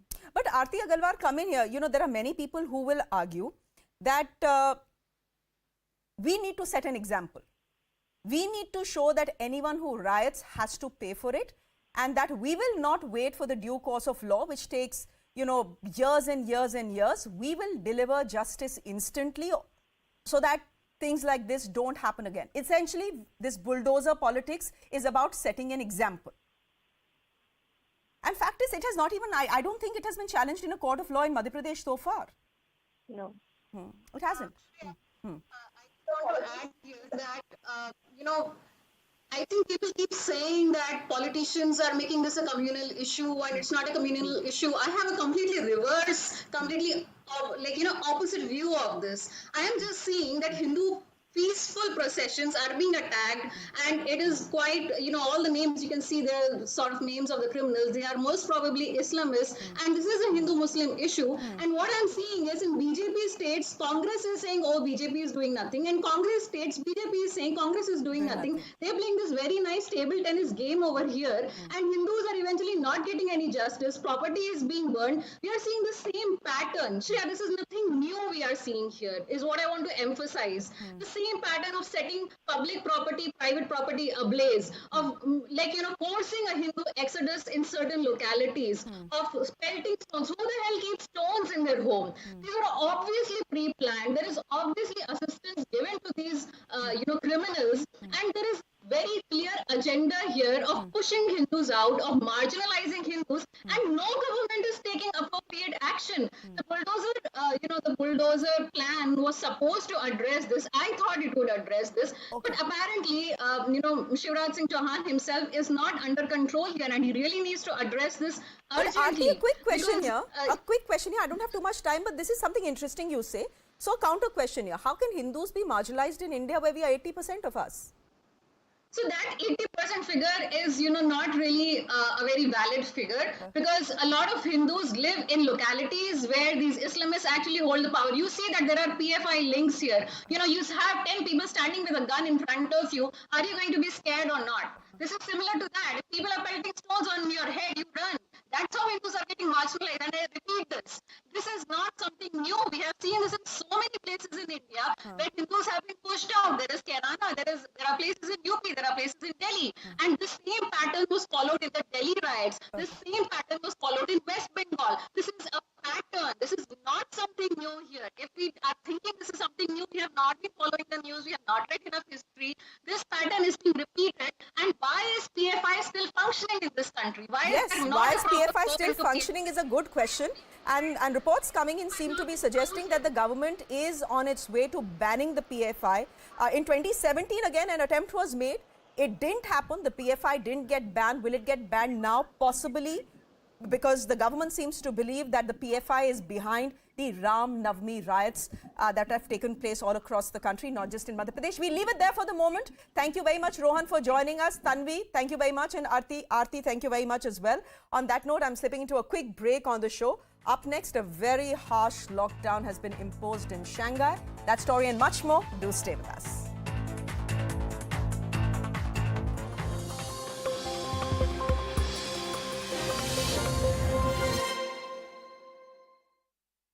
Bollywood's who's who was in attendance, from Safina to Karan Johar to Ayan Mukherjee. After the ceremony, the couple did a photo shoot on their terrace, a place where their love blossomed, according to Alia. Finally, the world was introduced to Mr. and Mrs. Kapoor. In the end, rockstar Dulhania Le Gaye. External Affairs Minister S. Jaishankar pushed back at U.S. criticism of human rights record in India, responding to the U.S. Secretary of State Antony Blinken's claims about a rise in human rights violations in India. Jaishankar said that India too has concerns about human rights in the United States. It is a subject which has come up in the past. I mean, it came up when Secretary Blinken came to India. People are entitled to have views about us. But we are also equally entitled to have views about their views. We will not be reticent about speaking out. We also have views on other people's human rights situations, including that of the United States. Now, this bogey of human rights that Western democracies want to preach to India, is their house always in order? Let's take a look at the United States itself. Crimes against African Americans in the US, there is a 6-time greater likelihood for blacks to be incarcerated than white folks if they're caught in a crime. Against religious minorities, there was a Pew study a few years ago. 82% of Muslims have faced some form of discrimination or the other. Against women, there is 21 times more likelihood that they would die to a firearm death in the United States. Against immigrants, 5,400 kids were separated from their parents at the border since 2017. For gun culture, for every person is killed by a gun in the United States every 15 minutes. That is more than people who are killed in road accidents. Now, shifting focus. It's been 50 days since Russia launched its war on Ukraine, and the end to this war seems to be nowhere in sight. This is what is left of Kharkiv after weeks of relentless Russian shelling. Desolate, bare, lifeless. The shelling's just been absolutely relentless. From the moment that we've arrived, we've been hearing it. We have to be careful where we step because the Russians are also dispersing mines from the rockets that they're sending over into here. The shelling has only intensified in the last few days. Ukrainian authorities believe there is a renewed Russian military push. So from where we are, we're pretty much surrounded by Russian troops on 3 sides. Tens of thousands of Russian troops are believed to be amassing to come into Kharkiv, to come into Ukraine from this direction. We've got to move. Those still left in Kharkiv have been urged to evacuate at the earliest. Meanwhile, Germany is supplying tanks to Ukraine to arm its soldiers. This is what it's going to look like. Germany's howitzer tanks, it can hit the target up to almost 50 kilometers away. So it's a long range in that sense. There is no gun has the same firepower as the howitzer has. Also, it can fire 5 rounds every single minute. So that's going to be another capacity as well. The speed of this tank is 25 kilometers an hour, so it can basically move at the speed of a vehicle, any ordinary vehicle, and thereby get to places faster. Meanwhile, the mayor of Mariupol says that 180,000 people are still waiting to be evacuated from the besieged city. The strategic port city is one of Russia's main targets because if Mariupol falls, then Moscow will be better able to link its troops that are advancing from the east with those that are coming in from the Crimean Peninsula. Russia has warned that if Sweden and Finland were to join NATO, it will have to bolster its defenses in the region, including by deploying nuclear weapons. Both Sweden and Finland, which share a 1,300-kilometer long border with Russia, that is Finland, they are mulling whether to join NATO or not. A massive political row has erupted in Tamil Nadu over a picture of the Prime Minister being removed. A portrait of Prime Minister Modi was removed from a government office in Thanjavur. The picture was reportedly removed by the town panchayat chairperson, whose husband is the DMK local body chief. Tamil Nadu BJP President Anna Malai has been campaigning to install PM Modi's picture on the wall of all local body offices in the state. In one of the districts in Thanjavur,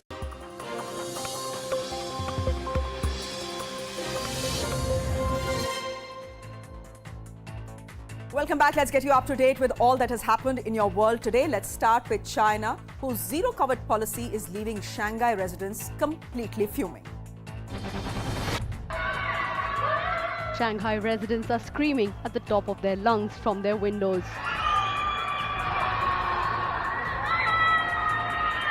Literally voicing their anger and frustration over strict COVID lockdown measures in the city.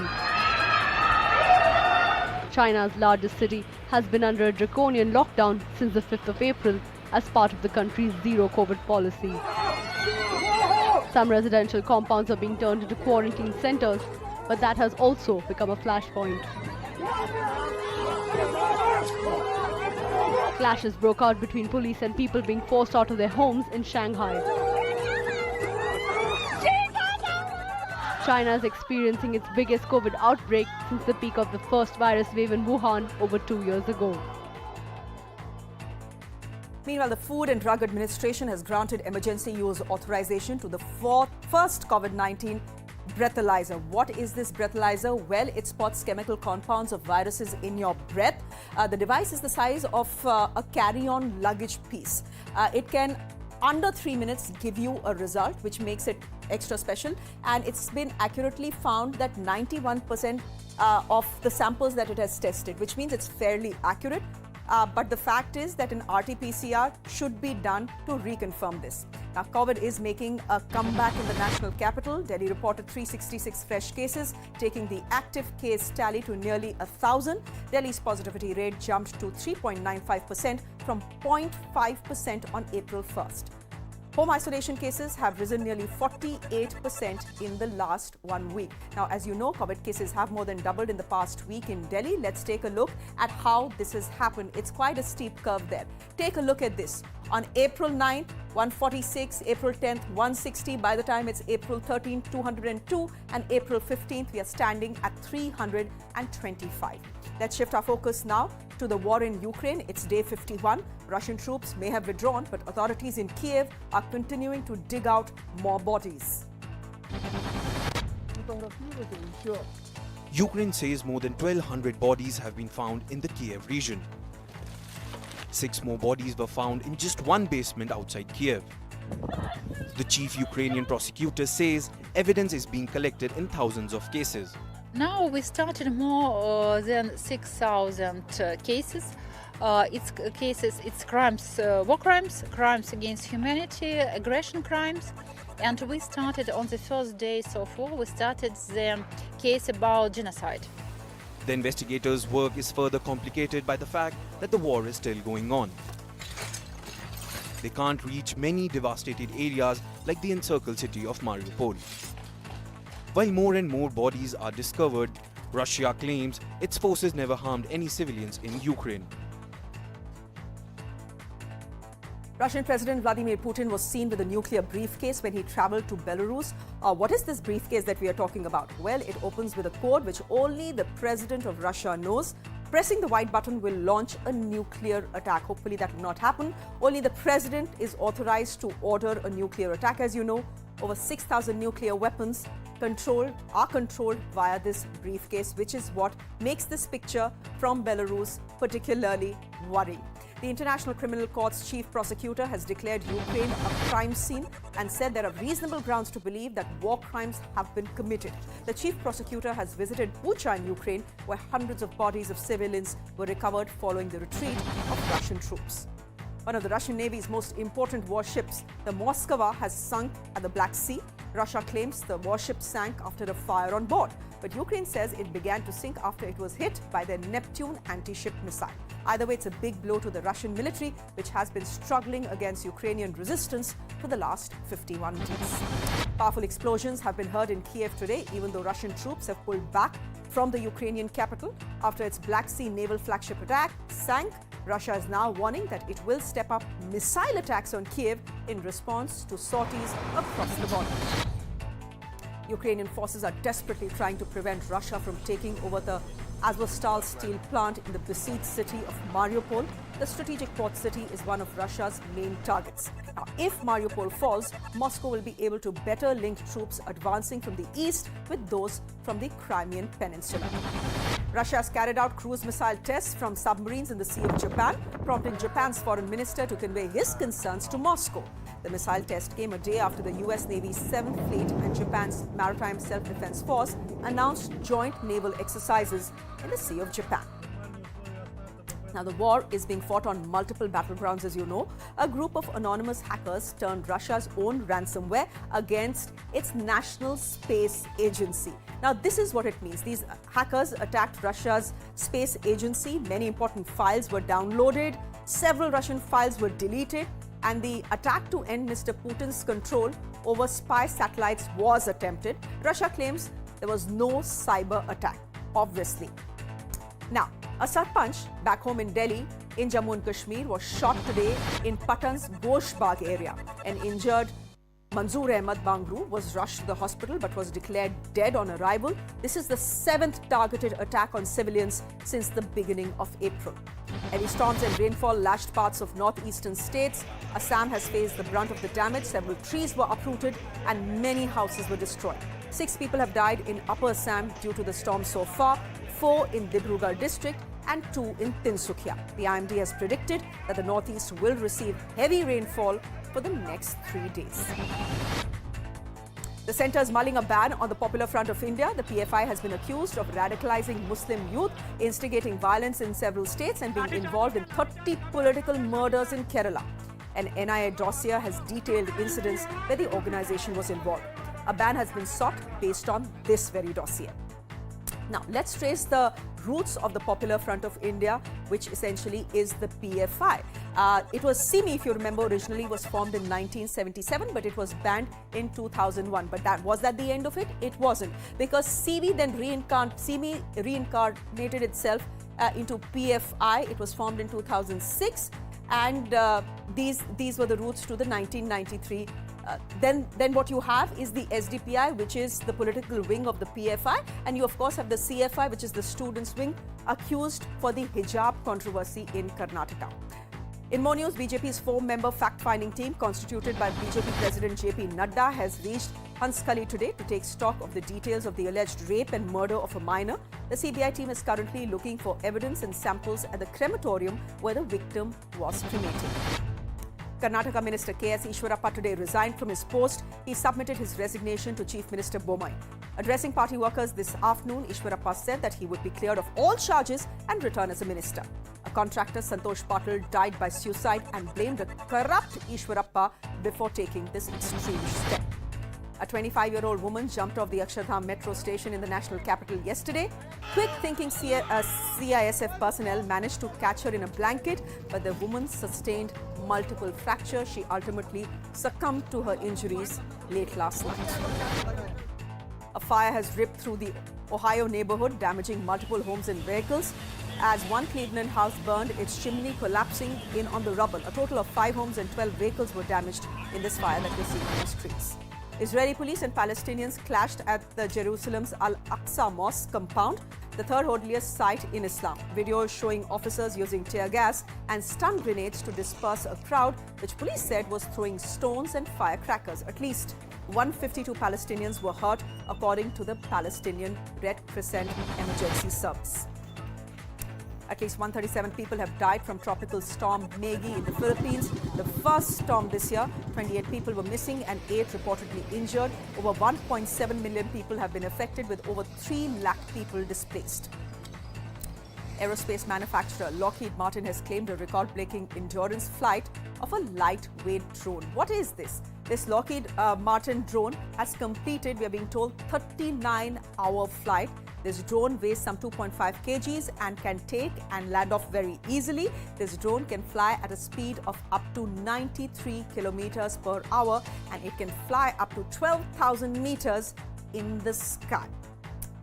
Elon Musk is no longer Twitter's largest shareholder. The Vanguard Group has picked up 10.3% stake in the micro-blogging site. The Twitter board is considering Musk's offer to buy up 100% stake in the company. The board is considering using a poison pill, a defensive technique that raises the stock price to deter an undesirable takeover offer. A video of the President of the United States of America, Joe Biden, shaking hands with thin air after a speech has left the internet very puzzled. The 79-year-old leader finished his speech, turned right with his hands stretched out, ready for a handshake. But there was no one on stage who could respond. A hair-raising video of a woman calmly lying on a train track as a goods train passes over her has shocked the internet, should shock you as well. After this train passed through, the woman stood up and attended a phone call. The location of the video is unknown, and a terribly dangerous stunt there to try, so don't. With that, it's a wrap from me. Thanks for watching. Maria will be joining you in just a bit.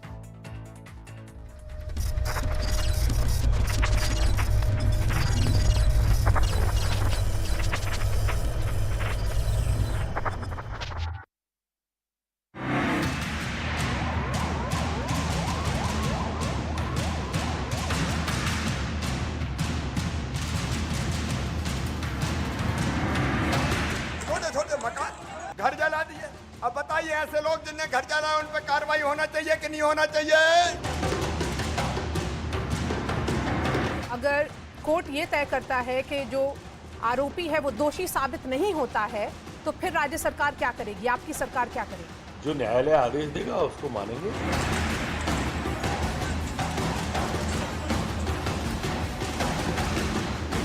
वो जो पकड़े गए उसमें ये खुद कहते निर्दोष लोग भी थे उसमें, हो सकता तो निर्दोष भी होंगे। सरकार ने बहुत बोल्ड स्टेप उठाया है। बोल्ड स्टेप है क्या? किसी घर तोड़ दो गरीबों का।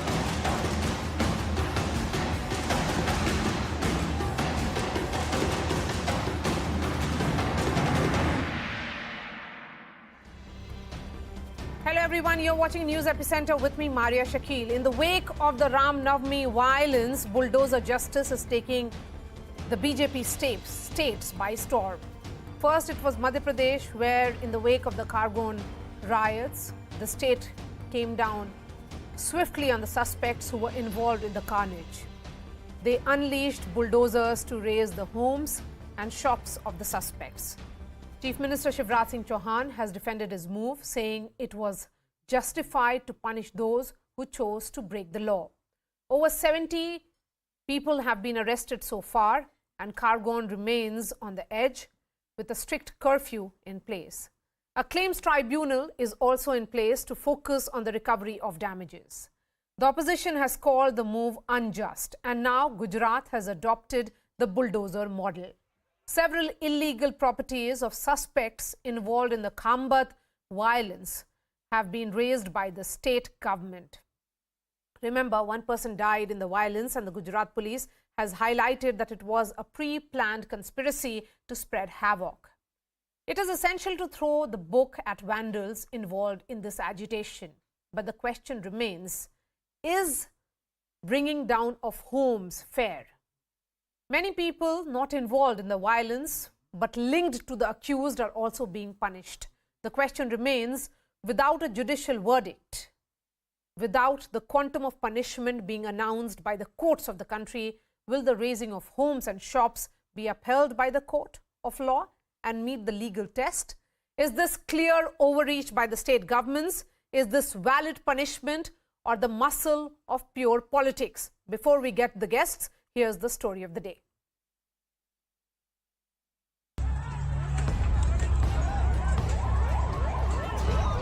Days after a Ram Navami procession was attacked in Madhya Pradesh's Khargone,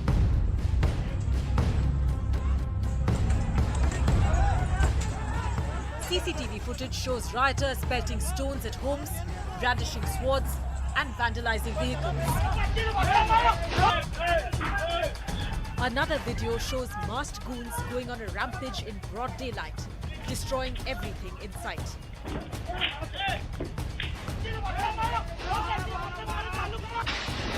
It's irrefutable proof that the violence was premeditated. अगर किसी ने दंगा फैलाया तो मामा छोड़ेगा नहीं किसी भी कीमत पे।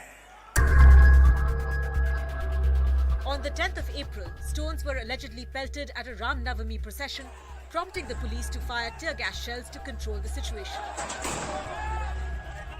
This allegedly triggered communal violence, resulting in arson and vandalism. उस टाइम हम मंदिर में आरती कर रहे थे। मंदिर में आरती के दौरान ये सब 300-400 लोग पत्थर तलवारें बम पेट्रोल बम वगैरह लेके आए और मारना चालू कर दिया। Following the violence, the Madhya Pradesh government ordered that bulldozers break down the houses of those seen pelting stones.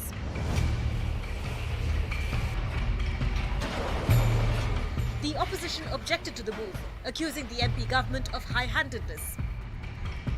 Now, bulldozer politics has spread to Gujarat, which also witnessed violence on Ram Navami. The BJP government in the state ordered demolition of properties belonging to the accused in the riots in Khambat.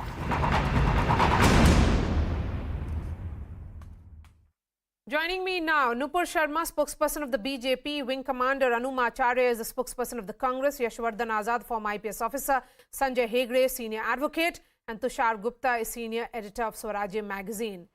Nupur, violence happening in 5 states on Ram Navami.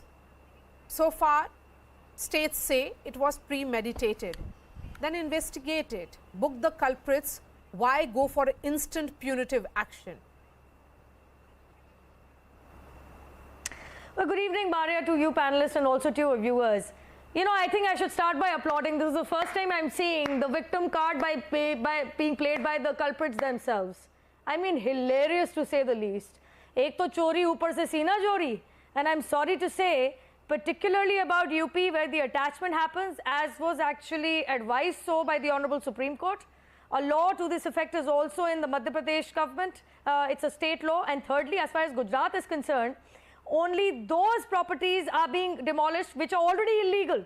In public places, if there is illegal encroachment, two wrongs will not make a right. So, like I said, ek to chori upar se seena chori. If you're a rioter with an illegally encroaching property, it will be demolished. And why not? I'm sorry, your chance to play the victim in this entire fiasco is long gone. If you have the audacity to collect stones, arson, weapons to the tune of kilos and pre-plan the conspiracy of attacking a peaceful procession, a religious procession at that, which is nothing but a living epitome of religious hatred, well, then you pay the price. Because the fact is, the people who've died in these stone pelting riots, the properties which have been burnt down, the public properties which have been burnt down, and the people who've been injured. You have made your opening comments. You have made it. Including the police. I have to correct you on 2 points. Have you read what the Allahabad High Court said in the context of that the state police went too far, that the state government cannot be judge, jury and executioner when it came to, while we understand that there are enough and more laws, that there has to be recoveries, but punishment of this nature without a tribunal being set up is nothing but instant punitive action and cannot be seen as justice being delivered. Allow me to rebut that. Allow me to rebut that, Maria. Where is the stay? It was Justice Satasivam. Please, Maria, please. I know the law as well. The Supreme Court actually advised attaching property. Show me where is the Allahabad High Court staying the action of the Uttar Pradesh government, which attached properties worth 1,800 plus crores. And if there is no stay, then I'm sorry, your argument has no value. But as in the eyes of law is concerned. So please, let's talk sense. Yes, I'm talking sense. You cannot dismiss my argument and thought by saying let's talk sense. Show me the stay. The point that you're trying to make, I'm saying Show just me the stay. listen to me. You don't have to get aggressive and agitated unnecessarily. No, Maria. I'm just asking you a point here. I will get aggressive because people have died. I'm answering while your point. I understand. If the Allahabad High Court has stayed, allow me, Maria, if the Allahabad High Court has stayed the orders attaching properties worth 1,836 crores of rioters, show it to me. There is no stay, which means that action by the Uttar Pradesh government is legal till date. What did the Allahabad High Court say? I'm just trying to get that fact on my phone. I have the details. Saying and staying I have is all different. The details. You cannot. Saying and staying is different. No, listen to me. Listen to me. You saying don't have. Saying and staying is different. You cannot Maria, dismiss everything Maria, as an argument which is convenient for you. Listen to me, I've asked you a specific question. I will be bringing in other panelists. I will be bringing in other panelists because you have not answered my question and you're taking it in a direction. Let Sanjay Hegde respond. Sanjay Hegde respond to this. Sanjay Hegde will respond. He is a senior advocate. Sanjay Hegde, go ahead. Do not. Yes, I don't think I can respond to panelists acting like a bulldozer. Go ahead, Mr. Hegde. I just can't respond to bulldozers. Yes, Mr. Hegde, go ahead. Don't get personal. And that is the exact I'm not talking to you. Don't get personal. No, Ma'am, you have to lower down the tone of your voice because I don't allow and I don't like shouting and screaming on my panel discussions. Let's have a civilized discussion. Let's have a civilized discussion. Let's have a civil discussion. I'm having a civilized discussion. You are not having a civilized discussion. Advise your other panelists. I'm having a civilized discussion. Okay, Sanjay Hegde now. Sanjay Hegde. Sanjay Hegde. Sanjay Hegde. Sanjay Hegde. You are allowing it. Sanjay Hegde, please. No. Yes, sir. Go ahead. Please. Okay. Now the thing is that the Allahabad High Court asked the state government, where is the authority of law? The then made an enactment and it's purporting to proceed against that, under that, but so far, none of those processes have ever culminated.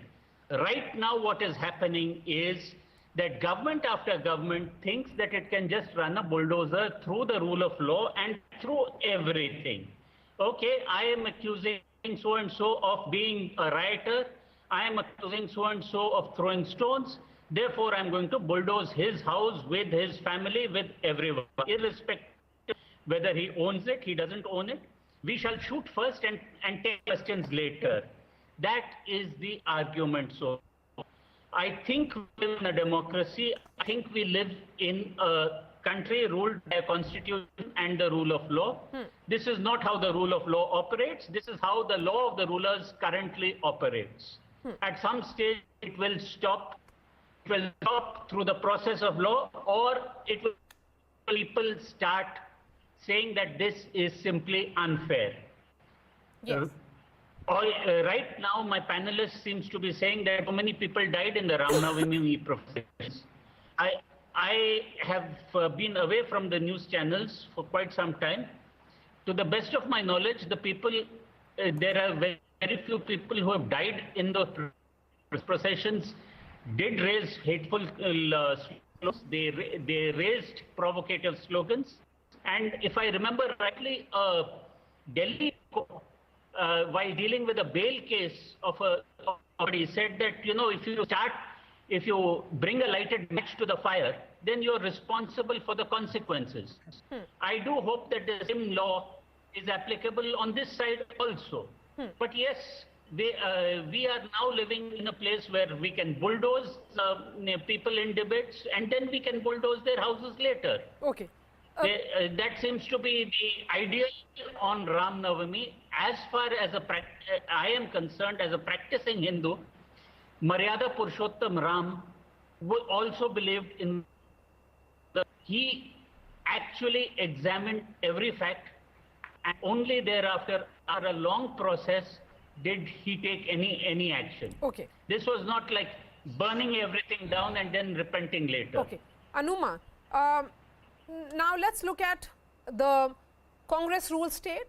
In Lohardaga, which is a state which is ruled by you in alliance, the violence claimed 1 life. Khargone in Rajasthan, which saw communal riots as well. In Lohardaga, the sub-divisional officer has said that there are sleeper cells that have emerged recently who are trying to disrupt the harmony of the place. The BJP says their actions in the BJP-ruled states will ensure fear of the law. What are you doing to ensure that these incidents do not happen? Preventive measures, what is being done by the state government? Maria, we have heard the BJP spokesperson very provocative, unduly aggressive and trying to bulldoze the discussion. Now you are asking me about Congress ruled states. We have seen the Ram Navami procession was very, people of both the community were present there. They celebrated it with a lot of friendly gestures. And in Madhya Pradesh also, in Chhattisgarh also, I have seen one particular case wherein a person, I know him, he is a businessman, he has offered soft drink and other goodies and things to the people who were in the Ram Navami procession. He is a Muslim businessman. So in Congress ruled states, these things did not happen. Like you said in the beginning of the discussion that it was all premeditated. Yes, to me it appears to be premeditated or a stage managed thing. From the other side, it could be a state complicit action because so state the person complicit, who, the person if it is state complicit, then Rajasthan government and Jharkhand government are complicit? I am talking about where BJP ruled states are there because they are going to undergo elections very soon, and this intensifying Rajasthan will also be going narrative. for elections next year. In Rajasthan, we have heard those stories of one Madhulika Jadon who saved the life of 15 people. There, the government, see, it's such an intense polarizing actions by BJP in both the states. In states where Congress is there, they are trying to polarize the people in a different manner. In their own states, they are doing, because I come from Madhya Pradesh. There is something very, very problematic about your argument. The point that I'm trying to say is that all the state governments are saying that this was pre-planned, premeditated. Then what did the state governments do to prevent it? Could they have handled it better? This is not for the first time Ram Navami processions are being taken out. Why did it happen this time around? Maria, in Madhya Pradesh, at least I come from that state, allow me to tell you that it was never ever known for riots, because last riots we have seen happened in 1992 and one small thing had happened sometimes in 2013. But Madhya Pradesh has been a peace-loving state, and Khargone, from where my roots are also there, it is never known for such kind of riots which happened this time. And people who have been already in jail, their names are there in the FIR. You have seen that their houses have been destroyed, demolished, without even giving them a... Ma'am, I'll bring in other panelists now, because I don't think so any of the state governments can just put it on their political opponents to say that they are the ones inciting. You are doing it on the BJP. The BJP is saying that the Congress is responsible. And they're also talking about the PFI. Allow me to just complete one small little thing, that this all has started in a very phased manner. Initially, the mob lynching was validated. In a way, they have tried it. Then intensifying, flooding with the WhatsApp groups with a lot of hate posts, and finally making people let's not go back to lynching, because there is a larger narrative building that is also happening since 2014. I have covered it as a journalist, and I'm privy to what is happening as well. Yashwardhan Azad, come in on this. Preliminary investigations into the incidents have revealed pre-planned conspiracy provoked by the sleeper cells backed by terror outfits. The new evidence that is on the surface is talking about the role of the PFI. You have heard the BJP spokesperson, you have heard the Congress spokesperson. This time around, incidents happen in both these states. One state has gone for bulldozers, the other state is blaming it on their political opponents. What is a deterrent then? It just shows that all the states have uniformly failed in controlling the riots. The state administration cannot cry over somebody's shoulder and say, listen, the PFI was doing it, or the atmosphere was created. The Ram Navami procession, there was enough intelligence that there'll be problems.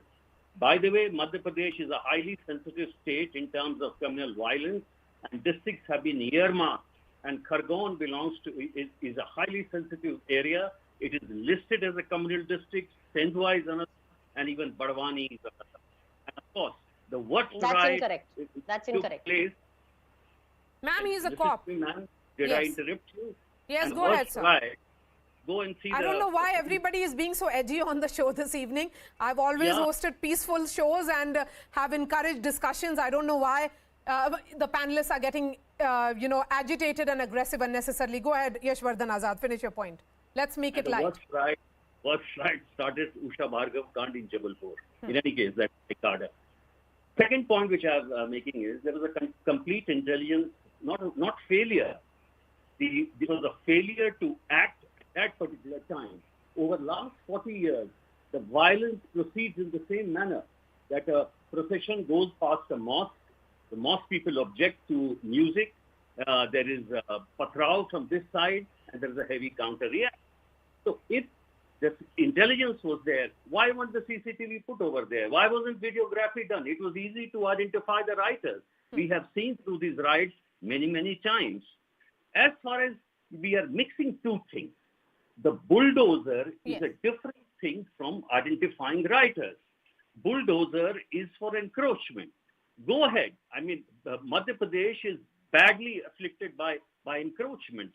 And therefore, if you give the notice, like the Bihar model, if you give notice for encroachment and remove it, it's fine.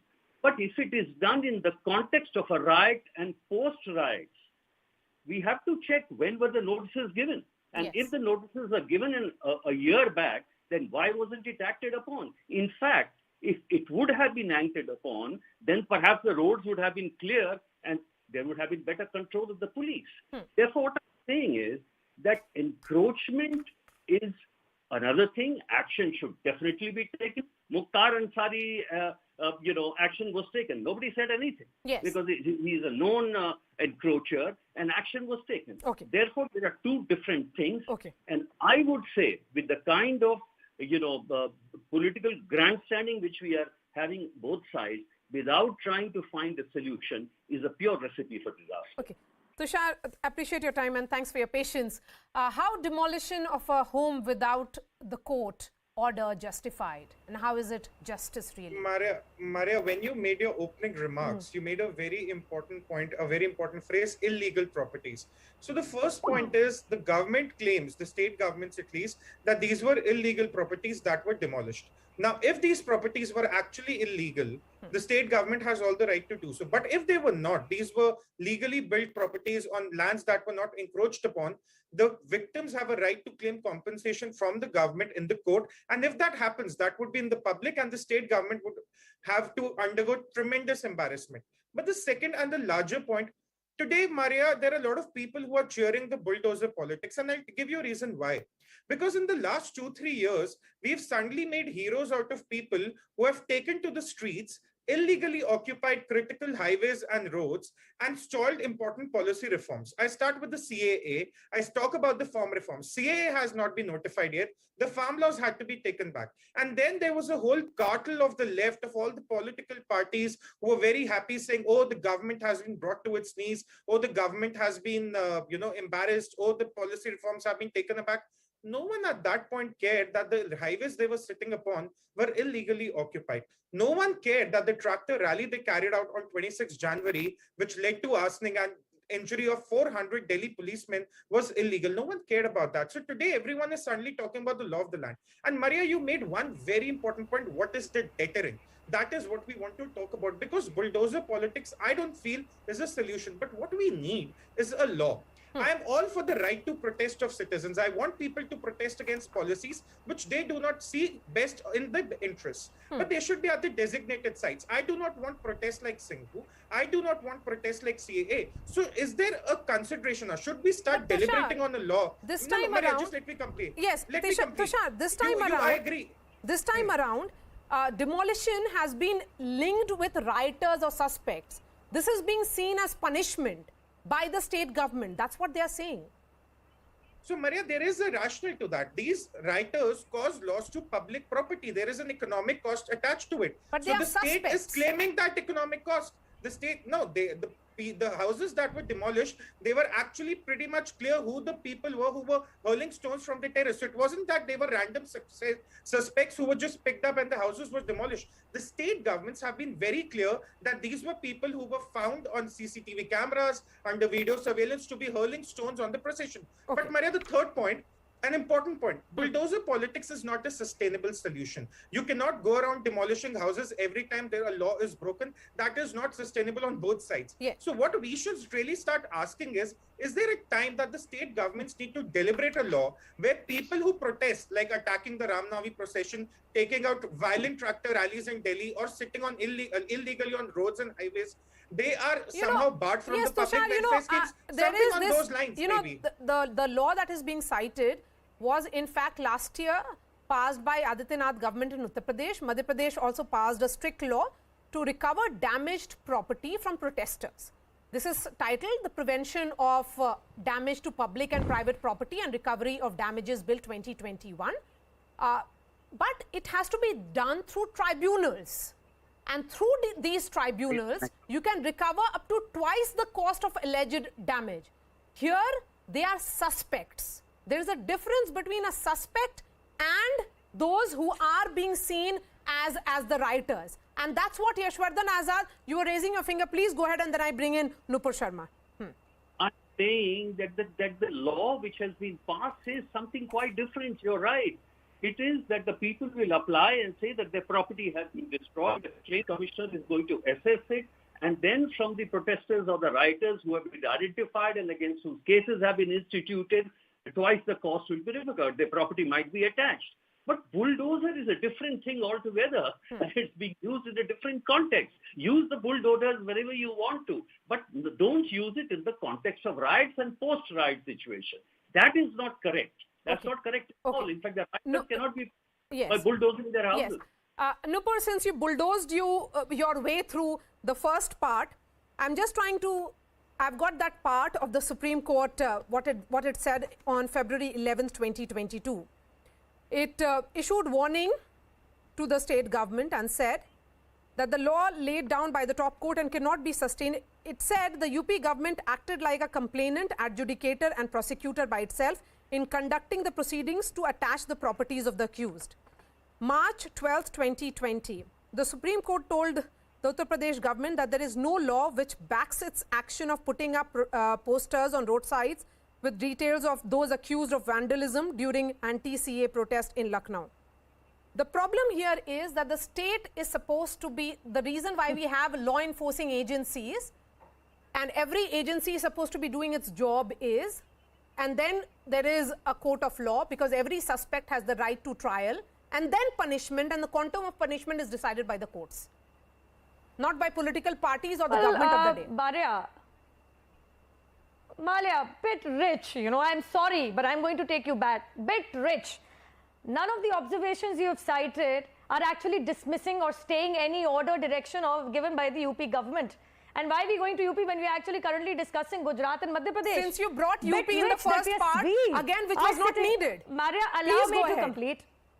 Maria, you are the one who brought up the Allahabad observation. Sorry, I did not bring up Uttar Pradesh. You brought up Allahabad observation. Please allow me to complete now. It's a bit rich that while we are here, you know, passing judgments as to whether the government of these states are justified in taking these decisions and demolishing the property, illegal property of the rioters. And who are we to pass the judgments whether they're right or wrong? It's a matter of trial, Maria. You, me, the houses have been demolished already. Or the Congress spokesperson. Allow me, Maria. Still, it's a matter of trial, Maria. Yes, it has been demolished. To pass judgment whether it was right or wrong. The problem here is that the state is threatening, not strengthening the rule of law here. You have to allow me. Allow me, Maria. Even then, you are nobody to say whether the rule of law was followed. Then why are you dismissing what has happened? The function of the court. Let it be then. Allow me. I'm not dismissing. Let it be. I'm saying let it be. When did I say I'm dismissing it? You are the one passing judgment whether it was right or wrong. And I'm sorry at the same time passing judgment as to I'm uncivilized. I did not speak over any of these other two panelists. No, make your point, one please. Of those who is interested in counting the number of dead bodies. Make your point, please. My point. Yes. I'm making my point. Perhaps you would make the right point if you call the rioters uncivilized rather than a panelist who was trying to make a legal point and still waiting for you to cite the judgment wherein any court of this country has stayed the order attaching properties of rioters worth 1800 plus crores. You've not been able to do that. Point number two, while some people are busy passing judgment, somebody is calling me provocative, you are calling me uncivilized. You know, here we are trying to prove innocence of rioters. Congratulations, all of you. I did not know we all are here judges and juries in somebody else's cause. While none of us are qualified to do so, none of us can usurp the judicial powers. It's a matter of trial. Let them decide whether the state action is legal or not. It's the same argument. So you are in agreement with me and yes, you are in agreement with me that it has to be trial, and then the state. Yes. Okay. Allow come in on this now, Sanjay Hegde. Allow me to complete. Sanjay Hegde. Allow me to complete. What? Complicit. Sanjay Hegde. Allow me to make one last point. Yes, please. Please, Maria. Allow me to make one. I'm requesting you. Complicit is Mr. Ashok Gehlot, who has been incapable of arresting Matloob Ahmed just because he's a Congress-supported councillor. Where is he since April 2nd? And if you're talking about any kind of communal tension, pray tell me what was so communal about a Dr. Ambedkar Shobha Yatra going through Sadak Dudli village in Saharanpur. Dr. B.R. Ambedkar Shobha Yatra on his Janam Jayanti, sorry to say Maria, has no communal color, no Hindu-Muslim whatsoever. The father of the constitution, Shobha Yatra, was also pelted with stones and people were injured. Perhaps somebody would like to throw some light on how right or not and whether we need to prove the innocence of those stone pelting people. You made your point. Tushar wants to come in. Tushar. Yes, Tushar. Maria, you made a point about the economic cost, that it should be twice of what they have caused as a damage. Yes. On 26 January 21, when 400 Delhi policemen were injured, did any farmer on the tractor come forward to sponsor their treatment? losses worth crores, 40,000 odd crores were just happened in the Singhu area, the whole Delhi Murthal belt. Did any farmer come out and say, cut it from my MSP, deduct it from my MSP? And yet, we made all of them some sort of heroes. Rakesh Tiket was on every channel, every conclave. If policies and reforms cannot be conducted like this, as you say with the bulldozer, I'm sorry, reforms and policies cannot be questioned on the streets as well by putting harm onto common people. So if you have made heroes out of those people, if you've made hero out of one running a tractor, do not question the bulldozer politics today. That's my limited point. Okay, point well taken. Anuma, and then I'll give the final words to Mr. Sanjay Hegde. Anuma, go ahead. The point being made by Nupur Sharma that you are actually giving protection to those who have been involved in acts of rioting. That's actually incorrect, and this will come out very soon. But the learned BJP spokesperson forgets the difference between suspects versus convicts, which you already said that the houses of suspects were demolished. Now tomorrow, I'm so worried, tomorrow in Bhopal, there is a Hanuman Jayanti procession. And the procession has been planned specifically, deliberately from that same areas where the minority community stays, their mohallas and all. So I am very worried that it is going to be a repeat of Khargone. It's tomorrow. It's Which tomorrow law in stops Bhopal. it? Sorry, which law stops it? No law stops. Which law stops it? The procession cannot be. Then what is your argument? But here, why cannot be allowed? I am asking you for the law. Maria, the same thing which happened in Khargone. Which law, ma'am? Which law? The thing which is I'm sorry. In a secular country. No, you need to state the law and the judgment that you cannot take a procession out of a certain area in a secular country. Please. You can't have an argument bereft of facts, Maria, and you're allowing this on your television. This is more communal than the argument based on law I'm making here. Sorry to say. There's too much of noise. I can't understand who's talking, who's not talking. Is that you, Maria? I don't know. No, Anuma, the point here is that law and order is a state subject. And Madhya Pradesh has a BJP government. We certainly hope that another rally that is being taken out tomorrow goes off peacefully. Yes, Sanjay Hegde, you get the final words. Go ahead, sir. No, the final words are that you cannot have a situation where you have an execution first and a trial later. If that is so, then it only becomes the law of General Dyer, who took out huge kind of reprisals on the Indians who protested in the Punjab in 1919. I take very serious objection. I'm sorry. You cannot be equating the government of the day, which is, I'm sorry, again he's trying to be a judge, trying to equate the action of the government. It appears I will take that strong objection to somebody who enslaved us. I take very, very strong objection. I don't know if he ever called Rajiv Gandhi as the head of General Dyer's army. I never heard him say that. You know, Mr. Hegde, you might be a senior advocate, but sometimes the things you come out with, I'm sorry, leaves a lot to imagination. You should take it back. Everybody in the discussion, we don't know what is to be said about that. You are doing it. You are doing it. Nupur, you have made your point. You're the one who's calling me names. You have made your point. Nupur, you have made your point. Nupur, you have made your arguments. You should be objective. You have made your arguments. How can you allow? Sanjay Hegde now. How can you allow somebody on your television debate? It's his thought. Let him speak. You cannot decide who's going to speak, who's not going to speak. Go ahead, sir. The rule of law requires a trial first and punishment later. If you invert it, you have inverted the rule of law. You have bulldozed it. You might as well shut down the courts. Fine, sir. Thank you so much for joining us. Sanjay Hegde, Yashwardhan Azad, Anuma Acharya, Nupur Sharma and Tushar Gupta. With that, we are slipping into a short break. Coming up would be another very interesting judgment that has come. And that has led to a lot of debates that has begun on it. It will be on adultery, so stay with us. We'll be coming up in just a bit.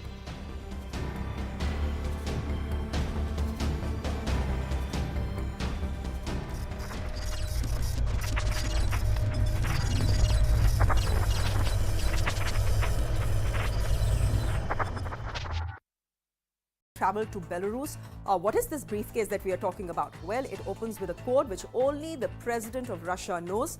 Pressing the white button will launch a nuclear attack. Hopefully that will not happen. Only the president is authorized to order a nuclear attack. As you know, over 6,000 nuclear weapons are controlled via this briefcase, which is what makes this picture from Belarus particularly worrying. The International Criminal Court's chief prosecutor has declared Ukraine a crime scene and said there are reasonable grounds to believe that war crimes have been committed. The chief prosecutor has visited Bucha in Ukraine, where hundreds of bodies of civilians were recovered following the retreat of Russian troops. One of the Russian Navy's most important warships, the Moskva, has sunk at the Black Sea. Russia claims the warship sank after a fire on board, but Ukraine says it began to sink after it was hit by their Neptune anti-ship missile. Either way, it's a big blow to the Russian military, which has been struggling against Ukrainian resistance for the last 51 days. Powerful explosions have been heard in Kiev today, even though Russian troops have pulled back from the Ukrainian capital after its Black Sea naval flagship attack sank. Russia is now warning that it will step up missile attacks on Kiev in response to sorties across the border. Ukrainian forces are desperately trying to prevent Russia from taking over the Azovstal steel plant in the besieged city of Mariupol. The strategic port city is one of Russia's main targets. Now, if Mariupol falls, Moscow will be able to better link troops advancing from the east with those from the Crimean Peninsula. Russia has carried out cruise missile tests from submarines in the Sea of Japan, prompting Japan's foreign minister to convey his concerns to Moscow. The missile test came a day after the US Navy's 7th Fleet and Japan's Maritime Self-Defense Force announced joint naval exercises in the Sea of Japan. Now, the war is being fought on multiple battlegrounds, as you know. A group of anonymous hackers turned Russia's own ransomware against its national space agency. Now, this is what it means. These hackers attacked Russia's space agency. Many important files were downloaded. Several Russian files were deleted. And the attack to end Mr. Putin's control over spy satellites was attempted. Russia claims there was no cyber attack, obviously. Now, a sarpanch back home in Delhi, in Jammu and Kashmir, was shot today in Patan's Goshbagh area. An injured Manzoor Ahmed Bangru was rushed to the hospital but was declared dead on arrival. This is the 7th targeted attack on civilians since the beginning of April. Heavy storms and rainfall lashed parts of northeastern states. Assam has faced the brunt of the damage. Several trees were uprooted and many houses were destroyed. 6 people have died in Upper Assam due to the storm so far, 4 in Dibrugarh district and 2 in Tinsukia. The IMD has predicted that the northeast will receive heavy rainfall for the next 3 days. The centre is mulling a ban on the Popular Front of India. The PFI has been accused of radicalizing Muslim youth, instigating violence in several states and being involved in 30 political murders in Kerala. An NIA dossier has detailed incidents where the organisation was involved. A ban has been sought based on this very dossier. Now, let's trace the roots of the Popular Front of India, which essentially is the PFI. It was SIMI, if you remember, originally was formed in 1977, but it was banned in 2001. But was that the end of it? It wasn't, because SIMI then reincarnated itself into PFI. It was formed in 2006, and these were the roots to the 1993. Then what you have is the SDPI, which is the political wing of the PFI, and you of course have the CFI, which is the students' wing, accused for the hijab controversy in Karnataka. In more news, BJP's 4-member fact-finding team, constituted by BJP President JP Nadda, has reached Hanskali today to take stock of the details of the alleged rape and murder of a minor. The CBI team is currently looking for evidence and samples at the crematorium where the victim was cremated. Karnataka Minister K.S. Ishwarappa today resigned from his post. He submitted his resignation to Chief Minister Bommai. Addressing party workers this afternoon, Ishwarappa said that he would be cleared of all charges and return as a minister. A contractor, Santosh Patil, died by suicide and blamed a corrupt Ishwarappa before taking this extreme step. A 25-year-old woman jumped off the Akshardham metro station in the national capital yesterday. Quick-thinking CISF personnel managed to catch her in a blanket, but the woman sustained multiple fractures. She ultimately succumbed to her injuries late last night. A fire has ripped through the Ohio neighborhood, damaging multiple homes and vehicles. As one Cleveland house burned, its chimney collapsing in on the rubble. A total of 5 homes and 12 vehicles were damaged in this fire that you're seeing on the streets. Israeli police and Palestinians clashed at the Jerusalem's Al-Aqsa Mosque compound, the third holiest site in Islam.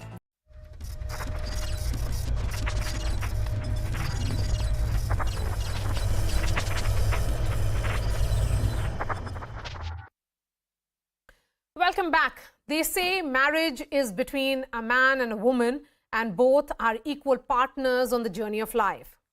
But it seems the law has another view.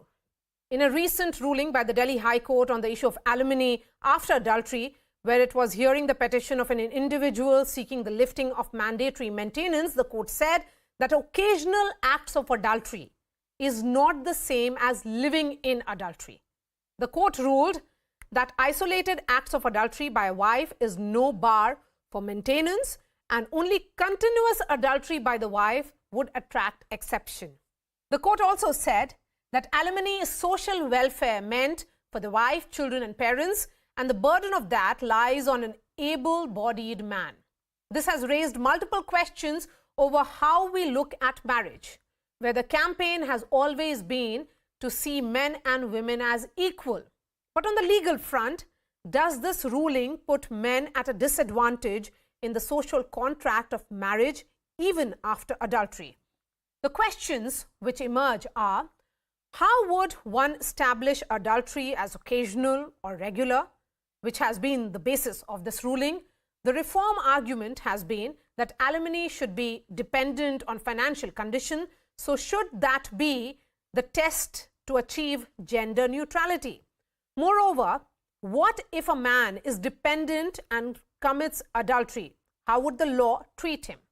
To answer these questions, I am being joined by Deepika Narayan Bhardwaj. She is a men's right activist. Trisha Shetty is founder of She Says. Kamini Jaiswal, senior lawyer. We'll be joined by Rekha Agarwal as well.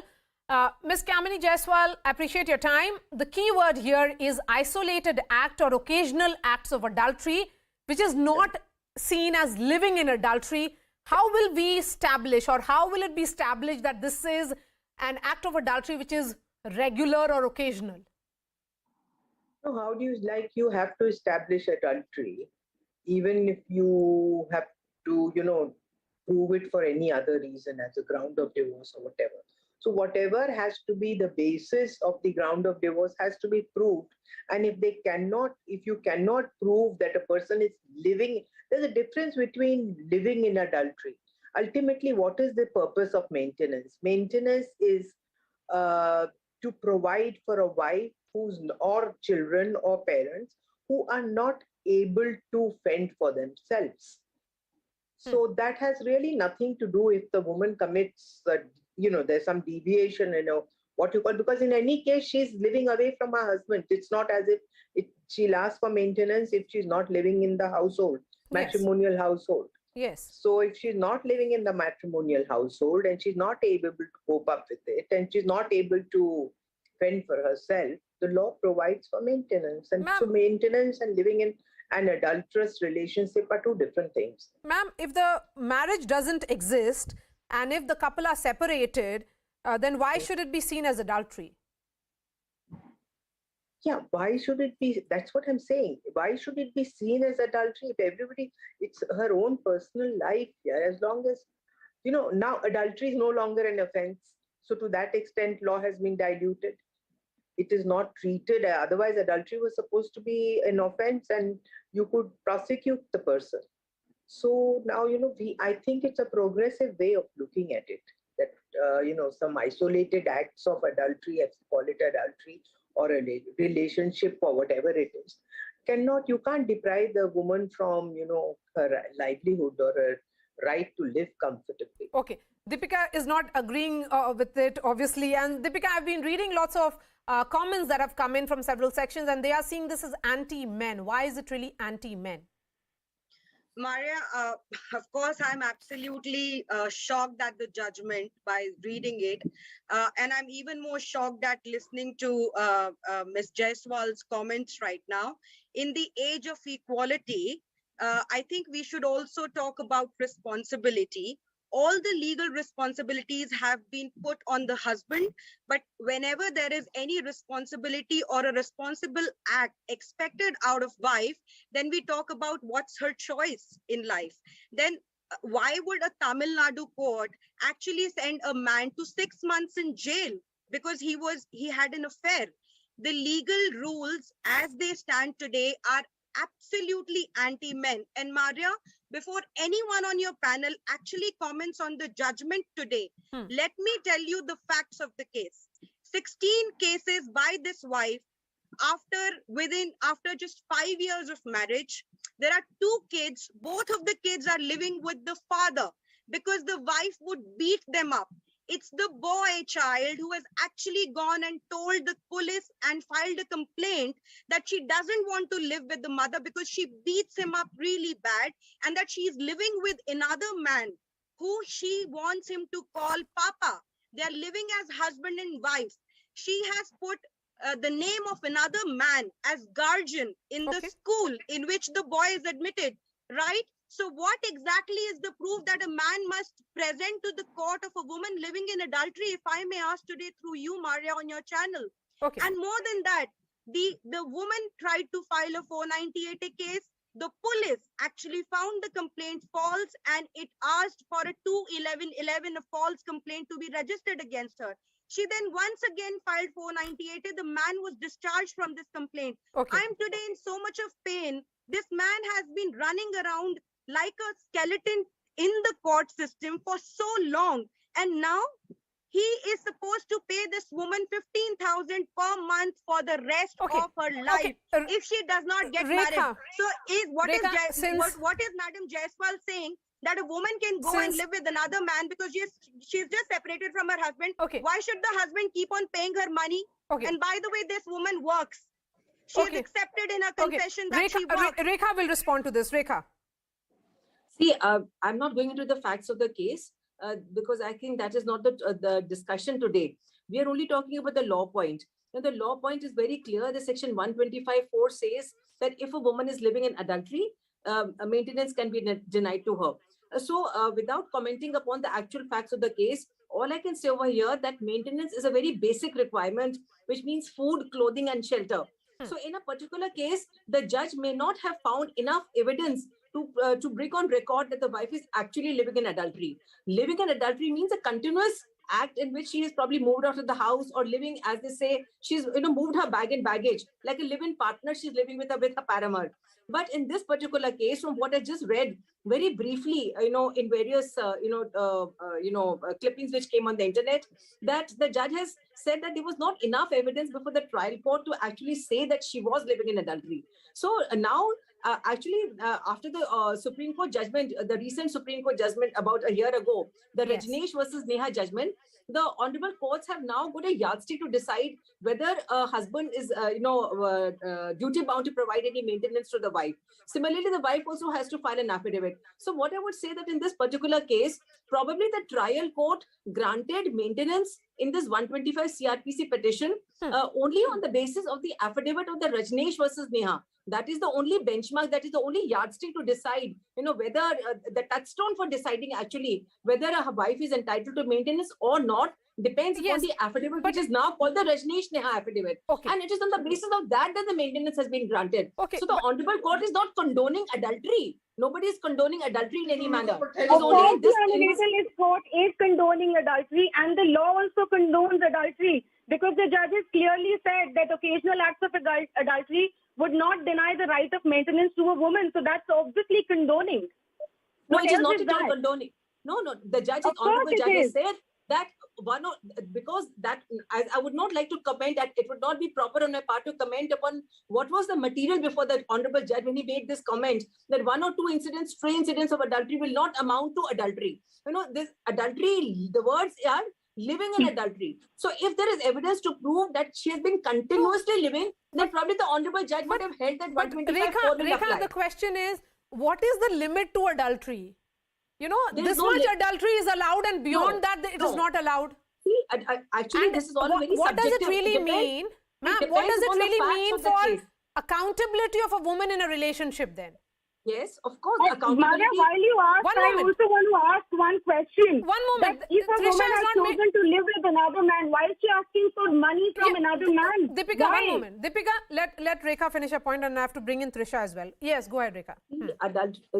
When we are talking about maintenance under 125 CRPC, it means a woman can claim maintenance till she gets remarried. That is why 125 was made a part of the CRPC. And one must not forget the fact that this section was incorporated at a time when the maximum limit of claiming maintenance is only 500 rupees. But the fact that now there is no limit to it. So earlier 125 CRPC was used where a woman was actually living the life of a destitute when she had no means of survival. But now, again, I'm coming back to the point that it is on the basis of the affidavit that the court is going to decide, not on the basis of whether she's living in adultery or not. Now, once the maintenance has been awarded under 125 CRPC, it can be set aside. The judge can review the order later on if it comes to the knowledge of the court, on an application made by the husband under 125(4), that we want this order to be modified. Because now she is living in adultery. Yes. But there has to be evidence for that. Yes. So, so there has, the point being made here, it is one or occasional acts of adultery, and that is where the entire argument is coming in. Trisha will make a point, and then I'll go back to the other panelists. Go ahead, Trisha. Thank you. I have actually read through the entire judgment myself, and I must admit here, in no way, in this specific case, I'm not trying to make a case for, why we must be sympathetic towards the wife in question, because yes, there are clear allegations, criminal complaints put against the wife about abuse, neglect against both her children, due to which the custody of her children were granted to the father and the grandfather, like in likelihood. Just talking about the facts and issue here, taking into account the allegations of cruelty against the wife, there are multiple precedents set by honorable Supreme Courts and various high courts that clearly establish that ground of cruelty does not disentitle the right of a wife to maintenance. Now, we must talk about Section 125. Why was it put into place? It was put into place to prevent vagrancy, right? So that is the essence of the Section 125, the right to maintenance. It's put into place to make sure people do not suffer from homelessness. Vulnerable populations do not have to lead to a life of crime to provide for sustenance. Also, another thing we must keep in mind is the petitioner here, his monthly salary amounts to about 2.5 lakhs per month. In relation to his monthly salary, he's been asked to provide 15,000 as maintenance to his wife here in question. Now, when we talk about living in adultery, this is what the law says, and multiple judgments, time again, as the learned panelists before me from the Supreme Court have enunciated, living in adultery has been very specifically defined by multiple judgments that say the words are not simply committed adultery, but there is a clear distinction between committing adultery and living in adultery, which means a continuous course of conduct that amounts to partners living together in a sort of cohabitation situation. Now, also talking about her financial situation, the petitioner here, by the court's judgment, clearly says that he was not able to show that his wife continues to be employed and has sufficient means to maintain herself. On the basis of testimony, it's also shown that the wife and her own father are not in good ties anymore. So the father is not supporting the wife. Yes, but we are moving away. Yes, we are moving away from the. Yes, while there are multiple facets. Point one, well taken. But there is the order now, which will be cited as the precedent in other cases, Kamini Jaiswal. This, of course, has to do with alimony and maintenance, but it is opening up of a scrutiny of a different nature now. See, just let us make it clear. This is not the law. This is a simple, single order, an interim kind of maintenance provided to the wife. Law, it would be if Supreme Court had decided. Right. Supreme Court has not decided. Supreme Court has only decided that it is living in adultery. And that is what the law says. Now, on the fact, I do not know the facts of this case. I can say that.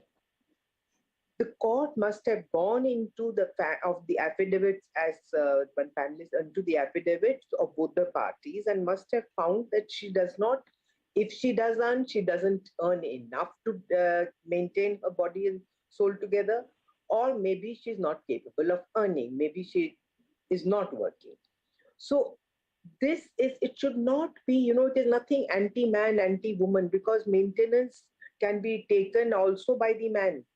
The wife may be called, there are cases where wife is called upon to pay maintenance to the man, to the children, to her parents. So maintenance, this provision is more like an emergency measure, and it has been introduced in the Criminal Procedure Code so that an urgent order can be passed till the whole maintenance issue is decided, and an order is passed so that a person doesn't live in vagary. It is just to keep body and soul together. It's a mere, literally a maintenance. Yes. It is not a penalty or a certificate or any such thing. Deepika, 30 seconds for you, and I'll give the final words to Rekha. Please go ahead. 30 seconds, Deepika. Maria, I think this is not the only judgment which is anti-men. I on a daily basis see endless judgments. There was a similar judgment from Justice Pardiwala in Gujarat High Court as well, where a woman who was in adultery was given maintenance. Now, when women on the panel are saying that maintenance is just to maintain her body and soul, I'm sorry to tell you, Maria, that today in enough and more cases, there are women who are taking 1 lakh, 1.5 lakh 5 lakh maintenance. These are women who have done MBA and postgraduate courses, but they sit at home and ask for maintenance, and courts are granting maintenance. My simple question is, where does the responsibility today of a marriage lie on a wife? Because there are thousands of responsibilities. I'll ask on a Rekha husband. to respond to that, and Rekha, I have just 30 seconds for you. Please go ahead. Very simply put, there may be some fish who are kind of polluting the water, and it doesn't mean that all the one rotten apple is spoiling the entire basket. Now the courts are very clear. If a wife is capable of earning, and if she's able to earn her livelihood, she will not be granted maintenance. And the courts are not passing any judgment which are anti-men or pro-women. I don't think that is the case. The courts are now very, very neutral in the matter. On the basis of the Rajneesh versus Neha affidavit, which is now mandatory all over India, the courts are going to decide whether a woman is entitled to maintenance or not. She has to make a clean disclosure of all her movable and immovable assets. So I do not really agree with the other panelists that this is again yet another instance Now, of a man was put anti-men behind judgment. bars for 6 months for having an affair. A man was convicted for Let this cruelty discussion for having continue. an affair, and you're News18.com. saying the Deepika, judges are Trisha, courts are Ms. not Kamini anti-men. Jaiswal and Rekha Agarwal, thank you so much for joining us. Shifting focus to another story. COVID continues to wreak havoc in China, and the country has been trying to bring its caseload under control. Shanghai has witnessed a massive surge in its daily caseload. Look at those very disturbing visuals that are coming in now from China. But videos of residents being locked in their homes, screaming through their apartments, and being dragged to quarantine centers has shocked the world, where, in a bid to control COVID, the Chinese regime is showing inhumanity.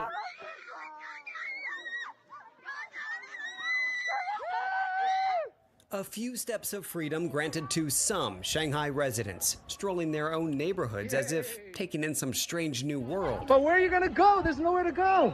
Most shops still closed and public transportation halted. Still, this woman can't hold back her joy, recording as she and her neighbors roam the empty streets. After forcing 25+ million people into weeks of harsh lockdown, government officials, facing mounting pressure, lifted some restrictions. For communities like mine, without a positive case in the last 7 days, that meant we could actually step outside our apartments.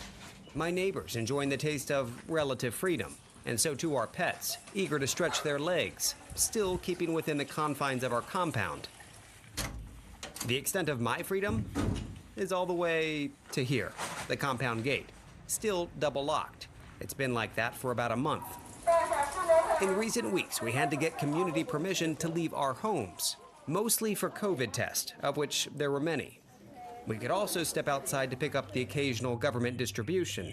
Today's delivery, a bagger price. But even with heavy restrictions still in place, we have it good, for now at least.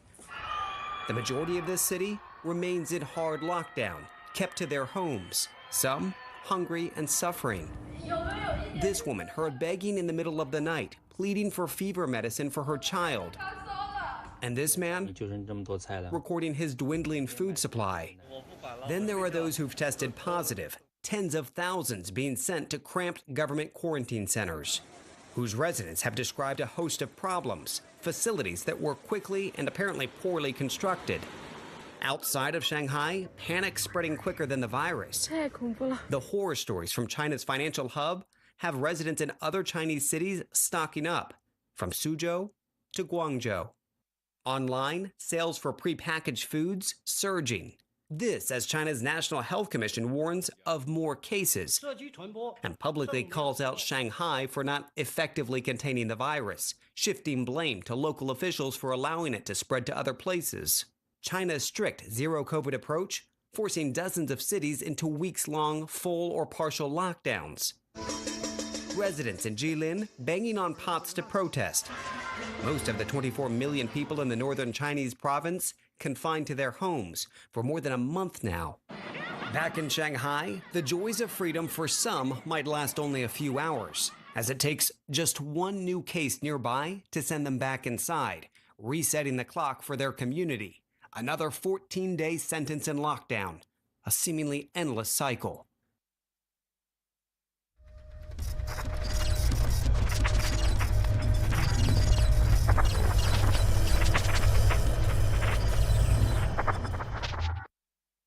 And firecrackers. At least 152 Palestinians were hurt, according to the Palestinian.